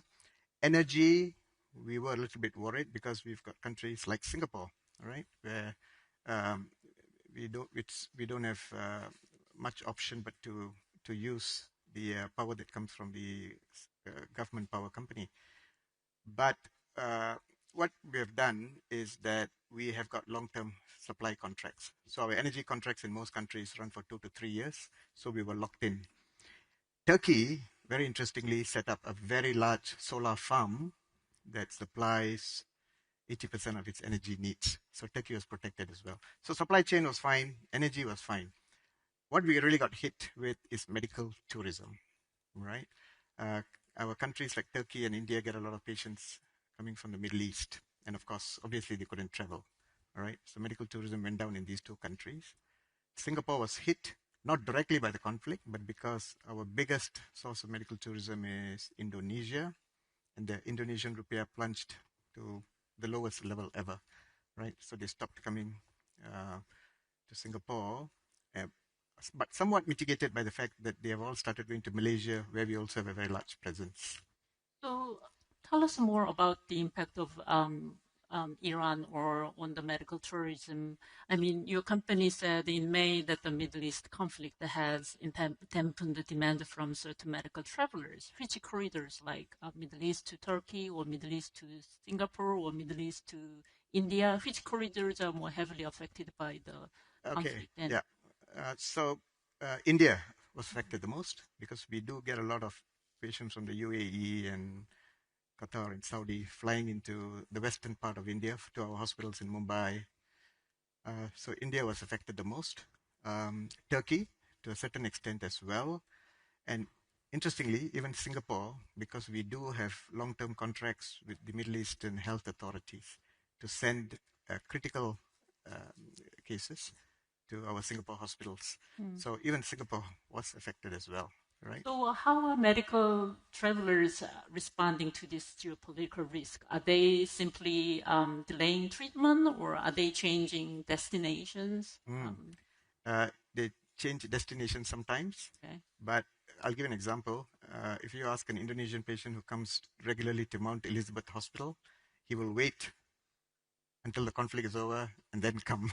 So what typically happens, as in COVID, was they try and hold out for as much as they can. They might see a local provider, but once they can travel, then they will come in large numbers.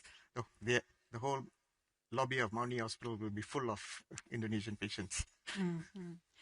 I mean, as you said, you operate in 10 countries, and how this geopolitical risk affect your business plan? Does it have some impact on your business plan? Like, do you have to change your, let's say, capital allocation or expansion plan because of the geopolitical risk? Yeah. So I like to say that we are probably the most risk-diversified healthcare group in the world, right? So put aside even this, what's happening in the Middle East now, the Iran war. We've had countries like Turkey, where, as you know, for many years, inflation was high, the lira, Turkish lira, was weakening. So we've had to manage that for a long time. So during that time, countries like Singapore and Malaysia, Hong Kong, they were the ones who propped up the group very well. And today, Turkey is doing extremely well. It's now the biggest contributor to our financials. And that's because the inflation has come down, the lira is stabilized. They have de-risked by having almost 40% of their revenue coming from Europe and other countries, US dollar denominated, right? So they're doing very well. Recently, Malaysia and Singapore are affected by payer issues, insurance issues. That's due to very high medical inflation. There were a lot of payer provider issues. So Malaysia 2 years ago, but Malaysia has now come out of it and is doing extremely well. If you look at the last few quarters, Malaysia has been one of our star countries. This year it was Singapore's turn, same thing. So Singapore has had to go and talk to the insurers, work out packages, deals and all that. So I think Singapore is also coming off the bottom. So we are a very risk diversified healthcare group. Diversification has yes. right the ground. Let's talk about AI. There's a lot of hype about AI and discussion about how it can change the way we work and operate. How do you deploying AI in hospital operations and patient care? Yeah, so AI today, and I was just telling some of you that I came from another AI conference this morning, right? Any conference today is AI in healthcare. And I have to say that AI is going to make a big difference in how we deliver care, both at the back end, patient engagement, and in the clinical area. What many of us fail to realize that AI came into healthcare a long time ago. Radiology, we started using AI-enabled CT scans and MRI machines 5 years ago. They were already reading, but at that time it wasn't so good. But today, the first read that comes from a AI built into a CT scan machine is almost perfect. All right, the radiologist who looks at it probably wouldn't, have to change anything, or it may even make him be more observant of something that his eye may not see. So it's become ingrained already in radiology, and it's basically made the whole radiology department a lot more efficient and productive. So this started really some time ago. We've already had it. We've got other things. We have to do financial counseling in all our hospitals for patients. That's by law in Singapore, and now it's coming to the other countries as well. We use a AI application called Fee Advisor that works out what's been the bill for gallbladder surgery, the last 100 cases, and it gives you the fee calculation within seconds. So we are doing that. Our nursing rosters in our hospital, which is one of the most complex rosters you can ever find, because you have got nurses on 3 shifts, permanent day shift, permanent night shift, locums, has been fully AI'd. So the nursing sister tells me that 50% of her workload has been reduced, so I can spend more time on the floor with patients, which is what you're supposed to do, not sitting in a room doing a roster. So we've had a lot of implementations. But what excites me and excites us the most is going to be the implementation of AI in clinical care. Doctor documentation, nursing documentation, clinical pathways, So today, total knee has got a pathway from the time a patient comes in. There's variation between different surgeons, different implants that are being used. So we want to standardize care and tell all the doctors to follow this pathway so that we can reduce variation, reduce cost, reduce length of stay. These are all the things that will make us more efficient. And it's also better for the patient because you get out of the hospital as quickly as possible, right? Hospitals are inherently dangerous places. They've got lots of germs. You stay there more than 3 days and you come in for a total knee, but you leave with pneumonia or something like that, right? So we don't want that to happen. So we are going to standardize it. We are using an AI developed pathway, and we are starting with a few of these. So that's where I feel AI will make the biggest impact in healthcare. Recently, a lot of global companies have announced AI-related job cuts. I'm just wondering how AI has changed your long-term hiring plans, or it hasn't changed at all. Well, it has obviously changed in that where we are using AI, currently, if you ask me, it is to improve efficiency, raise productivity as an aid. So as far as we are concerned, we still want the human in the loop, as they call it, right? We are not going to replace them. But what it probably helps us to do is that with the implementation, if there are people leaving, there's always turnover, attrition, 10%, right? Finance department, various departments. We probably won't need to replace people. So over time, our workforce will come down. But we have no plans to replace, especially in the clinical areas for now. We are approaching the end of the session, so we'll take up questions from the floor. Can healthcare systems remain financially sustainable as life expectancy continues to increase? Yeah, I think this is one of the questions that we constantly face, because I think one of the big mega trends in healthcare is the aging population. In almost all the countries, especially Singapore, Hong Kong, right? You can already see the impact, but it is going to affect most countries. Elderly population means that they're going to need more care, and they're also going to need more intensive care as well, right? So there's the question of lifespan versus health span, right? This is the big argument, keeping people healthy. I don't necessarily think that it's going to push up costs, because we are doing a lot of other things to mitigate the aging population. The best example being the change in care models, right? I've spoken about this many times, and it's important to understand that hospitals today are not necessarily the places to deliver care to the elderly population. It should be done in the community. So in Singapore, we had something called Healthier SG, right? Where they strengthened the primary care system, trained primary care practitioners better to look after the conditions that afflict the elderly, which is typically the chronic diseases, diabetes, hypertension, hypercholesterolemia, right? Even things like making sure that their muscles and their bones and all, because falls are a very big cause of patients falling. And this can all be done at the primary care level. This may not be so in other countries, for example, like India, where it's still very hospital-centric. But I think we are very hospital heavy. We've got 90 hospitals worldwide, right? But we've also got another 100 facilities that are non-hospitals. Ambulatory centers where we can do spine surgery, total knee replacements, gallbladder surgery in some countries. So we can move procedures out of the hospital. We can move care into the community.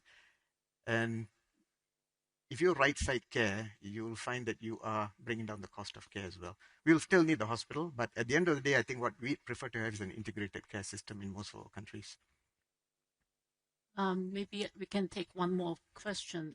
Some AI leaders have suggested that advances in AI could significantly disrupt roles like radiologists. Do you see AI eventually reducing demand for certain doctors or specialists? Yeah, most certainly I do. I do see it. So this is Anthropic CEO. But if you read what Jensen Huang said, all right, NVIDIA CEO, he said people predicted the death of radiologists. We wouldn't need radiologists anymore, all right? But 5 years now down the road, we still have radiologists. We may not need as many as we had in the past, all right? And that's why I think in clinical medicine, the concept of humans still being the final arbiter of care is very important. But AI is going to aid us a lot. We may not need so many radiologists or pathologists. The other big area which I failed to mention is that all our laboratories are now using digital pathology. So it is first read by AI before the final read is done by the radiologist. So instead of 10, I only need 5, right? But the people who are responsible for specialist training will have to take that into account when we train the specialists. We need more geriatricians. Unfortunately, not many people want to do geriatrics because there's not much money in geriatrics. But seriously, that's what we need. Great. Thank you so much. With that, we will end up the session. Thank you. Thank you.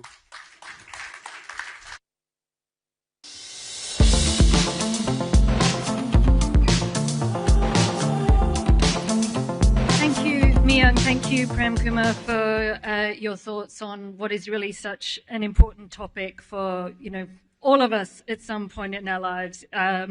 It's very gratifying to hear that humans will still be the final arbiter of care in our later years. We're now going to quickly break for 20 minutes so you can refuel with some coffee.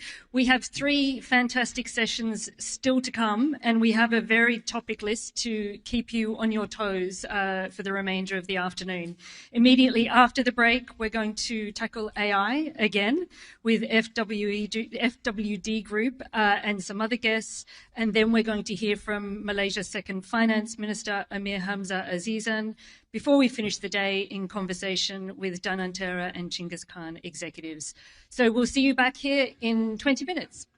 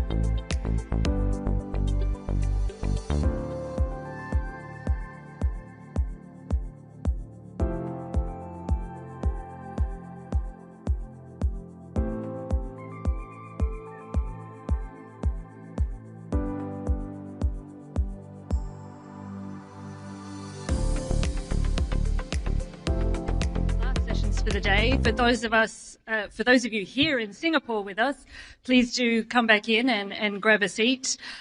You're being joined by almost 6 million people viewing on the live stream.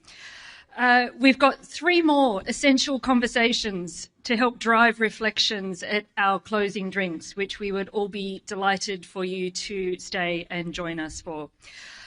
Earlier today, we heard about scaling AI for the next generation of physical intelligence. We've also had AI threaded through, I think, almost every conversation we've had here at Reuters Next. For many, if not most, the question is really no longer whether AI can create value. It's how to embed it into mission-critical systems without disrupting operations, and how to build the infrastructure, governance, and confidence needed to scale responsibly. To help answer those questions, please welcome AI Asia Pacific Institute President Kelly Forbes, and she will introduce her panelists from FWD Group and ST Engineering.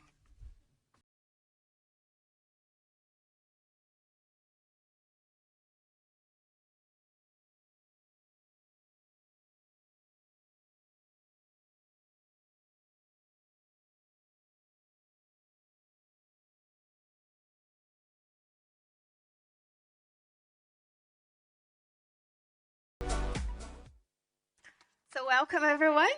I'm very pleased to be here today, being able to host this incredible conversation where we're going to explore how exactly AI is transforming organizations. We know that we're in the midst of this change, and we've been watching how different organizations are approaching this in a different way. And it really becomes very institutional, how we approach, how we can leverage the technology, what's our ultimate vision for how AI can essentially transform how we work, the future, how we become more efficient and productive, right?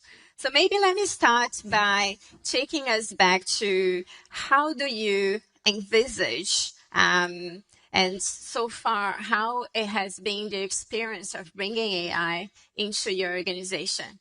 So maybe let's just start with you, Phong. Sure. I thought it was lady first, but thanks, Bindru. Thanks for the question. And I just want to start by saying that we are a relatively young organization. We're only 13 years old. So that's the benefit of that is making change is quite a bit easier. But on the flip side, we don't have the deep pocket like our competitors that we compete with. The other point that make it easier just to provide background context on our story is that we set out to build a more digital insurance group from day one, and for us. Therefore, our team, the way we set up our strategy is to leverage the latest technology from day one. So the embracing of the new technology when it's come to traditional AI and now agentic AI, it just feels like a very natural progression for us. So that's definitely an advantage that we have. So in terms of bringing that mindset and the change into organization, I would say I have an advantage compared to my competitors. Of course, they can spend a lot more money than us, but I think that combination of the spending, the investment, but the cultural change that they need to drive, having both of those are really important. And we do have a certain advantage on one side to make up for the disadvantage we have on the financial side compared to our competitors. Right. So in a sense, it's really thinking about AI as an incredible opportunity to be able to achieve the objectives that the organization has to bring things together, right? Yes. And if you look at our senior team, for example, their personal objective, and you look at the list, they all have AI as part of that personal objective. So it's not just about bringing in technology, but driving from the top all the ways down to the front line. How do we all embrace AI the right way? Excellent. Bingru, how are you seeing this transformation? Thanks for the question. Yeah, so I am from ST Engineering. Earlier you said FWD is a young company, and ST Engineering is the oldest Singapore Inc. in Singapore. We're the first Singapore Inc. So Singapore is 60 years old. ST Engineering is 59. Next year we'll be celebrating our 60. And because we are a defense organization, mainly our strategic partnership with Ministry of Defense, and our mission is to protect the nation, AI to us is a non-negotiable because you do not want to know when tested that you are behind in your innovation in the battlefield, right? So to us, this is a non-negotiable. Earlier, it was quite an interesting discussion with the audience in terms of how enterprise should see AI. And a lot of them, a group of them really went for it, and you have to stay competitive. And the other group, maybe a bit of a wait and see because there is a cost component, there is an ROI component you would think about, and also there is a risk component, right? So it makes sense to go cautious or prudent, right, to some. But for ST Engineering, really, we need to be ahead. Not only do we need to be really pushing for AI, we need to be ahead of AI, yeah, in order to do well in bread and butter of what we do as a company. And so I was just busy at a workshop earlier today where we were talking about embracing AI, but how do we lead this transformation on a workforce front and ensuring that there is trust as the baseline for that. At the core of this transformation, we need to remember that we have humans, and how do we monitor and prepare our teams internally as well as to lead this transformation externally, right? So how do you see this? I think the human component and the organization, how it's been managing that workforce transformation. I think there's two parts of this question, right? The first part is the core element of trust. Yes. And then the second part is how the human equation fit into and make sure that we don't lose that trust when we leverage AI the right way. I think when it comes to trust, life insurance, like it or not, we're selling trust. And I think Binju and I were just talking outside the room. This is the industry where people give us a lot of money first, and then we deliver the promise to our customer 30, 40 years later. So really, we're selling trust.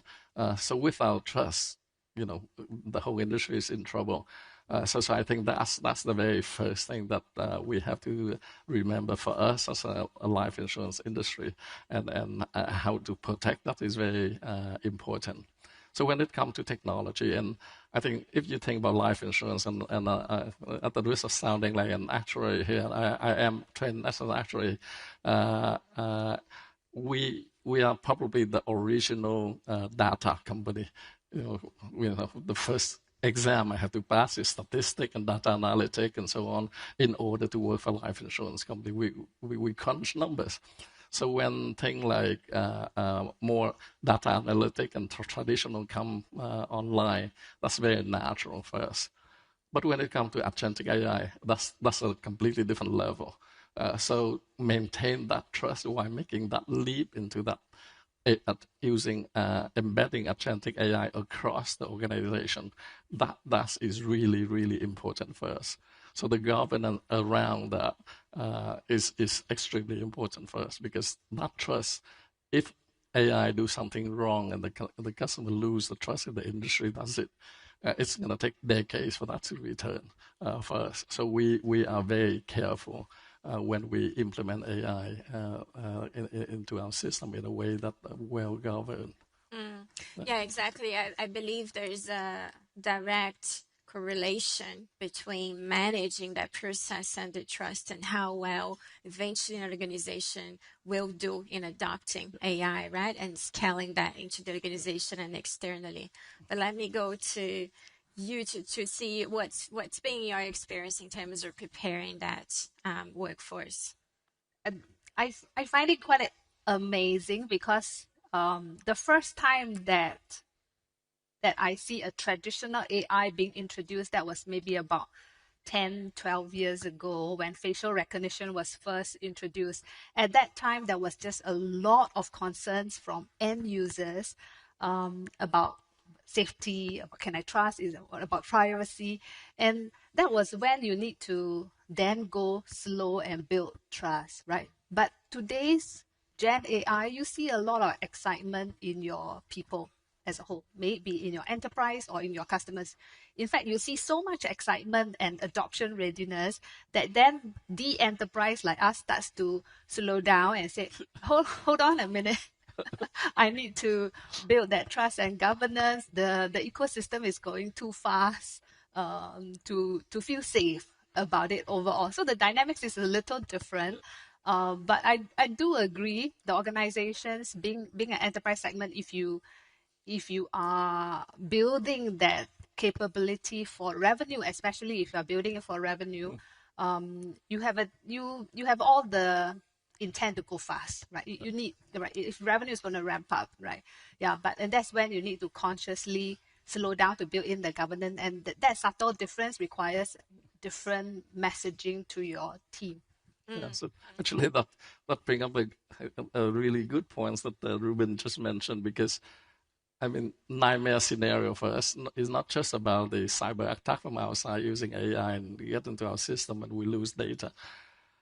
I lose sleep at night about my young, enthusiastic staff creating internally and somehow let loose. And I wake up one morning and find out that we have a bunch of AI running in our system that doing weird things. So it's that enthusiasm have to be managed in a way that you channel the energy without unintended damage. Because that's actually one of the things I worry the most.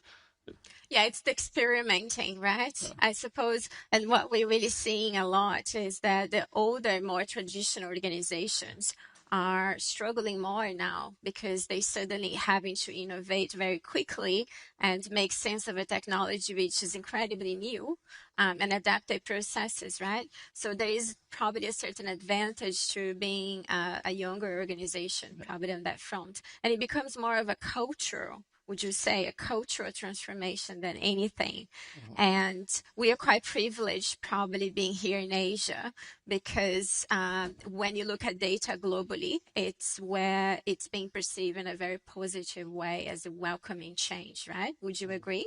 Yes, I fully agree. And it's the cultural, it's not just about the excitement, which is one side of it, but also, I think my team in general, there's a fear because we're a startup. We try to be we always been the underdog, right? So we don't want to get left behind. So always the fear and paranoia. If we don't stay ahead of the curve on this compared to our competitors, we'll be launched. We won't survive 5 years down the road. So it's not just about having a contract. People get excited and try to do things, but this is survival for us a few years down the road. Yes, so. Yes. And I think the feeling has been also across governments and across the world, as in we are essentially, there's a feeling towards a race that we must stay ahead as to embrace the opportunity, right? And there's also fear and a lot of conversations about that we are currently in an AI bubble that could burst at any point. And so that brings us to really think about what the value of the technology is and how do we measure that and how do we see that taking shape essentially as we go forward. Well, if I purely look at it from a technology angle, in the traditional AI space, to build a chatbot, I need a team of at least 10, 12 people to do knowledge data tagging. I need another team of another 10, 12 to build algorithm in order to do a chatbot that is probably, 20% as smart as it can get today. And today I only need one developer. So you can see the vast change in terms of how advanced the tech has become with Gen AI. So if I evaluate it from just the tech angle, it is not a bubble. nowhere close to a bubble if it's from a tech angle. Yeah. Would you say that we're hearing a lot of, I think, the organizations that claim that the value is not there yet, or, there's also conversations about, they have replaced certain jobs with technology, and then they've realized technology wasn't working in the right way, and they had to rehire. Is this potentially because, what do you see that could be the gap for that? Is it probably because they're expecting an immediate response as opposed to thinking long term? I personally think that the big tech companies have set us all up in the wrong way by first telling us they are retrenching 100,000 people due to AI. It may be due to other reasons, but because of that, everybody is expecting immediate efficiency. And earlier we had some conversations with regards to where do you put your Gen AI at this point when the compute cost is super high, right? And your compute cost has not come down yet. At some point it will come down, but at this point it's just really high. So if you put your Gen AI everywhere and allow 1,000 flowers to bloom in your organization, then you are not going to see any ROI. You're going to really be burnt out with the cost, right? So I gave one example from in ST Engineering. We wanted to upgrade the national SOC, which is Security Ops Operation Center. It's very important that we monitor threats that's coming from around the world for our mission critical sector. And we want to upgrade Gen AI into an agentic SOC. And this is so important. That's why we started first. But when we first built it and we tried to change everything, the cost is humongous. You can't sustain. So in the end, what we built is an additional layer on top of your traditional SOC that is very selective in where you put your Gen AI capabilities. Where you put it is where it's humanly impossible today. That's one scenario. And the other is where it's really costly or really long for you. So when you detect threats, there are just so many, a gazillion threat types. If you miss one, the consequence is heavy. And therefore, that's the portion you want to put your agentic AI and really work hard in. That's the portion that you will pay for your tokens, and yet the ROI will be positive. Yeah, so I think you need to pick your battles at this point until it becomes cheap enough. So I'm not a CTO, so I cannot speak in such clarity when it comes to tech, like Ruben. For me, I think it's more about, especially for general management, it's that strategic clarity that you must make sure your organization have. And even survey from Reuters, when some of the number you read is incredible. Like that, the majority of companies actually don't have a coherent AI strategy. So how you expect to benefit from something that you don't have a clear strategy, right? So for us, it's all about make sure that clarity is there first. So at the risk of oversimplification for us here, I look at AI and how to measure it through three different lenses. Right? The first one is simple, like most of us do, which is, how much of our coding is done by AI, how much of my OCR now handle my documents rather than human labor intensive. 2/3 of our call center in Thailand now actually running by AI very efficiently and very high quality. So things like that is obvious, and how to bring down the back office cost. So that is easily measurable and very tangible. When I go to the board, I can just show them very clearly. But for me, that's only one angle. The second one is quite important for us, is, like it or not, financial service, there's still a lot of human interface with our distributor, with our partner. How do we make them look better, smarter, and at the end become more productive? AI will help them across the food chain. They get trained better by an AI agent. They get prepared for a conversation much better. They become much more knowledgeable on the spot and propose a better solution for our customers. So in Thailand, when we do this, for example, we use AI tool across the chain for our distributor, productivity go up by 30%. Sorry. Some water. Some water we get.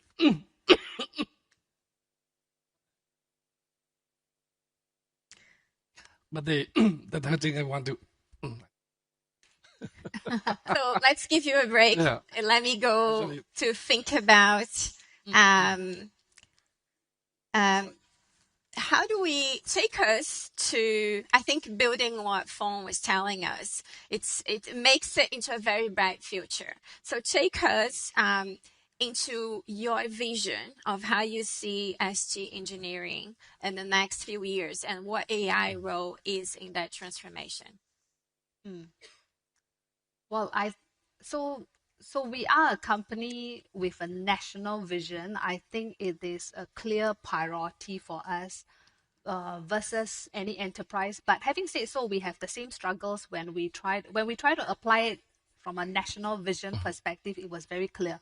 We don't look at ROI that much. We look at this is a non-negotiable. But when we look at AI as an enterprise ourselves, we face the same challenge like any other organization had, as in people are maybe piloting everywhere, nothing is really taking scale, right? And then we gave licenses to, like we gave Copilot and Claude licenses to developers, and very fast they maxed out their tokens and they needed more, and things like that. Yeah, so I think as an organization, we are trying to test bait a lot of things on ourselves so that we can bring it to market better. And then, but overall, as an organization, together with our mission, I think AI is something that that restructures foundations of our capabilities. Yeah. So let's go back to you, Fong. Hopefully your voice is back. So I just cover the first 2 points. The third one I just want to ask quickly is the third aspect that we measure the effect of AI is obviously the customer experience for us. Because we set out to build a different kind of insurance company to make things simpler and a better journey for our customers. And AI is like God sent in terms of how we simplify things for our customer. When we talk about, we have a conversation about claims earlier today. And my view. Do you want me to help you out with that example? That's a very sensitive subject, but my view is that it's not about you don't use AI just because it do the claim adjuster better. But for me, it's about, okay, how do you identify the fraud quickly so that we can pay the your honest customer much faster and make the journey much more pleasant. So instead of us human being going through everything and question everything for everyone, now I would tell you just focus on the trouble case and pay everybody else fast. Like that's one of the pet peeves as a consumer for insurance is like, when I walk into an insurance company, I'm going to make a claim. Why do you ask for my name, my policy number? You have all of that, but you make my life so miserable. So AI will make your life much better for the average consumer. I think that's to me, that's the key. You measure that aspect at the end of the day. It's all about the customer experience for us. Yes. Okay, so take us into your vision into the future for FWD and how do you see, I guess, AI enabling that? So, of course, you mentioned, I think, empowering customers and making things more efficient internally. And as we speak, of course, technology is constantly evolving. So that future will have to continue to adapt as well. But yes, give us the full vision there. Full vision. I wish I know the answer.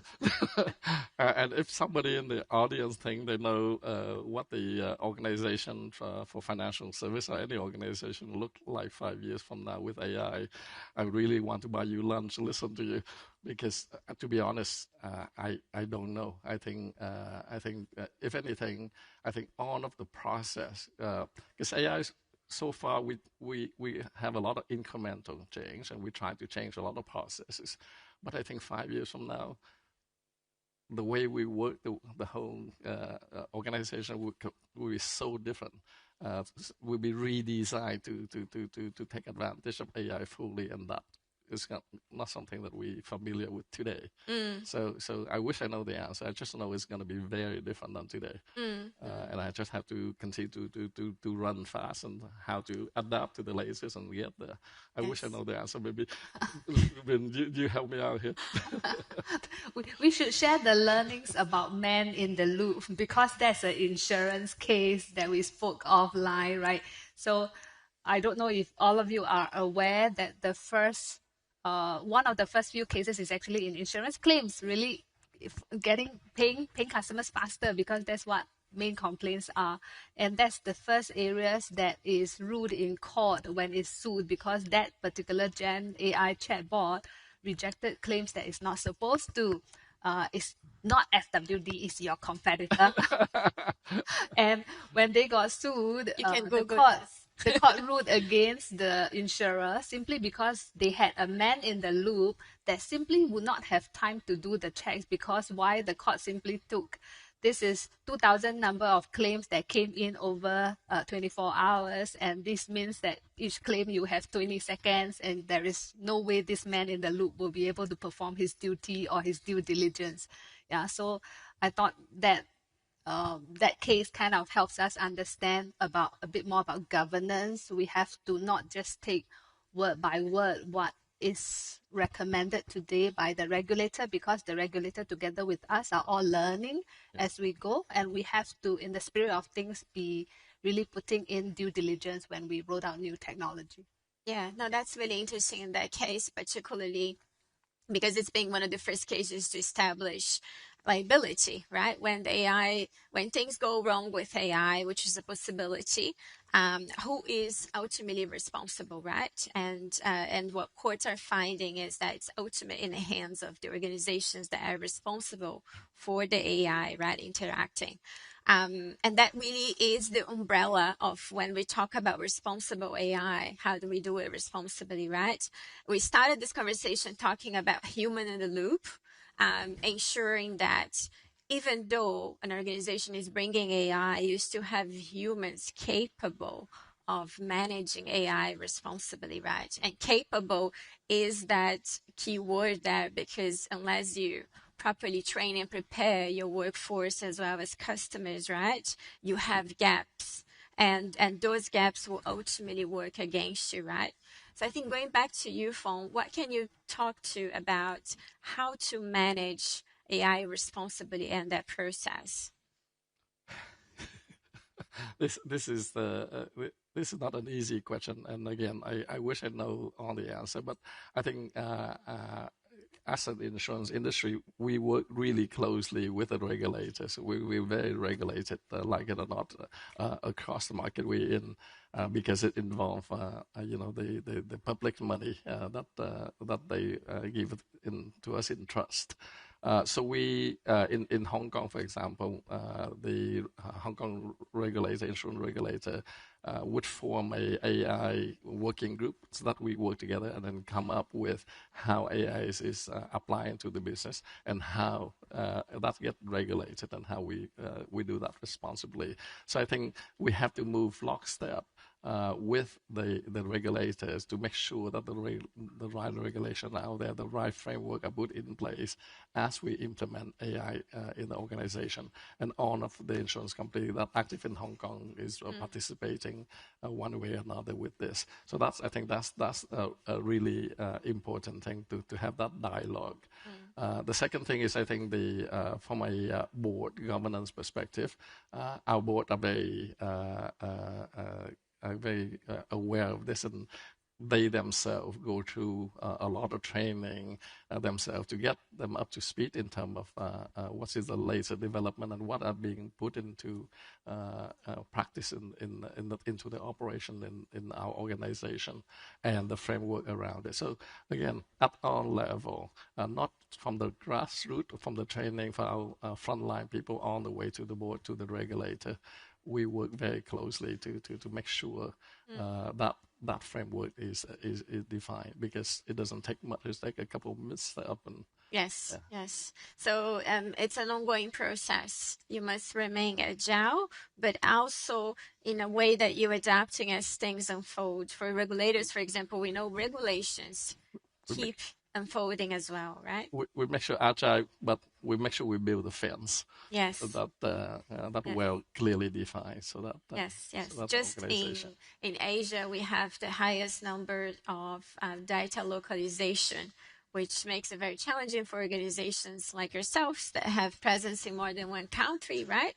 Because you're having to also manage that process.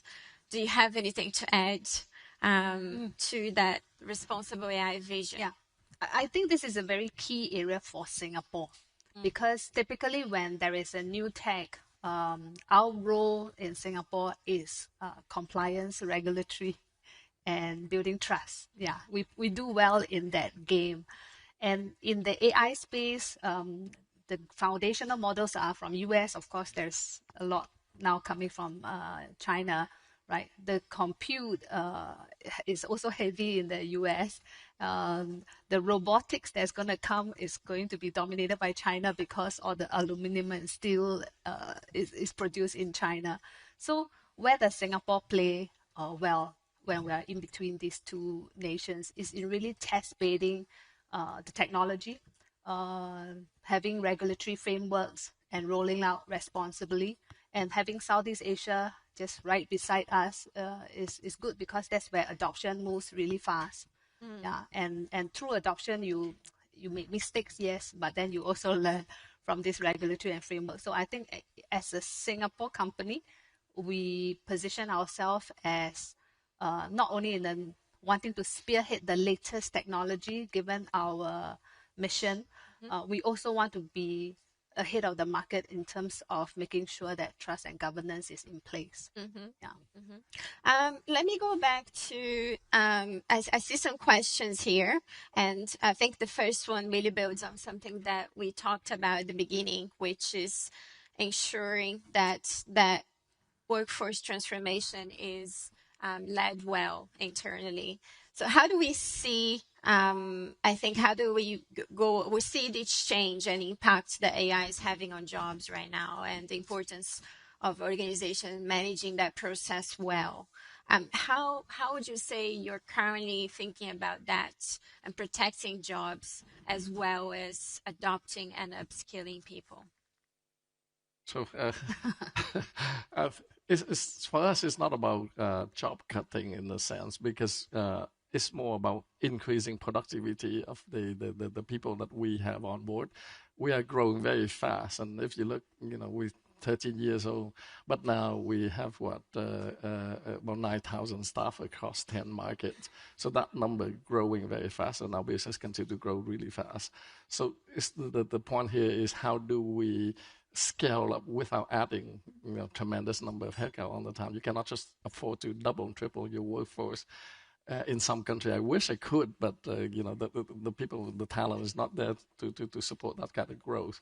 So having AI is very important for us. Is how do we increase our productivity both at the frontline distributor and the back office in a way. That's number one. Second thing is about getting our people to do more complex work. So in Thailand, when we talk about 66%, 2/3 of our calls now handled by AI agent. And they actually can handle very complex case, but we still have 2/3 of the case where there's a lot more hand-holding, a lot more empathy needed, and the human call operator would take care of that. That sort of changing of job nature happen quite a bit. And your example of claims is a good example, right? There's no point having one person doing 400 cases and mess up, whereas you focus your staff on much more high value added and much more complex situation where a lot of analytics is involved, and take away the mundane tasks from the people. So for now, for us, it's not a question of how to cut job, but much more about how to equip our workforce for better. Yes. I wonder if you have anything to add, Bing Ru, because of course, being in Singapore, we know the government here has been managing that process very well for a very long time and has a lot of programs of upskilling and Yes, yes. We are a big employer in Singapore. We have 27,000 staff globally, and vast majority, about 17,000, are all in Singapore. We are very short of engineers. So ST Engineering is a technology and an engineering company. And we see our business having a lot of synergy, increasingly more and more synergy between the tech and the engineering piece, especially when robotics comes into picture. That's really when you need the tech and the engineering together. So we definitely are still hiring. And if in Singapore, we are lack of engineers because there was a period of time nobody wants to study engineering. So if you have a kid that's in university, study engineering, and ST Engineering is the company to join. Okay, we have 1 minute left here, so let's just think about wrapping this up. But I wanted to give you a few seconds for any key takeaways. I think if you were to summarize this in a few seconds of what AI represents into the future of the organization, what would you say? Maybe I go first. So if I have to say something, I would say number one is what you think is cutting edge today going to be obsolete by tomorrow. So just be ready to keep moving and keep changing. I think that's the first thing. The second thing is I think you touched on quite a lot, which is how do you bring the tech and the cultural change together, hands in hands. One without the other one doesn't work. So that's the second thing. And the third thing for me is like we're very passionate about it. In the end, just make sure you keep your customer at the center of everything you do. So AI, neat tech is fun to look at and so on and so forth. But if it doesn't change how the customer experience in your business, is not worth it. So keep the customer at the center of everything you do. I think that would be my summary. I would say that we are in a very unique phase of emerging tech whereby there is a lot of excitement before the technology is all ready. And this is a unique situation compared to the past whereby you are either following along or you are trying to encourage people to move along. And because of the unique situation we are in, my advice would be slow down with the risks in mind. Yeah, and usually I don't give that advice because I'm a passionate person about tech. So you throw away and put the cybersecurity kind of high side. But this is the time cybersecurity needs to be ahead of the tech. Yeah. Yes. Yeah. We almost need a whole another panel just to talk about cybersecurity. But today, thank you very much. I've really enjoyed our conversation. And thank you, everyone, for listening. Thank you. Thank you. Thank you so much. Thank you.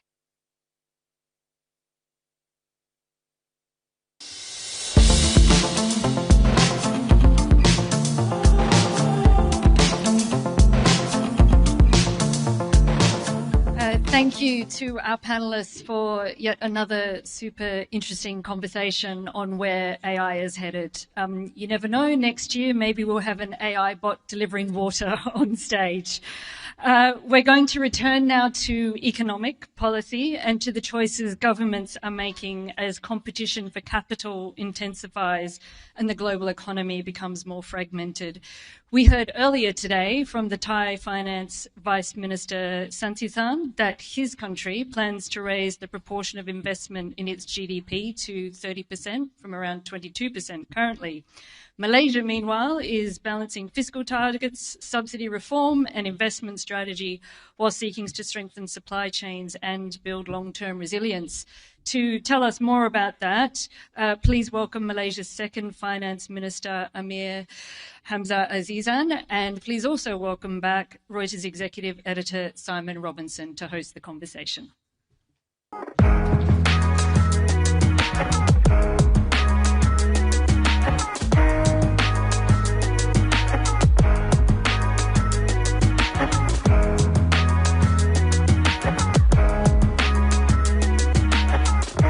Good afternoon again. Minister, welcome. So let's jump straight into energy questions related to the conflict in Iran. Malaysia, in fact, has weathered the kind of energy storm, as it were, better than most in the region, and the economy is doing pretty well. Inflation seems to be mostly under constraint. Is that sustainable, do you think, given that the energy prices are going up and down? You must check the price of oil pretty much, a few times a day. It's been an interesting world, right? We've all lived through very turbulent periods and so on. But the key for us is fundamentally how do you build resilience in the economy? And in essence, if you look from a Malaysian perspective, in one instance, we've been lucky because God gave us some more reserves on the ground, whether it's oil or gas. But the other part is how you manage the system to build your resiliency along this way. So I think this crisis has challenged most nations to test their capacity to be resilient and to manage through. And the ability of the whole government and corporates to work together hand in hand begins to actually make sure your system is robust. And in Malaysia, I think we've been able to prove that because fundamentally we've had no supply disruptions in the country. At the same time, we've been also doing a lot of reform to make sure that the position that we're building is sustainable in the long term. Well, the resilience that you talk about comes at quite a high cost, right? Literally in terms of dollars. Malaysia's fuel subsidy bill is approaching $10 billion a year. You said last month that could mean the country will not meet its fiscal deficit targets for this year. And the target, which is 3.5%, how far off that are you? What's the miss going to look like? I think it's important to understand and look at things not in a point level. You need to look in the scale of reform that's happened. So Malaysia has been in a journey to make sure that fiscal reform has been at the tenet of what we've done. If I go back to 2021, fiscal deficit was 6.4%, and last year we managed to take it down to 3.7%. This was because what we wanted to do is to make sure when we reform, we bake it into government policy, we bake it into the law that we actually have, and we bind the system to make it happen. So the world is volatile, and there will be periods that the whole system will be tested. But the key is to ensure that the policies and reform that you do sustain through the vagrancies that happen. So yes, this year will be a bit challenging, but I am a lot more grateful that we did the reform 2.5 years ago when we started to do subsidy rationalization, because my bill today is a lot more manageable than it would have been when we were in the era of blanket subsidies in the system. And the key was, even though we did difficult reform, we were able to execute it with high level of acceptance in the society, and we didn't have pushback on that changes. So plus or minus, yes, global oil prices, we cannot control what the price is, but we can mitigate it so that the effects are managed through in the economy in a better form. So I think that's what we take away from this. And we never waste a good crisis. So even in the difficult part of this crisis, you'll see that Malaysia doesn't pull back. Yeah, when we did last week, we started the completion of our reform agenda for diesel subsidy, and we made sure that it's fully rolled out throughout the whole country. Nobody's excluded from it.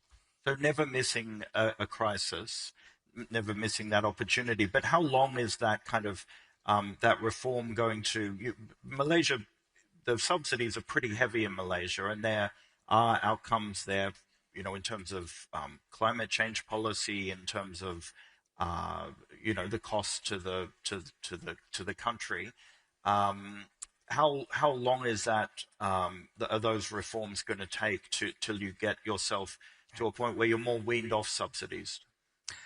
I think the important act that all governments have to do is to balance. Yeah, we want the economy to grow, but at the same time, in chasing the growth, you need to make sure that the consequences of what we do doesn't affect widely across society.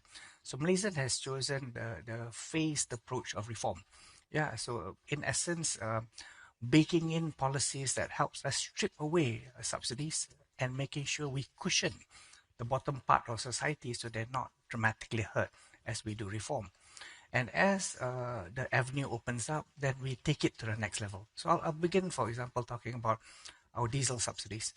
The whole objective of our diesel subsidy reform was to make sure that the targeted groups were actually given some subsidy, and this includes subsidies in terms of whether it's a cash transfer or whether it's subsidies to the segments that provide basic support to moving logistic needs for basic items in the country, or public services along the way.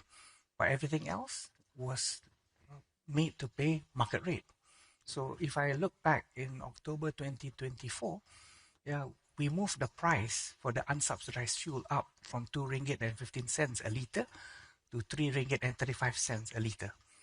But I didn't have riots in the street, because when we did the reform, we looked at the groups that were being affected and who do we need to protect. And we comms it in a better form so that the rest of the groups understood why we had to do this change. Do you think the situation in Iran, though, and the subsequent oil crisis, energy crisis, do you think that's created more conversation in Malaysia around an energy transition to non-fossil fuels? I think it's a logical conversation, but we must remember that Malaysia committed to becoming net zero by 2050. And this was done years ago. And last year we stepped up that commitment so that we said by 2050 as opposed to as soon as 2050. Small change of word, but huge impact to the commitment of the country. And we're still executing that agenda. The most visible changes that we'll do is what do we power our grid with? And the commitment not to use coal along the way, and the phasing out of coal within the system. Creating a grid that is resilient when we incorporate in a lot more renewables to make sure that supply reliability comes in a manner. Expanding the sources of renewables that comes in, and looking at cross-border support mechanisms, right? Whether we take it from Vietnam, Laos, Thailand, and we create a connected grid within Asia, because the more the Asian grids connect, the more we remove redundancies within the system. So net-net is a win-in for everybody along the way. But as we do that better, then we can green the grid in a manner. And the reality is the consumers are also asking for greener things, because I think consciousness about playing a part to preserve the world is also an important thing. And making sure that element can be ascribed to exports and so on that supports Malaysia's competitiveness. I want to ask about energy security, which obviously until that transition is complete is pretty important. Your Prime Minister, Anwar Ibrahim, said last month that Russia's Vladimir Putin had assured Malaysia on a long-term oil and gas deal. Has a commercial agreement been signed yet? And can you share with us any of the details of that? Malaysia looks at diversified sources of energy. And effectively, if you look from a gas position, we're secure. 80% of all domestic gas is actually obtained internal to the country. The rest because Petronas has been very successful becoming a material gas player globally. So we get imported in within the system.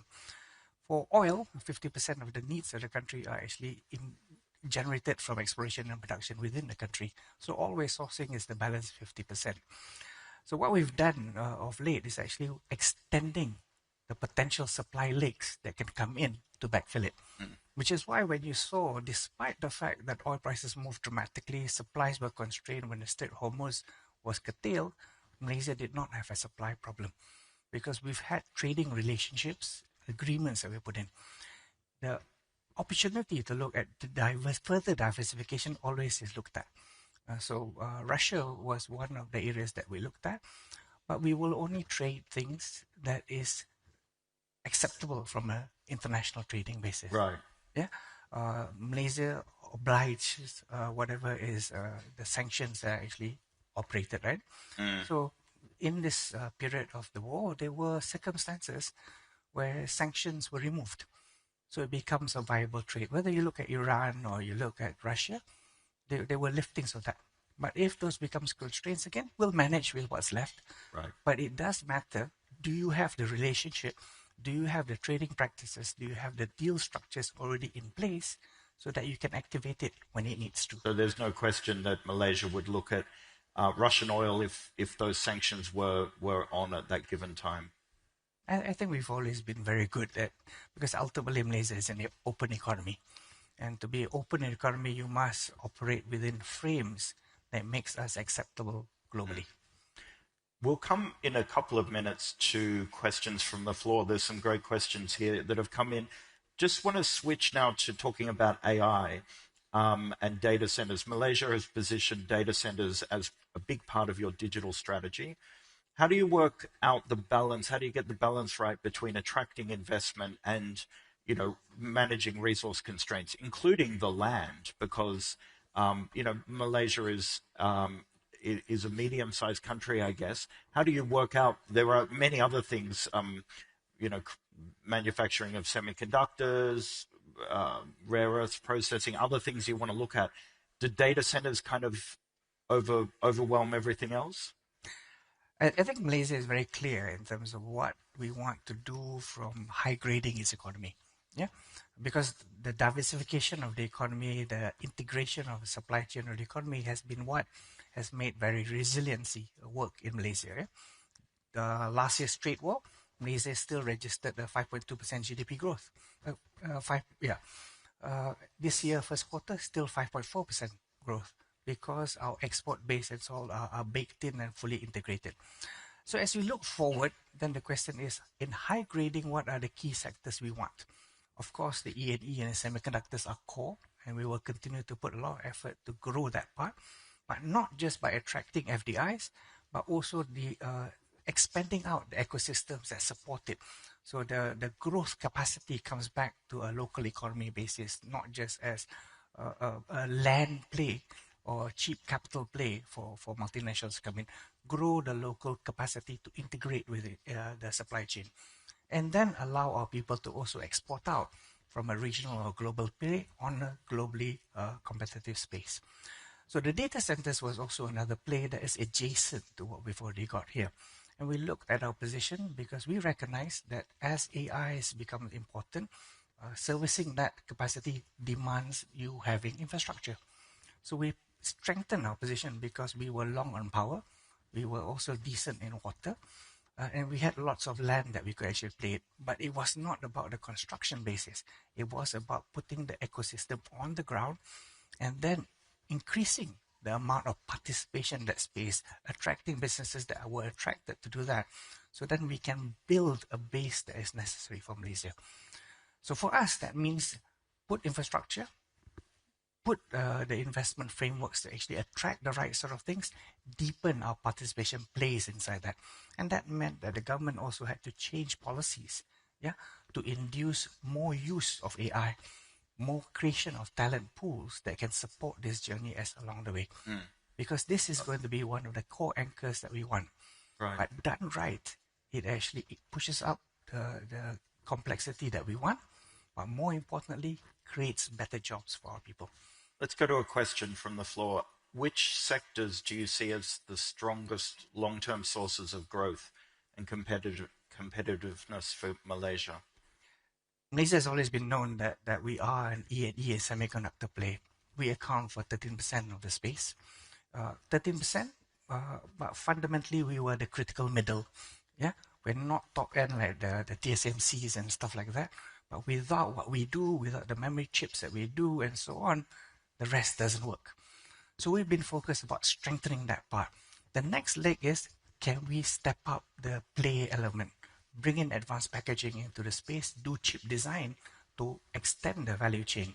Bring that capability there because the base ground is already good. Talent is already there.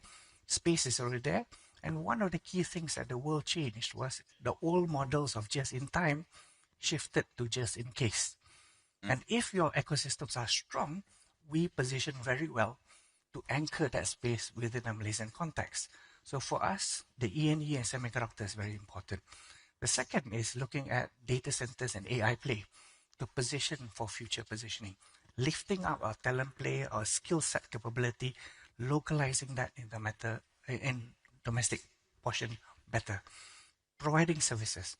And interestingly, it didn't take us very long to become material. 2 years ago, my services balance was negative. It's been negative for a long time. But after the data centers come in, the export services coming out, the last 2 quarters of last year, my services balance went positive. because it's beginning to transition into things that fundamentally affect the economy and strengthen the economy and creating jobs and further opportunities forward. But we're not ignoring what has been things that got Malaysia where it was. Oil and gas continues to be an important play for us, deepening, widening that, and also expanding plays. That's why Petronas is all over the world, growing and making sure, because from the relationship, from the positions that we have there, we secure our bases also back home. To wrap up, I'd like to look at another measure of how economically healthy Malaysia is, which is FDI. Last year, FDI reached around $16 billion, I think. How much will it be this year? I think you look at FDI in two forms, right?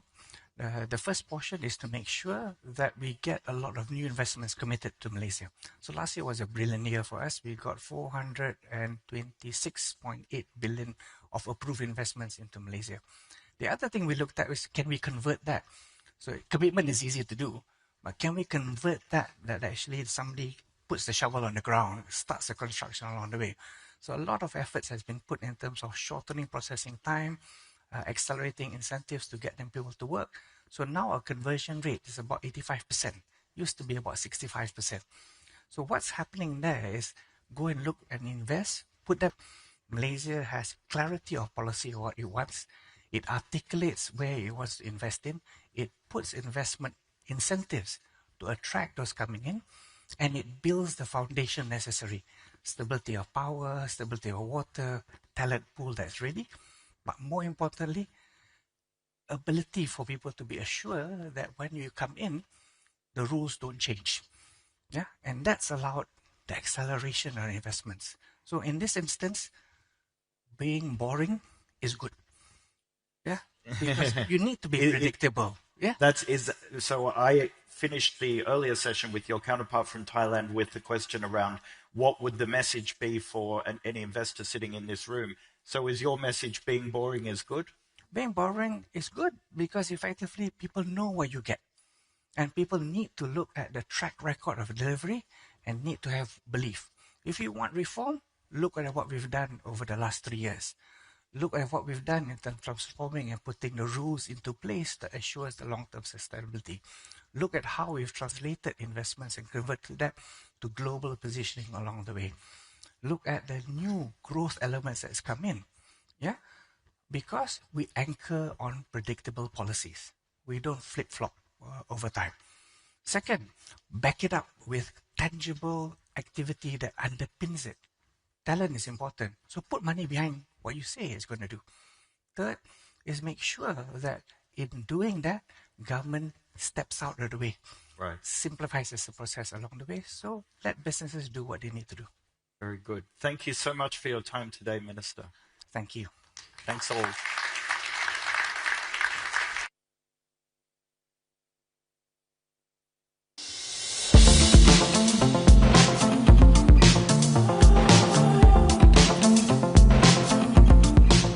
Thank you, Minister. Thank you, Simon. I think never waste a good crisis, and being boring is good. Probably both fairly good advice for life.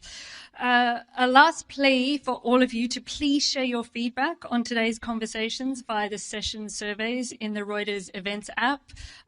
Your feedback is really important to us. It does help us build a stronger event from year to year. We're now going to head into our final session with a conversation on where many of today's discussions have converged: capital allocation, confidence, and long-term investment. Sovereign wealth funds decisions can signal where risk has been priced, where opportunity looks durable, and where conviction is building. To discuss what these choices reveal about the next phase of growth in Asia and beyond, please welcome Reuters Breaking Views Associate Editor Robin Mack to introduce her panelists from Danantara and Chinggis Khan.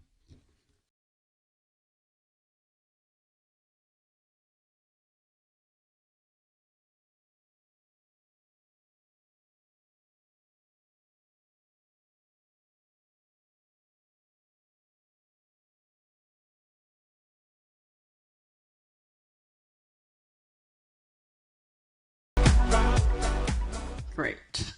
So welcome everyone. Last panel of the day. Well done for sticking it out for so long. I hope everyone has found the conversations today to be insightful and fruitful. I think it's safe to say the one big recurring theme throughout is uncertainty. So overnight, we had the US-Iran ceasefire completely collapse. We've heard a lot about US-China rivalry and geopolitical tensions, and a lot on the AI boom and anxiety. So building a sovereign wealth fund in this environment is a particularly daunting challenge, which is why I'm really excited to introduce the two panelists today, because they are two remarkable leaders doing precisely just that. So welcome Ronnie and welcome Temulen. I guess, my first question, to kick off is quite broad. So Danatara was started just last year, and the Chinggis Khan Sovereign Wealth Fund literally just months ago. What has been that process been like amid all this uncertainty, and what is the one thing that has surprised you the most? So being the older one, I would like to answer that question first probably. If Minister Amir said that boring is good, well, the last year that we were incepted, it was far away from boring. So it's been a very exciting year. It's just 1 year, but for some of us who started at the very beginning of the establishment of Danantara, it feels like many, many years, because we are doing a lot of things almost simultaneously. So it feels like building a plane while we're flying it. Because setting up a sovereign fund is not like setting up an investment firm. So we have to build the institution, and then we have to build the governance, and then the philosophy and the culture that come with it. So, and all of that, cannot be done in sequence, because there is also a certain level of urgency. And I call it an urgency because, another quote for today, never waste a crisis. It's not like we were in a crisis last year, but Indonesia is on the hinge of a new economic era. With the support of the current administration, we have a very good support in terms of the political buy-in into the setup of the Danantara, and the government is very committed to unlock the value from the sovereign assets. So a lot of things are being built at the same time, but but everything is intertwined. You cannot hire people if you don't have the good governance. You cannot invest if you don't have a risk management framework. So a lot of things have to be built at the same time, but not compromising quality. So the second part of your question about the challenge or the hurdle to overcome, that's the term that I learned today, is to balance the speed with the quality, because governance and the strength of the foundation is very important for us to be sustainable in the long term. Being fast can become a hurdle, can become a problem later on the journey. So yeah, it's been a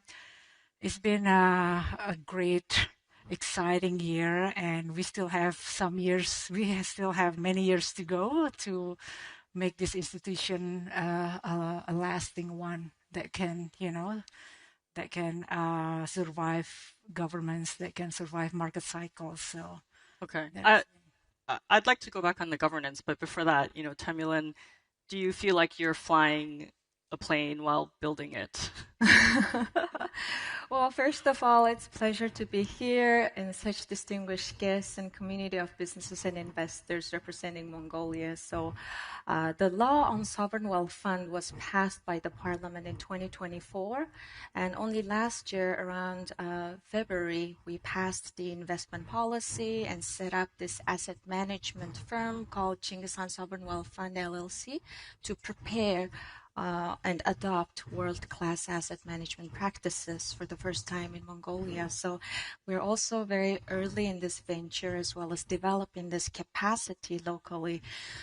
So back to your questions, as Rani was sharing about her experience, her organization's experiences, it feels very familiar. We're going through exact same experiences and exercise. And when people approach sovereign wealth funds, the key question is always around, what's your target investment return rate?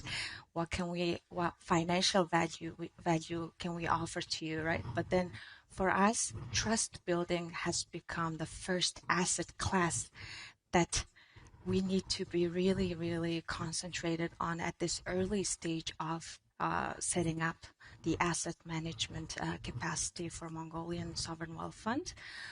Challenges on top of what Rani has shared, obviously, how do you build a resilient institution that is able to, rule-based, resilient institution that is able to withstand political cycles and other macro pressures, both from overseas factors as well as local factors, and especially given in this uncertain times and periods with geopolitical tectonic shifts around, right?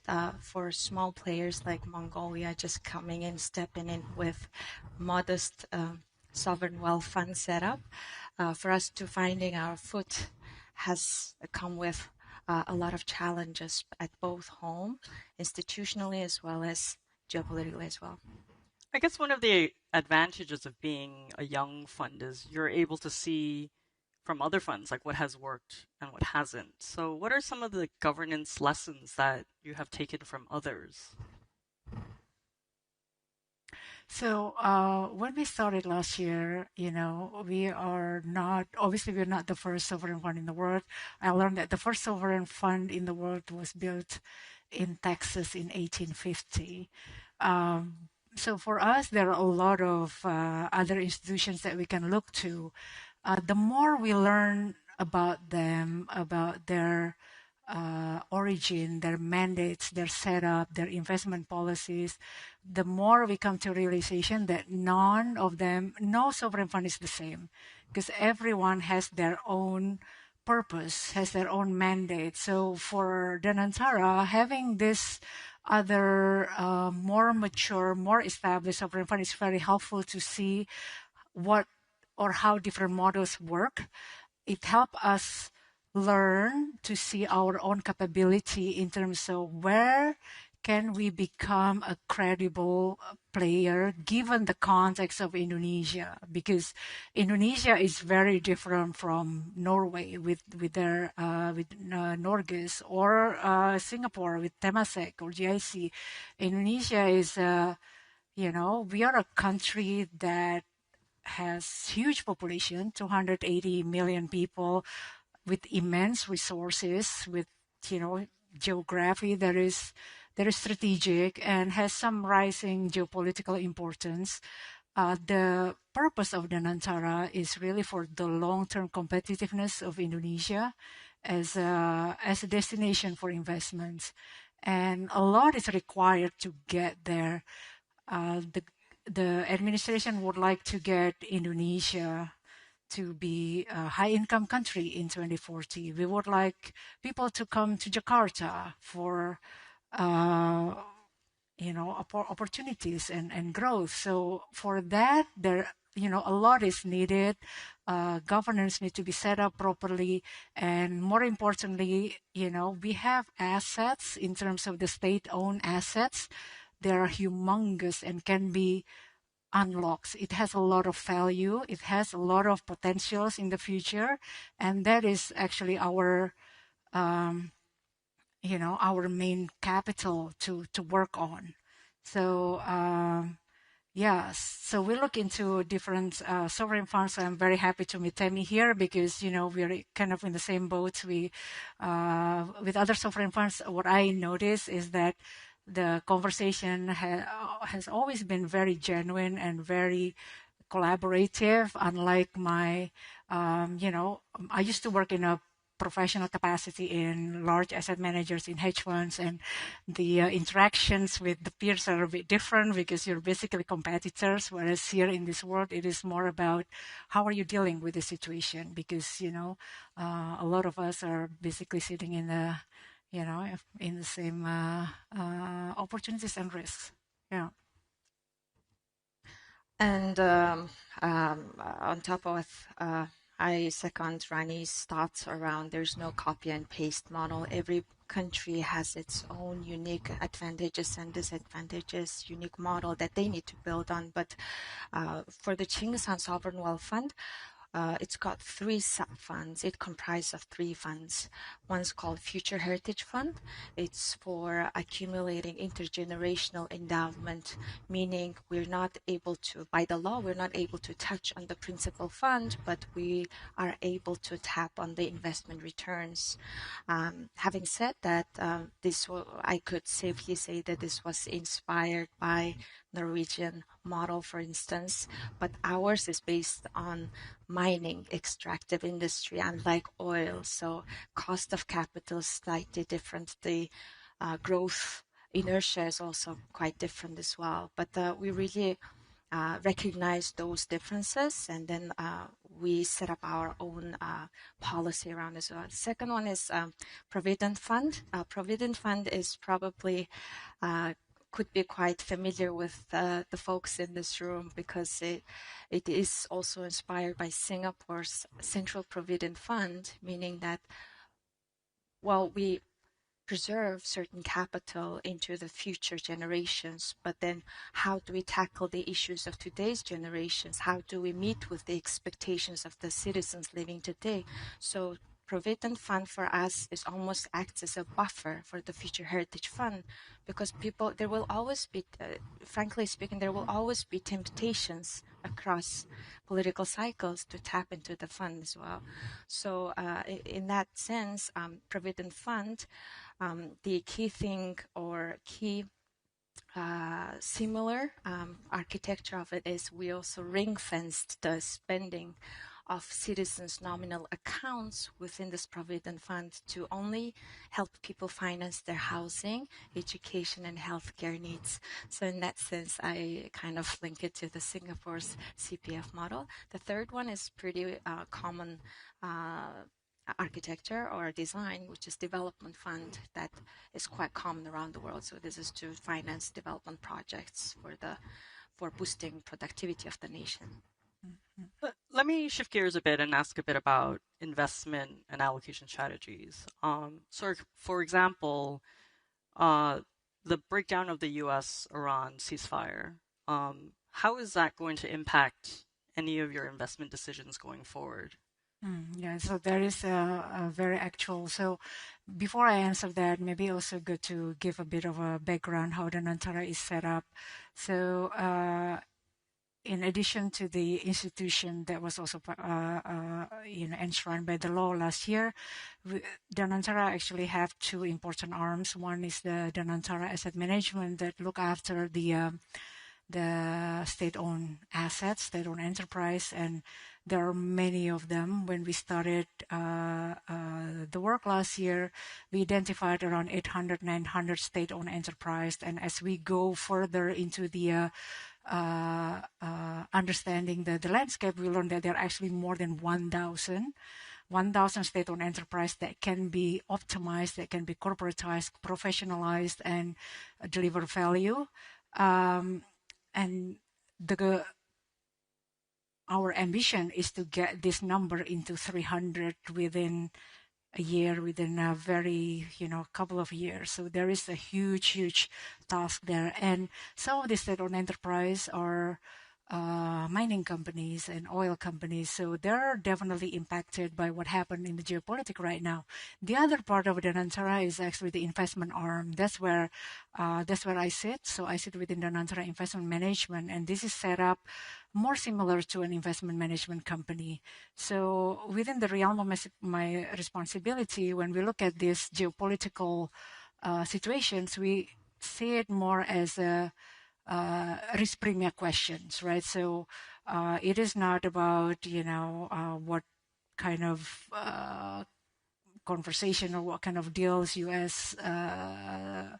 did with Iran, but it's more about how is it going to affect inflation expectations, how is it going to affect the shipping route and the energy prices, and how is that going to translate in terms of what risk and opportunities out there. So those are areas that we pay attention to purely from how we can see whether some of these events are how much can they be priced into the investment opportunities. Do these investment opportunities, can you share a bit about, I guess, just in terms of the geographic allocations of your fund? Are you looking more in the US? Are you looking into China? Domestic equities? Yeah, so the great thing about Danantara at the moment is that we just started, and our capital comes from the dividend from the state-owned enterprise, also from the external funding that we got just a few weeks ago. Danantara issued bonds, so our capital is funded through different channels, and because of this, right now we just have a huge pile of cash, if you want. So in terms of, how are we going tactically move into different geography, that is not so much our question right now, because we are still trying to get a broader exposure across geography. Obviously, we are, as an Indonesian sovereign fund, we look into local assets as well, because that's where we have the advantage. We are closer to them. We know what's happening. It's easier for us to access, but we look at assets across the globe. Let me ask one more follow-up question. You mentioned local assets, and obviously the big story with Indonesian equities is MSCI is reviewing its decision to downgrade Indonesia's emerging market status in November. So what is the role of Danatara? Are you involved in these discussions? How are you thinking about this? And if it does happen, is Danatara going to step in and be a buyer of last resort, for example, and try to fill sort of foreign investors leaving, for example? Yeah, so the event with MSCI earlier this year was quite, what makes the first year at Danantara not boring. So, as the investment management firm of Danantara, we look at the situation from the investor perspective, and MSCI decision is MSCI decision. They have their own methodology, and they are independent in that. We're not meddling in the conversation. We are part of the, market players. They are being consulted by MSCI, but we are not the only one. There are other players out there that MSCI consulted with. So for us, although that move created havoc in the Indonesian stock markets, I personally see it as a great time to push for reform, because like other investors, foreign investors, I also want to see a capital markets that is liquid, that is transparent, with strong governance. So if this has to be triggered by potential review or downgrade by an agent like MSCI, it's great, because this will push the reform faster. As we've seen, the stock exchange have made some plans, and they have been executing the plans. Obviously, this is not something that can be done in a couple of months. This requires consistency, and I think that's also what we want to see as an investor, that there is consistency in executing the plan to reform for improvements, because credibility is built through this seemingly small steps, but consistent through time. So us as an investor, we look at Indonesian companies from their fundamental value. A lot of them now are being undervalued because of this broad sentiment about Indonesia, but we are a long-term investor. So we look at values and we take it when we can. But one thing that Danantara is not, is we are not a bailout vehicle. So our incentive is to make the capital market stronger and deeper, not just to provide some short-term injection that is not going to be helpful in the long term. So, Tamilan, tell us a bit more about Mongolia. I know there's quite a lot going on with data center build-outs and a lot of investment in green energy. What is the role of the fund in this, and sort of how do you see the different opportunities in AI and the transition to green energy? So, like I mentioned, we're building up institutions set up to manage 3 funds with 3 distinct mandates, right?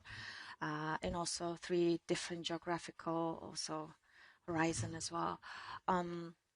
So I would say that for the part of the fund has been very much helpful in terms of upgrading our sovereign credit profile, for example. So I'd like to share here that Mongolia, so we talked about uncertainty, we talked about what has happened in the past few years, and despite all this we are experiencing, Mongolia's economy has doubled in the past 5 years since 2020, post-COVID or during COVID times, despite all of the shocks that we were also exposed to. And for us, we're also exposed to commodity shocks as well. So that also adds additional pressure. So for us, partially, we're assisting the country to also help ease up the pressure on the foreign currency reserve so that we are able to, withstand those shocks and so on and so forth. But of course, there's the broader government initiative and programs for improving its fiscal discipline, and various factors are involved to keep this growth momentum. So double the digit in 5 years. Last year, the economy showed about 7% growth, 6.9%. And this quarter, or last quarter, first quarter 2026, despite the projections of 5%, we delivered about 7.9% growth as an economy. So what is the fund's role in it?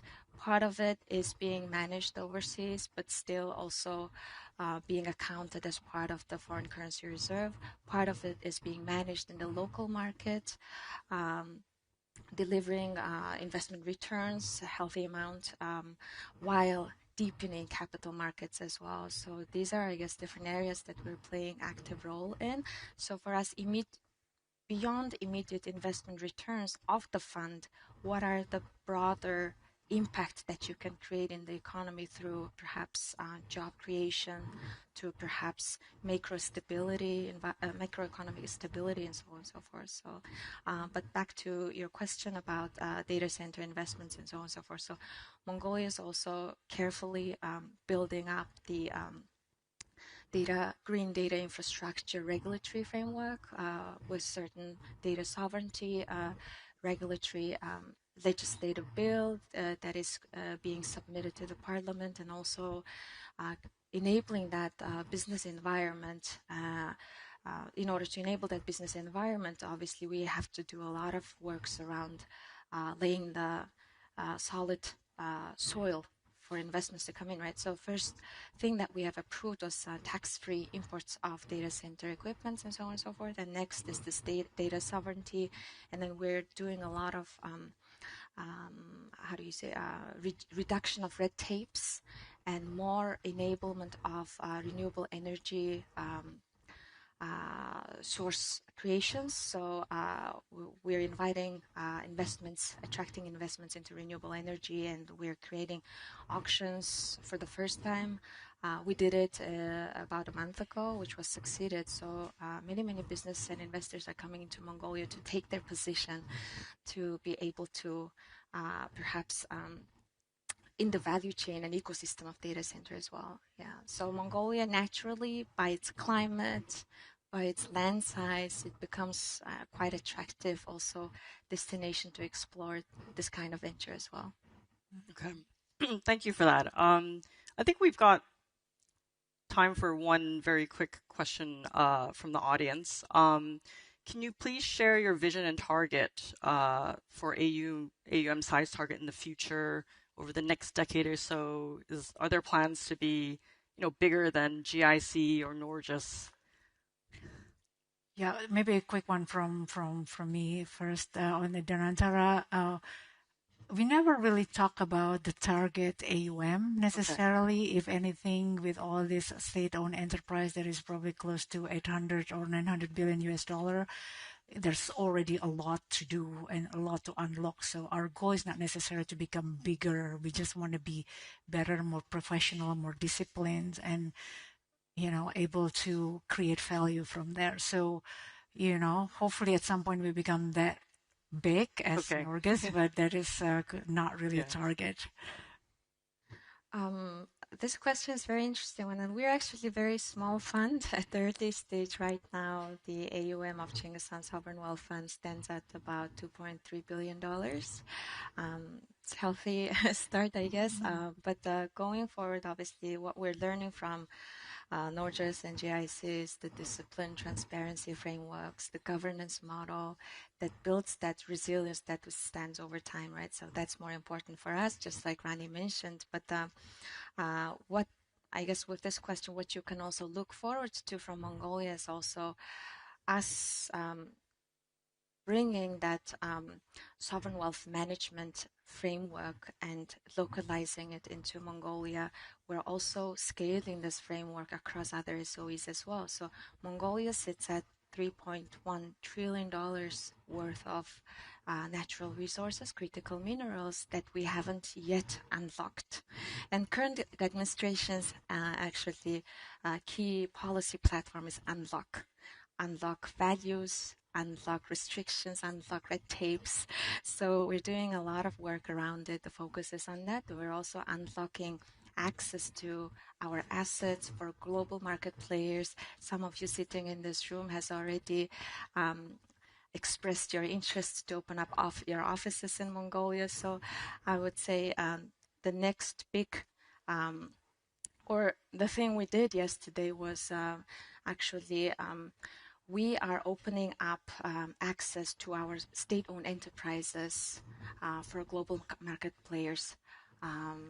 So mining and non-mining, yes. And within this, we're actually opening up a call for expressions for global asset managers to come in, help us unlock these values of our state-owned enterprise, be it mining or non-mining. So we have some great opportunities in Mongolia that you could definitely explore, and we'll be happy to become partner in this journey as well. Great. That's all the time we have today. So thank you for your frank and thoughtful answers, and thank you, everyone. Thank you. Thank you for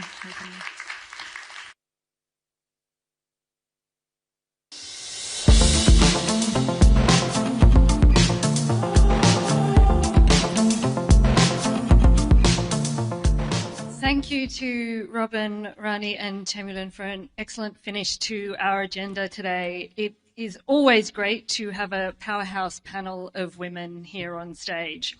And thank you to all our speakers, moderators, sponsors, partners, and delegates at Reuters NEXT Asia 2026.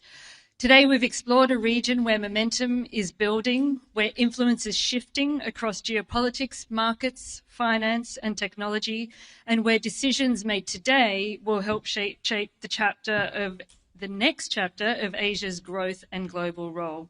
We've examined supply chains being redrawn, capital being redeployed, technologies moving from experimentation to scale, and governments and businesses adapting to a more fragmented, competitive, and fast-changing environment. Here in Singapore, where finance, innovation, and diplomacy converge, we've brought together the voices helping define what comes next. And powered by Reuters Global Newsroom, we've sought to connect the signals, interpret the change, and provide a clearer picture of where influence is building, how it is moving, and what it means for the world ahead. On that note, we invite those of you here in Singapore to join us for the evening reception in the lobby. And we invite all of you, including the more than 6 million viewers who joined us on the live stream today, to join us on the next leg of our next journey, live from Abu Dhabi on October 21 and from New York on December 1 and 2. For now, thank you for being part of Reuters Next Asia. Have a great evening, and we look forward to continuing the global conversation.